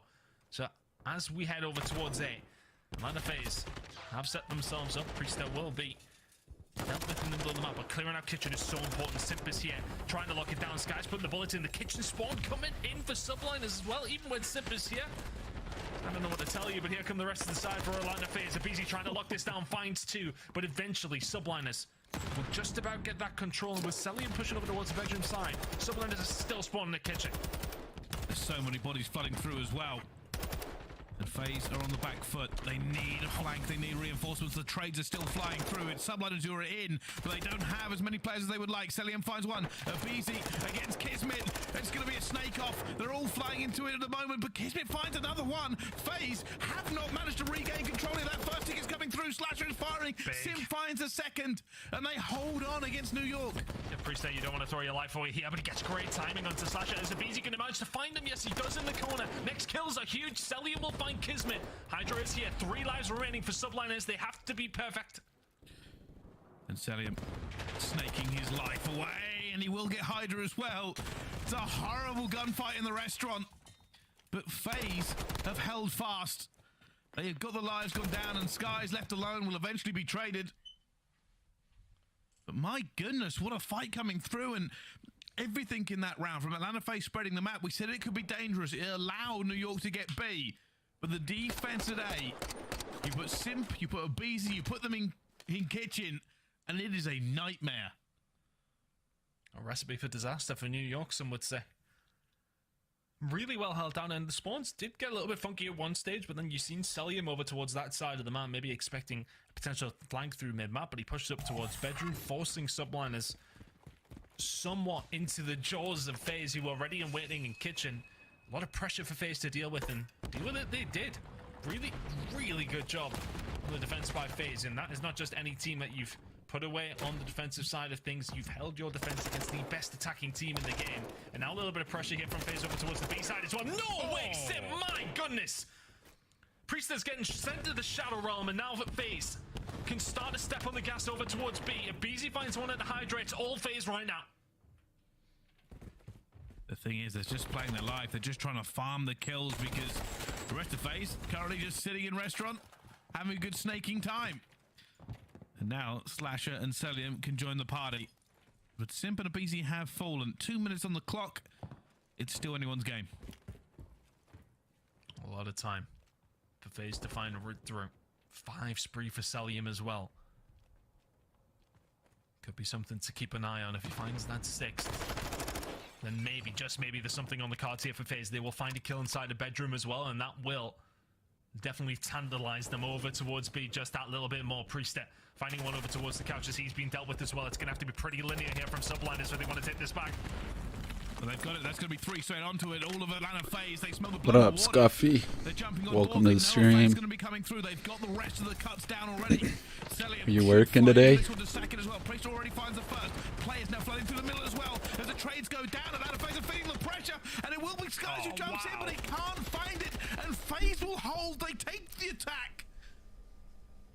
And it just came down to 1 wave of kills. And when you think of FaZe on this map specifically in Control, the amount of rounds, don't know the stats, just this is our feeling, that you see them struggle and all of a sudden it's a 4 dead and you get it. Like, there's so many times, I mean, in that instance, they didn't go down the final seconds, but it's not a slow burner by any stretch. Every single time we see a round 1, the majority of the time, it's coming down to a huge gunfight win that then transpires into getting that point very, very quickly. Thinking of over towards B, the amount of times you've seen just a flurry of red on the left-hand side, and the enemy team falling, ultimately resulting in a round that goes over towards FaZe. The gunfights from Simp very much helped them on their way. Subliners now need to find an attack, which is something they're very competent at doing if they do want to stay in this Control. Yeah, it's an adjustment from FaZe as well. They haven't committed all across the map. They haven't really given up B control. You can already see already Celium is just making sure that nobody goes through. But it looks like FaZe want a little slice of this action. They're actually going to try and go for it as well. That's 3 down straight away. Celium sprints back over to B, knowing that's where the spawn is going to come through, leaving Abizi alone. Kismet gets 3 himself. So FaZe went in. They lost the gamble, but it basically goes back to even setting. Good for Subliners. Can they? Oh, is it? Sim's playing with them still a little bit. Sim's found 2 on his own over towards A. A has not been confirmed yet. By the side of Subliners, may well be now. But Kismet already working on B, but Abizi hasn't lost his hearing yet. Still just a young gun, and there you go, Kismet. Goddamn. FaZe in control of B. A eventually goes towards Subliners, but still a job to do. And now with 2 minutes on the clock, it's the same situation that FaZe had. There's a lot of time to play with here if you're New York, and you only need to win it once. Kismet looking for where he knows Slasher is already, as they're hunting him down all the way to the back, but Hydra, there's a long-range Vazner versus Slasher. Fortunately, the trade will come through. Look at Skies. Skies has read this. Skies has read this. Celium's going to be killed on the flank there. He's trying to get a position over towards the bedroom side. Opportunity potentially on the cards here for Subliners, but Abizi and Slasher. Big kills. Oh my god. And that's the issue with Abizi. You think you're getting just something going your way, and out pops a 2-piece. They're being a problem. They're just a hard gunfight for New York in every position they're currently in. Already a minute burned off the clock as Abizi finds another one. They're losing lives. Kismet finds 1, but he knows there's still players hanging around in bedroom. And 4 players of New York have tried to break this, and they cannot get through. I mean, I don't know how to tell you that Sim's just killed Hydra. I'm looking where he is. I presume Celium was putting billets in over from the kitchen side. He will eventually be taken down. Kismet. Big Dog himself is going to be stomping around bedroom right now. Sim will hear this so clearly. They found nothing. New York have been fighting for bedroom control for 1:30 and have barely been able to take them out. Kismet has found 1. And more FaZe players are entering bedroom as well. Kismet will find the second line. We get to the point he stopped it. Skies finds 1 more. He finds a 3rd. Only Abizi left. And where is he? Surely. If you're Subliners, you know exactly where he is, but Abizi not being overzealous here. He's taking his time. He knows he can just pick away. Him staying alive is just as bad as him finding kills, but Sky's deal with him here. Subliners have got a chance. And they have to try and push through. Hydra's going to die for it. He's going to get onto the point. He's getting through as well as Priest finds 1. Slasher throwing it. Ooh, team kill. Flies out with a pistol. Slasher's gone for it. Abizi's going to be here as well as he cuts the last player down. And FaZe win. Boy, it was cooking. New York had so many issues issues just getting into bedroom and dealing with the tiny terrors and everything they kept putting in there. It wasn't clean, and there was a dream, but Atlanta FaZe walk away with the control. And the last 2 times that these 2 teams have met, whoever's won the control has won this series. I want one of those scuff controllers so bad, but I cannot justify that purchase. Because 1, I'm ass at the game, So brilliantly in round number 1. and 2, I don't need a $400 controller, because it's not going to make me any better. But they look so cool. Was brilliant. And then again, the defense is just so hard to deal with those players in and around bedroom. Definitely feeling like they figured it out, but for Subliners, for being the best attacking team on the game, they didn't get a sniff there, Brycey. It never felt like they were going to win the attacking round. They maybe had a small iota of a chance in that final round, but the lives were just far too low by that stage. The time, pretty much non-existent. What is that on his Vaznev? It's like a skull. Like, is that part of a blueprint or something? I've never seen that before. Summed up, 4 of New York went towards bedroom, couldn't find control, had to watch their own flank in bedroom. And you even saw Kismet, like he basically had like a metal detector Right there. Like, I've never seen that. And some of the players don't have it. Hey, maybe New York have got the bodies here, they couldn't get a trade. See? The kill feed was all FaZe. Must be a One of the most blueprint. frustrating things to deal with when you're playing control on the attack is not being able to get out of bedroom. And then this was the opportunity. Priester finds a couple, but Abizi hits the flank and hits them into the L. Well, interesting. This goes the way that a lot of statistics have said. It should be Atlanta FaZe to win this series by going to map number 5. That's how it's happened the last 2 times these teams have played. But I don't know, New York not having a good time on the control. Ton, are you there? I'm back, mate. I don't know what's going on, honestly. Somebody just, I wonder if there's a small mammal just chewing on my cables outside here. Who knows? But I'm back, and yeah, I mean, I presume you were just saying how good FaZe were on that previous map, and yes. I agree. I agree with everything you said. Man, it's 8 degrees out. It's actually kind of like, 9 degrees? It's kind of nice today. That's just how I am. And that's Celsius, by the way, in case you guys are in the States. The statistics say New York. They always And say up here in the Great White North, 9 degrees. I hate that Great White. Ugh. Up here in Canada, 9 degrees is nice for this time of year. Looks like we're supposed to get more snow on Sunday and Monday. That's awesome. Love it. Love it. Every single hard point has went over towards Sublime. It's supposed to be -9 on Wednesday. Oof. It's going to have to be that streak broken to a certain degree from Subliners if they're going to want to take this series here, because that Search and Destroy map number 5, even if you can force it, is a struggle. But the Greenbrook Hotel, I mean, it is a very strange one. New York have lost, I'm just reading out some stats, shout out to Tim. New York have lost 4 of their last 5 hotel hard points, but have all been extremely close.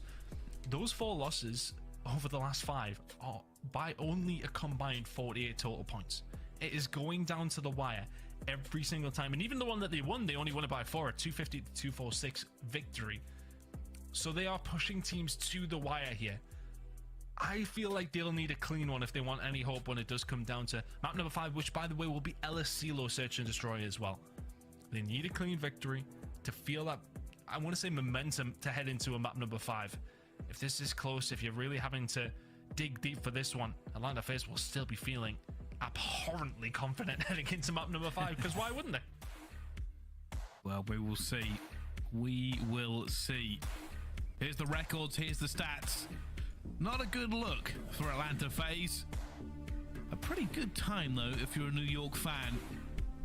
Last in rotation, 7th in hold rank. FaZe are last in rotation in the CDL. Last! This team is last. I mean, it's because they don't tend to rely on it, do they? It's when you're speaking of this map specifically as well. Maybe they should. Maybe they should, yes. But their break percentage is pretty decent, sitting at 5th overall, but it's not as good as New York's. The rotation, not as good as New York's. The hold percentage, not as good as New York's. Everything points towards a New York win on this map. Will we see that map number 5, Bryce? Looking for it in a moment. You can already see a bit of a push coming through, and that's all going to be New York in the kill feed. Every single kill. And points to benefit, and that is chaos spawns coming in from every corner of the map. What was it, Bermuda Triangle? That Ultra call it? What was that? That's a 4-pointer. That one is. Try and guess which direction they're coming from. It's every single one. Where have they spawned? Yes. Here we are. Hydra now. Trying to get this rotation over towards P2, which is looking a bit more predictable from sublines. I love that hold of the angle, but Hydra is here to maybe clean it up. Slasher will deal with the final kill towards Skies. Final fight towards Skies. Nicely done. Sublime is just about holding the P2 rotations. Where is Slasher spawning? Well, I tell you one thing they need to figure out is Kismet has figured it out himself and taken him down. That ladder phase could have done with a rotation here because they are being locked out completely. Here comes the push. They're stacking all the way towards double desks. Can they get through? Kismet staying alive. Hydra will find a beating before he can do anything. Kismet backing up furiously. Celium will find 2. And now Kismet has to use the stairs to try and stop this flood coming through, but it's going to be Priester regardless. And Oh god, I've been sitting way too long. It's just cutting them down. Oh, big win from Kismet as well. And honestly, when you are phased, when you spawn that close over towards the bar side, it's so tempting just to be like, screw it, everybody through here, and see if we can break them down. It's not easy to do so, and now phase will spawn back over towards P2. It's a bit of a split of the map. Sublime is in between the Atlanta phase players. What position you want to be in. And again, phase are spawning out. If New York know this, they will start to move in because they've seen Celium in the middle of the map. I'd imagine Sublime is kicking the gear here now. Yeah, they know they've already got one down, but Simp is going to be a problem in here as well. Priester, though, gets it down. They're going to flood this player out. They're going to look for him, and while it will be Simp, he will fall. Celium finds 2 more. Priester gets terrible timing and falls to a BZ. Hydra last alive here for New York, but he is fighting against a flood of phase.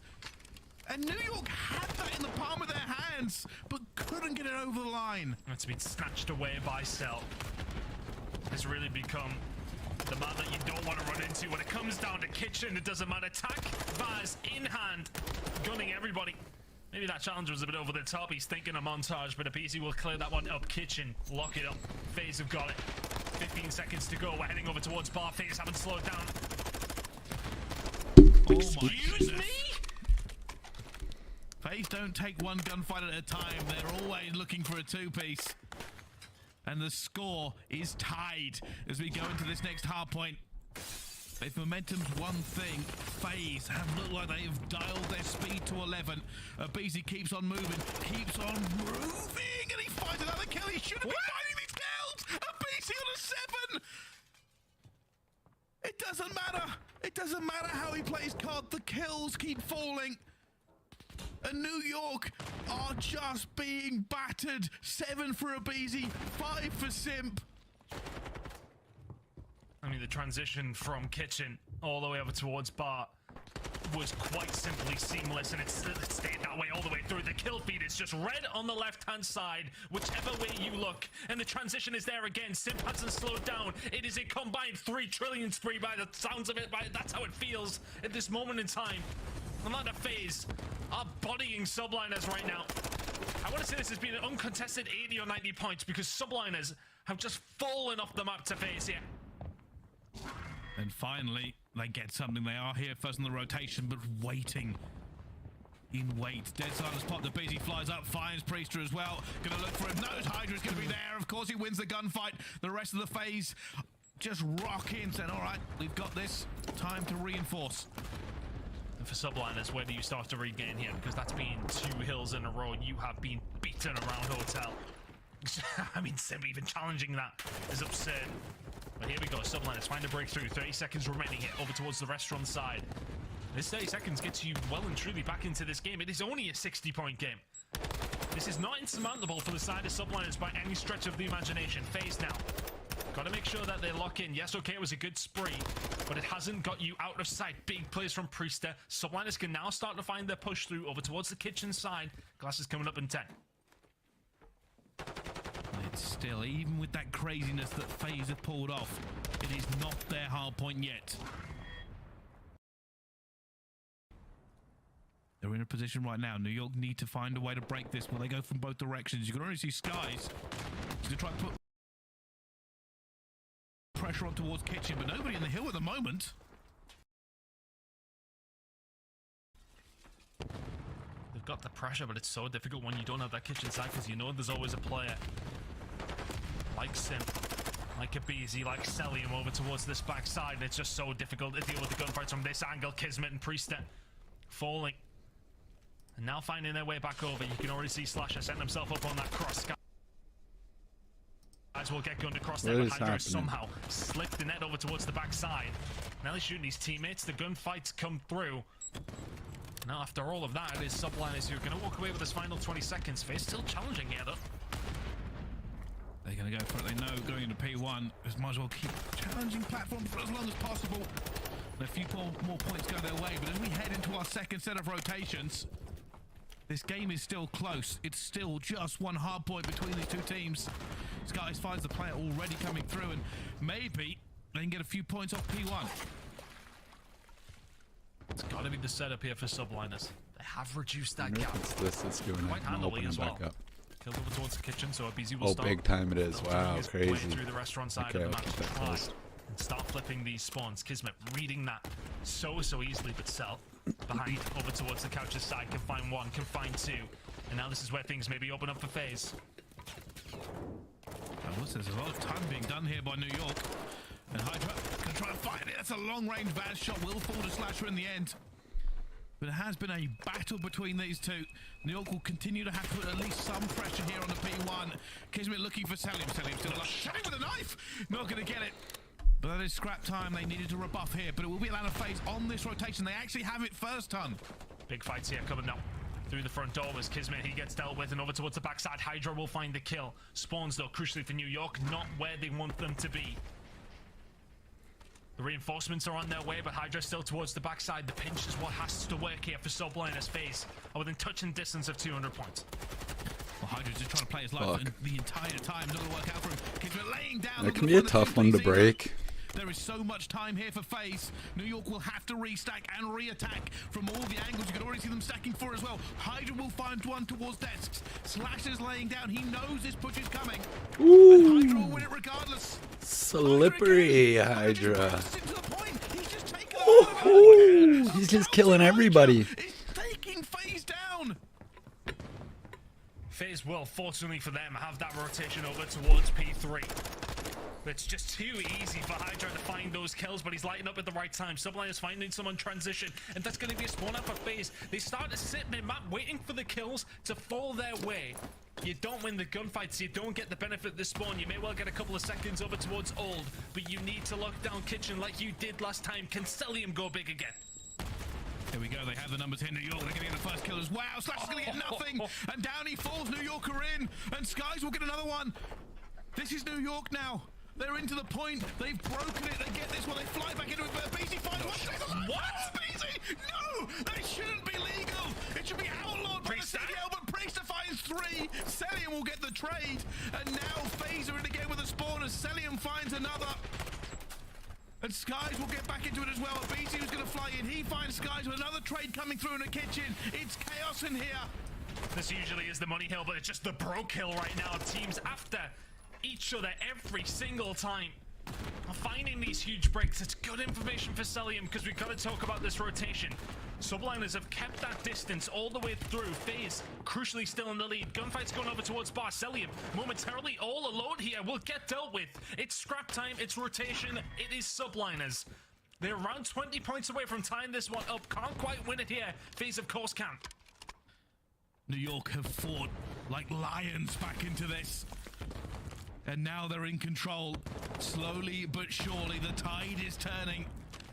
Atlanta FaZe cannot get close. This is a hard hill to break at the best of the time. And Skies on stairs will fall to a BZ. The rest of the players trying to pile through. Priester goes out for the chow. Looks for it as well. Slasher and Hydra and Kismet are just fighting into this point as well. Kismet gets his second. Looks for Slasher on his third as nobody's in the point for it. Kismet on a 5. And Priester comes back as well, and it's going to be New York to take the lead. We're off to restaurant. We're heading over towards what could be the final hill, and for the first time, New York Subliners will take the lead. The spawns are not there from FaZe either. This needs to be huge plays from Sip. He will be able to find one. Slasher and Co actually managed to find a few kills over towards Old. That scrap time goes to FaZe. The kills in the middle of the map go towards New York, though. FaZe should be spawning over towards the kitchen side, but here comes the Cruise. They don't have the bodies for this one as well. They're going to challenge. Priest finds the first. This is going to come rocketing in already, and it gets taken down. New York are going to be in. They have the opportunity to lock this one as well, but Slasher finds a two-piece. Kismet goes for the chow. The nade's going to come through. They're going to challenge him. Sim flying through at the same time. Hydra's going to be into the point. Both teams are stacking this with everybody they have. As Skies finds two, Skies finds three. Hydra is still alive. Kismet is here, and FaZe are outdone. 10 seconds to go, but Subliners know exactly where FaZe are spawning. Can you lock down the kitchen once more? It's been a hell of a comeback, but here come FaZe. I think Sim's watching the flank, but he actually hasn't seen it as Hydra just works every single angle that he can, and New York have made the comeback. They will not fall. The songs are still the same. It's hard point for New York. Can it be S&D for FaZe? We are going to a map number 5. And it just felt like the impossible task for Subliners. With the way that FaZe came out in that first rotation, it was P2 to 3 to 4 from FaZe, and it felt like they were unkillable. But Subliners turned it on some way, somehow, at some point in that game. And when they did not look back. FaZe were just getting that lead slowly clawed away. Subliners do brilliantly to bring that back, and it's the transition from bar to restaurant that works out so well. They kill them on the way back. FaZe then start spawning towards Old as the restaurant then pops up, and Hydra and Skies go huge for the Subliners to force that map number 5. And you have to give credit there to New York. There was a period in the middle of that game where FaZe looked unstoppable, but they weren't going to let them have it. Priester, unbelievable plays there in the end. But will this be a change of fortune, Ton? Every time these two teams play, it's hard point for New York. It's S&D for FaZe. Whoever wins the control wins the series. It is unreal. But before we find out how this one ends, we of course have to go to a break. But before we do, it's more Spylights. We have another one for you. Get your guessing hat on. Try and figure this one out yourselves. Of course, we need you to guess who that pro is. Spylights is a Hydra. segment by our presenting sponsor Citadel on Prime Video. Here's the statistics. Here is your silhouette. Get your thinking cap on, and we'll see you right after the break.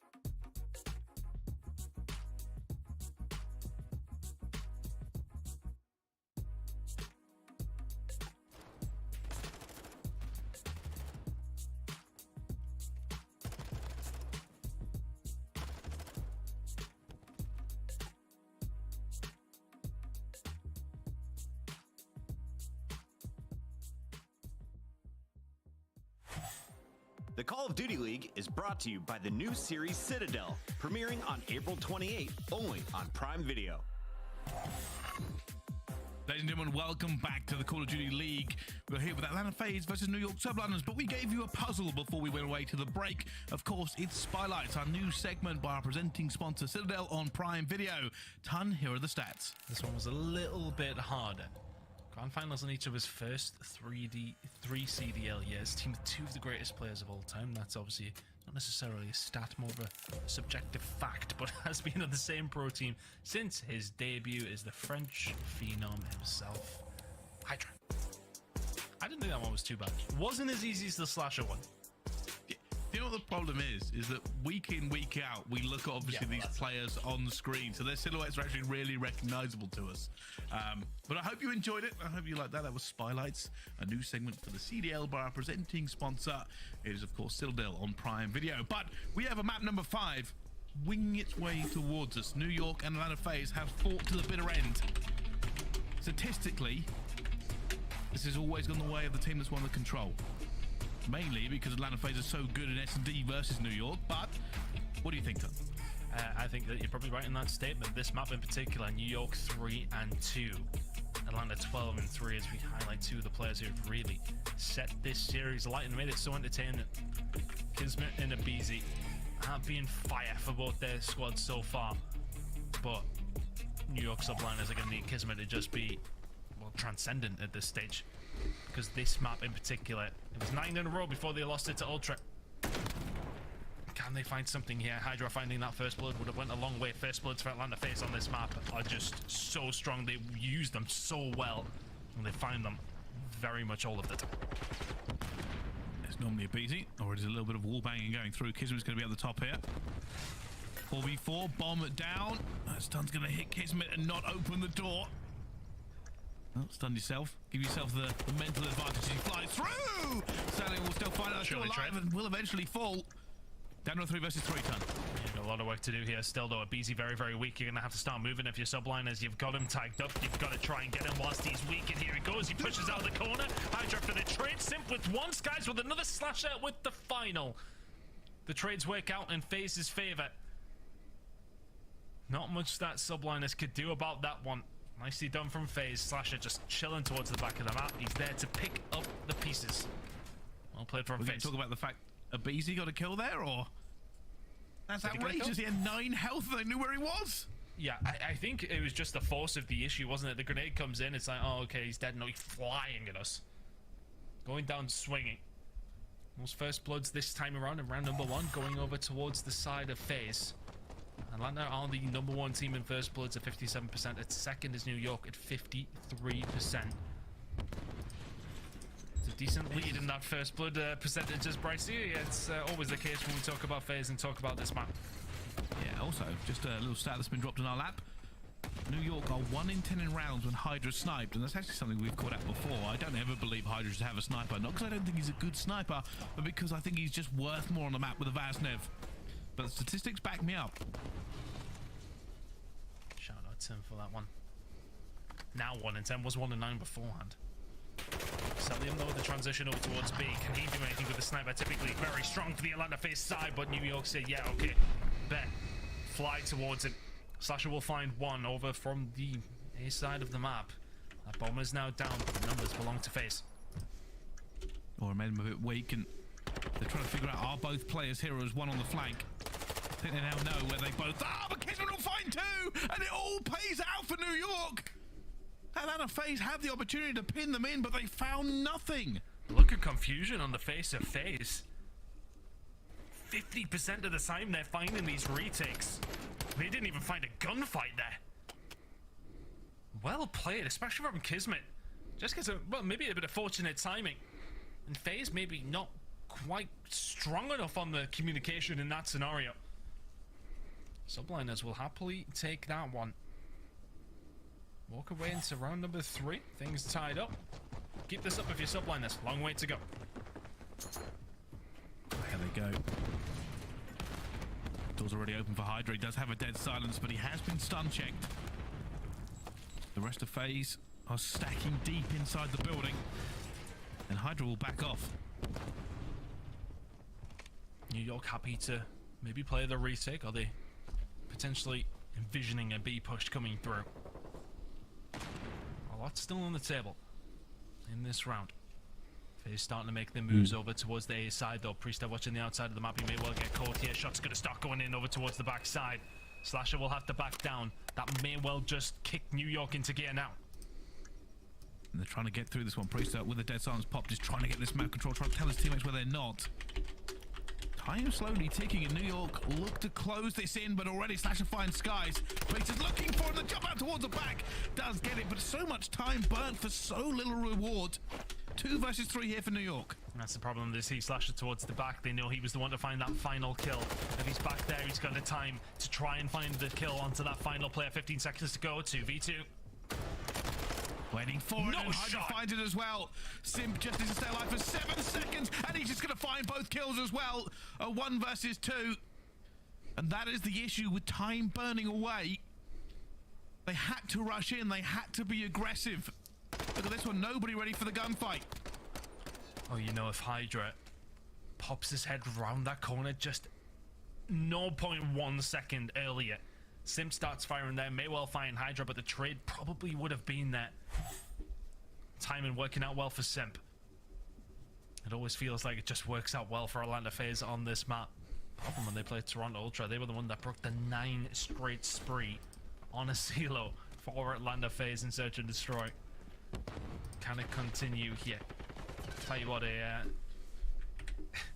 10 out of 11 isn't bad by any stretch of the imagination.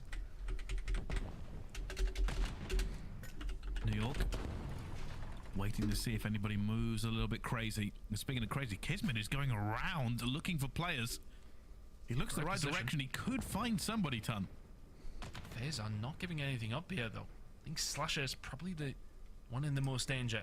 Tried to make the move with the dead silence around the outside of the map. Skies tagged them up. He had to back down. Kismet, yep, spots him. There you go. Slasher should be dealt with, and Kismet will get away. And that's just a constant thorn in the side now of FaZe. They have to deal with where Kismet is. They have to continue to hold their defensive side of things on this round. Priest lingering around. He sees him. He hears him. He kills him. Easy dealt with 4v2 in Subliner's favor. They've got to go for this one as well, though. Sim gets a kill, gets alive! Surely not the second, he won't. It would have been huge if he had made it, but Skies will eventually fall, and now Celium knows that player's going to be in there as well. And I think he's been seeing it. He has been, and Celium cannot wiggle his way out of it.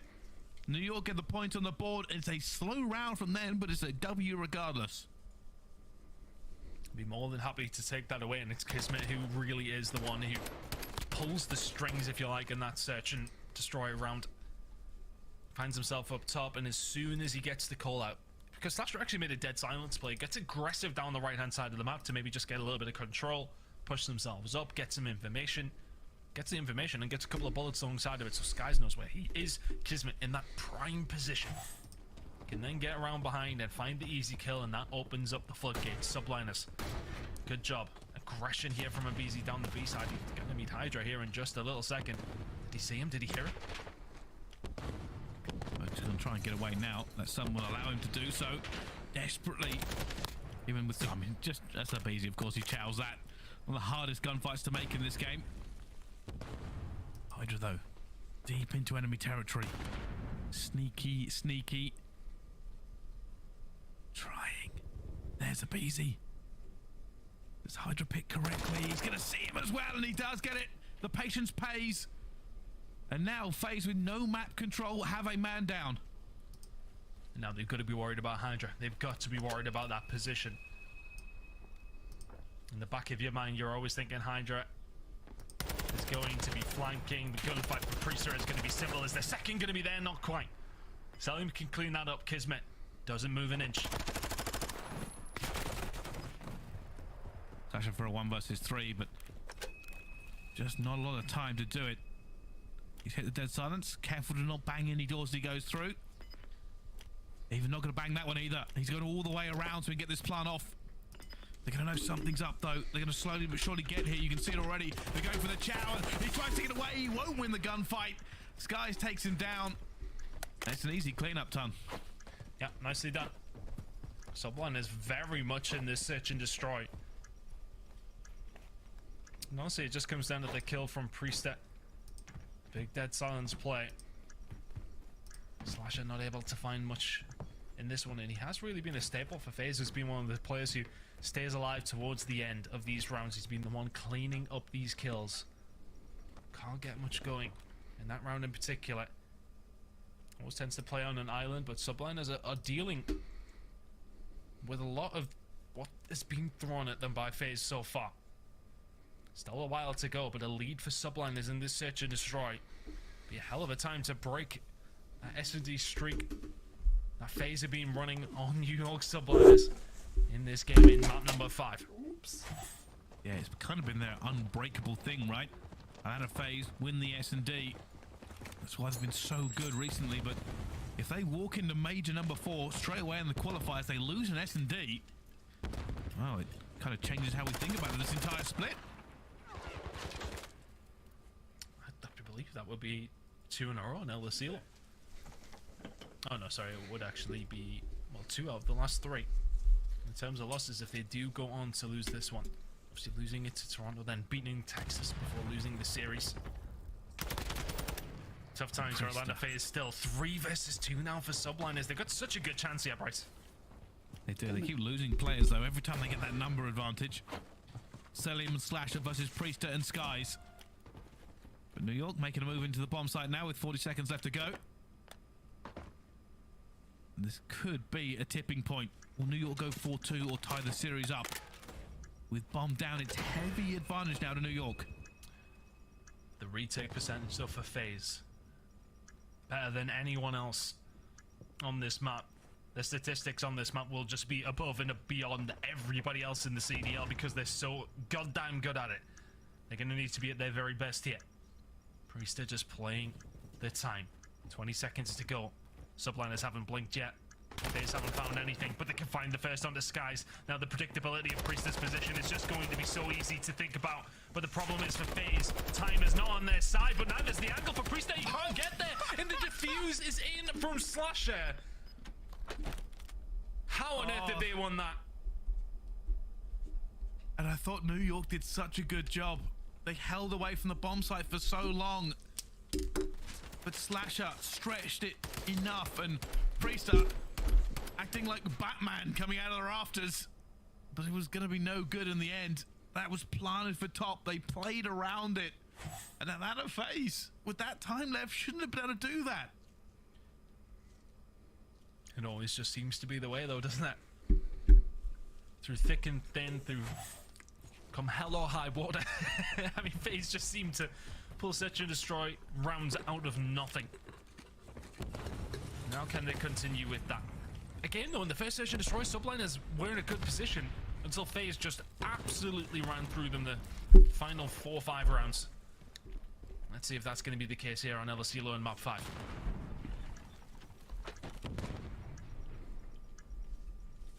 And with bomb down, New York last time, they spread around the map and took the angles.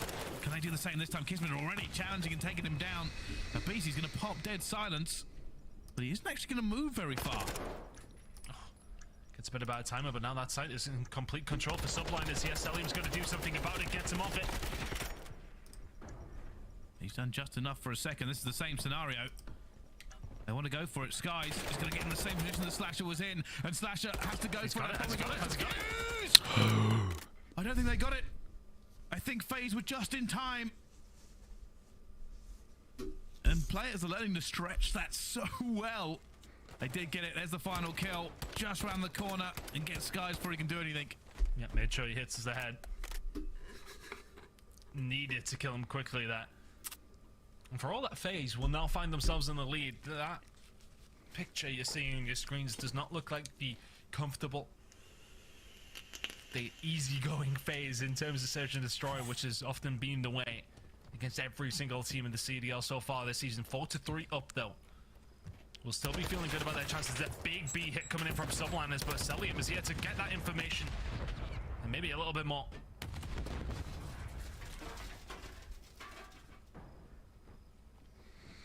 Selim the snake. Waiting game. The pressure is on the outside here for New York, and FaZe have the place for it as Selim shows us what snaking should look like from a professional. 5 streak himself, but there's a little bit of a nade just tickled his cranium. And there's 2 kills already gone down. Slasher will get one back with the nade, but FaZe, while they were holding strong, have fallen.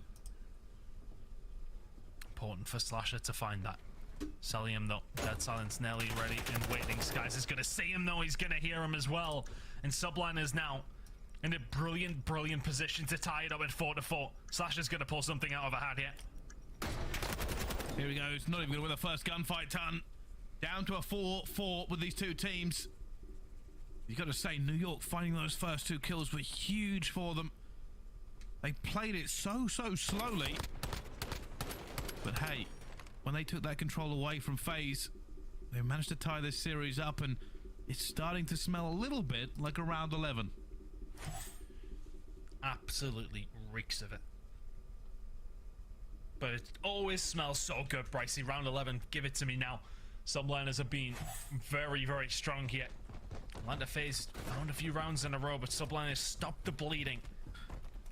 Attack now for FaZe. It's been an uncharacteristically poor game for Atlanta FaZe in terms of first bloods, in terms of Abizi being the one who typically does find them. It's another one for Subliner. Celium will answer back 3v3. Bruce just holding this push. They can't really go forward. They've got Hydra with them as well. Hydra might try and hit a flank here. In fact, Priest is going to be doing the same thing. Control of the middle of the map here for Atlanta FaZe, and you can see they're probably going to go for this. Sky's popping his Deddy. The rest of the team will swing into action off the back of this. Celium already finds Hydra on the flank, but that's only going to be one of them. There's Skies. He gets it down to a 2 versus 2. BZ will find one though. Now Priest left all alone. Dead silence is popped, but he's got so much to do. 35 seconds to go.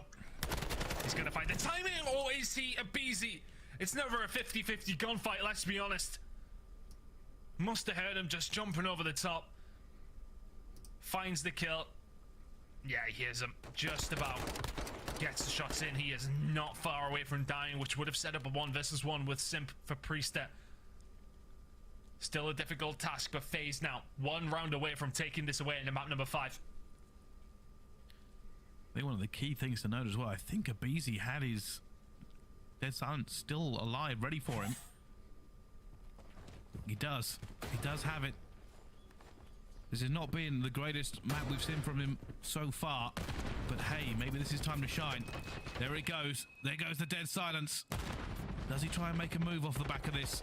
Oh, there are so many players here. So many players here, but it's an Abizi pop, and he finds a kill. Found 2! None of that made any sense. But advantage for New York. Yes, he's ready and waiting. Celium will be the next to fall. Slasher's the only thing standing between us and everybody else. And a 1 versus 3 is needed to find that round 11.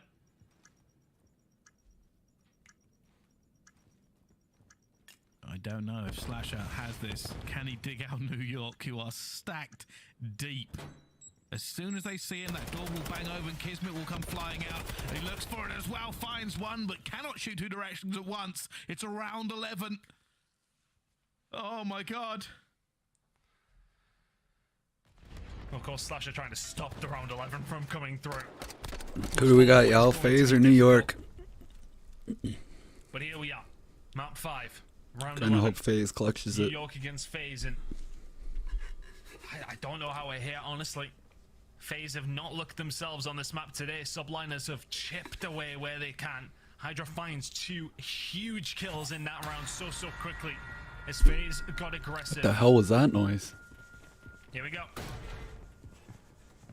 Easy with no Dead Silence. And many times New York have given up this A site. They're doing the same thing again. This time they are going to be stacked on the outside. Sim going to chat it. Door goes banged open. And he's cleared it. They're going to go for this plant again. They go for the plant, but Abizi needs to stay alive. I can't tell if he's up top or if he's down low, but Subliners are making the play for top green. The bomb is down. It's a 4 versus 4. Gunfight starting to ensue. Abizi has control of the bar. Kismet finds Sim though. He's let him through. They find it for them. Kismet gets a second as well. They found the kills they need. Sky's going to get it. Slasher now for a 1 versus 4. And the reign of New York. Done for. Begins. They have fallen in Damn. S&D, they have taken them out of it, and that is huge for New York. Atlanta players are starting to bleed in search and destroy. And if you can't win a hard point, things are going to start spiraling like this. It is a wonderful performance from Subliners. I'd love to see the first bloods because it's something we've talked about so often. We talk about FaZe, we think about search and destroy, we think about first bloods. Somebody in their team who's so good at finding them in a BZ only finds the one more leaning just about over towards the side of Subliners, and I believe it is actually, yeah, it's the 6-5 in terms of first bloods to Subliners, and that's what counts. If FaZe can't find the first bloods, they look as good as everybody else at search and destroy. They couldn't find them there, and Subliners punished them for it. I also got to say that last round from Atlanta FaZe, they just weren't in a trading position. 4v4 and nobody was in a position to trade. It looked very tentative, didn't it? Yeah, Simp got caught out because Kismet managed to get through and just gunned him straight off the site. In fact, Kismet got the second as well. The rest of the team... Dang, New York is good at hardpoint. Unbelievable. Yeah, and they, I think, weren't setting up for top green because they know New York had been hitting that so hard. So they didn't want to put themselves in that position again, because if you lose top green, you've got the bomb down in that position. It's the perfect place you want to be in if you are FaZe when you got that bomb down. You don't set up for it, but New York don't set up for themselves. They go down low. 2 kills from Kismet, absolutely huge. And well, 3-2 was something that I think. How do they not have any headphones on? In this series, I don't think many of them would have leant over towards. Like, how are they hearing the other person FaZe, and it not echoing on their mic? But I wonder if teams are starting to catch on exactly what they do. Well, we'll have to figure out how that's all gone down, but fortunately we have a team of experts waiting in the wings. Maybe I'm the dumb one. Break down the game we just saw. Subliners, what is good? We come back and online and we walk away with a 3-2 victory. A round 11, and that was back-to-back comebacks. Maybe they just have really small in-ear monitors. This should have been Atlanta FaZe in game 4 in my eyes. No, I completely agree with you, and it's that whole tangent I went on about Atlanta FaZe, and their hard point has been their biggest struggle and the reason they aren't as dominant as a team as we think they should be heading into this year. And we got to talk about the Subliner crew, though. It wasn't just Kismet in that final round 11. This was a team that worked together throughout this series. A lot of hate after their 9th through 12th finish, losing to Florida. Now we see them coming in and beating one of the top 3 teams, a tier 1 squad in everyone's books. How'd they play tonight? Yeah, you know, this is why I had to go in game 5, right? I had New York going far in the last major as well. I just think this is a very solid squad that, you know, they had a lot of excuses that they could cling on to, but it seems like they put in a lot of work. When we talk about this game 5 that you're seeing highlights from, some beautiful plays, like Abizi's the guy who's always getting first bloods. There's a couple rounds where we saw Priesta sitting in spawn, waiting for Abizi to just hit the corner. Blooded him 2 or 3 times in that fashion. We see them playing over towards field side of the map, throwing the stuns and nades, just pressuring Celium, not allowing him to get pushed up to make those plays and make an impact. Just beautifully well played, well prepared out of the New York Subliners in a series that most people had FaZe winning. I completely agree, and I think the real star for me during the series was actually Priesta. I think he matches up very well every time New York goes up against Atlanta FaZe. Even last time they went up, he had a 1.35 overall, so he showed up again in this series, especially in those respawns. He dropped back-to-back 30 bombs in those maps, number 1 and number 4, and that's what you need from him, especially because we weren't seeing what we usually saw as guys earlier in the series when he usually matches up against Celium. You can see the frustration as Slasher turns the camera down. FaZe handed a loss as Subliners will earn another 10 points towards their season total. Talking about the Subliners, though, I looked at some of the numbers there. Hydra finished on a 3 streak. Kismet finished on a 4 streak. 7 kills in the final 2 rounds from those 2 players popping off at the end when they needed it. Yeah, I mean, your SMGs are making plays. We saw in that last round, like, they decided to straight up give up A-bomb. Just let them plant it. They hit over towards courtyard, and they just make plays and get the kills. Like, you know where they're going to be at and be playing those corners. You know, Beezy's going to be bottom pool somewhere.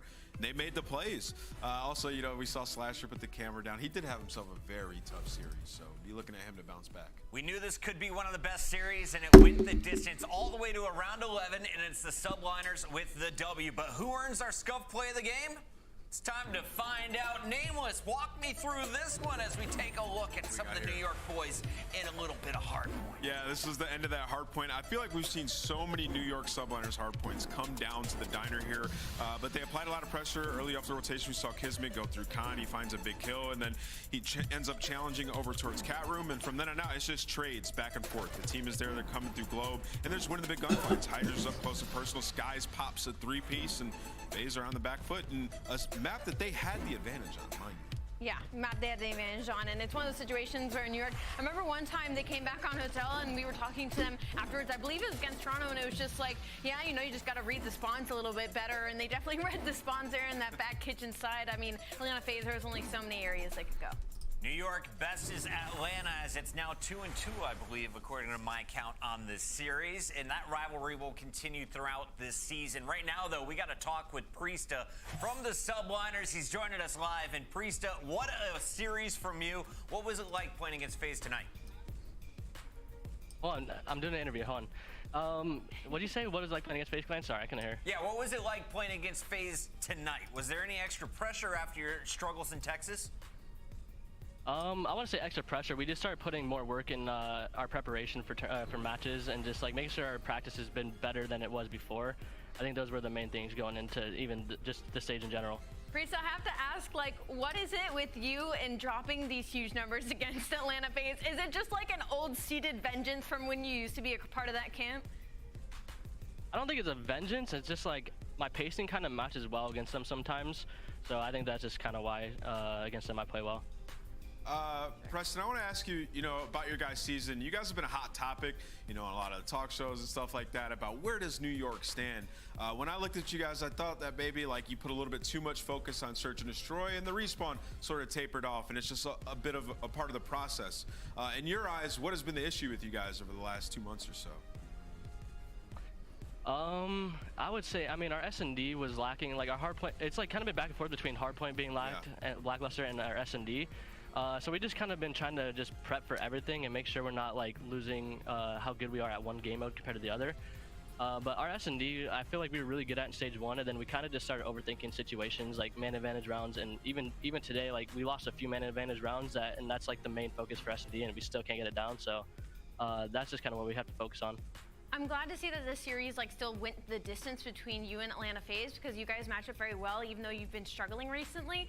I wanted to know, was those struggles reflected in your scrims, or was it something that kind of didn't reflect when you guys would head into these qualifying matches in these majors? Like, was this like a precedented struggle for you guys, or was it kind of catching you by surprise when you'd come and play your official matches? No, in scrims, we definitely were struggling a bit. There was definitely days where we would be playing really well, but there's like multiple days where we have one really good scrim and then one really bad scrim, so it wasn't like consistent throughout. And there was even days like in stage 2 where we had really bad scrims, but we'd go into our match and we played really good. So we weren't like, it was like weird. Like we would go harder, like we're playing our lives more, like we're just not over challenging. So we're just trying to basically play the way we do in practice, we do in matches. Priest, last question for you. Are you ready to play on Expo? We thought about it today, but FaZe actually banned it against us, but I don't think we would have let it gone through either way. But yeah, I'm definitely excited to play it. Excited for the new map, and we're excited to see the Subliners later this week. And thanks again, and congratulations on your win tonight. Thank you, appreciate it. You guys have a good one. That's Priest. Make sure you're following the man, and make sure you're tuning into the Subliners for their next matchup, because the Subliners are challenging for top 3. Let's take a look at our standings and where we're at right now on the season, because we're past the halfway point. We're in the second half of the year, and you can see the Subliners just 5 points now behind Optic after tonight's win. I think this was a huge win for New York Subliners, again, because we're talking about their struggles. There's one of those teams who are in those top 8, but there are a lot of teams trying to get better on that right side of the half to maybe steal their spot. So a huge win for them starting off in this qualifier. And of course, you got Vegas there at the 9th spot. And what else are you seeing here? Well, I was just going to say, like, that's a big win against a top team for New York, right? When you talk about winner's bracket and having a good online performance. Also, this changes the way we look at this stage for Atlanta FaZe. Like, I thought they were, go back, fix a lot of their issues when it came to the hard point, at least be 50-50 in that game mode. But, like, they didn't even win their map pick in the series. You got to win that embassy. So, got to work on some things still. I don't think they had that bad of a night. I think New York's a great pretty team, good, and yeah. maybe they didn't bring their A game, but don't count out Expect to win the FaZe. This is a matches, though. squad that only places top 3. For now, though, we got to focus on a squad that is on the come up. This is our Hummer Extract mode, where the Legion pull out all of the stops to get the win in Hardpoint. Let's take a look at one of the best moments on the day. Nameless, what was going through your mind when you saw this? I just want to listen to them and hear what they had to say, because my mind, I was just going crazy. All right, here's the comms. It's our Hummer Extract mode from Vegas Legion. Cannon, I got two. Nice, let's bully front. Go behind the stage. We just gotta nade this. We got 5 seconds. We gotta go. Low P4 weak. P4 weak. P4 side door. On the stage. One shot. One shot. Beans. Make a push. Nice. I need your push. One shot. Nice. I have single pinch. I have pinch. This is crazy. I'm in the back. Like, holy shit. Who was that? That was Donnie. He's Don. Temp going to Twitter saying this is the first time I was carried in 3 years. Yo, Thank right? you, fam. Yo, wasn't that like a little sort like it was intense, but it wasn't like as intense as you would expect it to be? And it's because of what somebody called it out earlier in the map in the listening. They were like, stay calm. Yeah, somebody was like telling them to calm down, but I think like what really makes that so like calm as well is that the fact that TJ wasn't over-chow. Like I think that is usually a player that when we're watching him, TJ kind of happens to over-chow a couple of times, but he was just hanging in that corner. You could hear in the comms, stay on, I have your push. And so the fact that he played his life so well there, and obviously the following 2-piece nade from Standy, it was just good looks. As you take a look at some of these highlights, these are the final moments from that hard point. You saw the 249-250 finish. Search and destroy. How did the Legion look in this game mode tonight? They always look in Search and Destroy. This is a team that was considered one of the best Search and Destroy teams in the game at some point, and that was kind of like their netted mode that you could always guarantee they at least win 1 in the best of 5. But when it comes to them, I was a little bit worried when they plugged in Standy, if that would affect their Search and Destroy, because it's been looking a little bit rocky heading into later bits of the stage, but it looked really solid today. Yeah, I mean, Standy is a great search player. I mean, he was on a lot of previous iterations of that Minnesota team. And then also on Toronto, a good search and destroy player. So he fit in like a glove. They look great there. And they get a big win in what was pretty comfortable, honestly, after game 1. Yeah, Boston's only victory coming from Control on Expo, the new map. The most comfortable victory, though, was the landslide from Los Angeles Thieves. They trounced the Royal Ravens. And Ulysses, well, Yui did not have a warm welcome to the league today going up against one of the best. Yeah, I don't think it's fair to judge him off of that series. Like, he's getting plugged into a pretty broken system of a team that really just, it's heavily based on the individual performance if they're going to play well. I mean, they make so many mistakes. We even saw it when they were playing at like their peak individual level at the last major. They still made a ton of mistakes against Optic. So for London, just so much to work on, man. And I'm hoping Ulysses can get something going. I think one of the worst things for me when it comes on the Royal Ravens, they were finally looking like something was getting put together, right? Like right at the tail end of Major League Qualifiers, we were like, they're trying new things. They're starting to work out for them a little bit. It's not the greatest showing, but at least they're having a step in the right direction.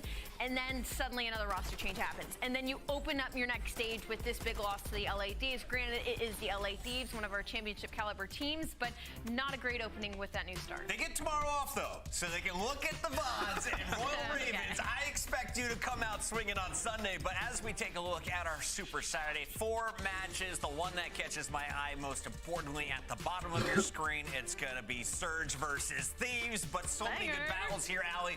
You're throwing your hands up. Double rocker for Saturday. I mean, that'll be a banger. They're doing their little home series watch party over there in the Minnesota Rocker. The double rocker will be huge for my fantasy if Fame really pops up. Going up against Minnesota Rocker, and also the Florida Mutineers, who've been finding a little bit of success lately. I'm just excited to see Beans versus Scrap. First of all, Beans got to bounce back. Also, Scrap went home and finally started talking trash again, so he's got a target on his back. The trash is coming back. We're going to have it in the winning circle if Toronto gets the dub tomorrow. I guarantee it. Also, tomorrow, we could feature your play. If you've got a ranked play you think the world deserves to see, I need to see your hashtags on Twitter right now. Hashtag CDL Ranked Plays and link your best to be featured right here on the show. I have to think about day 1 here and say, boy, it feels good to be back watching Call of Duty once again.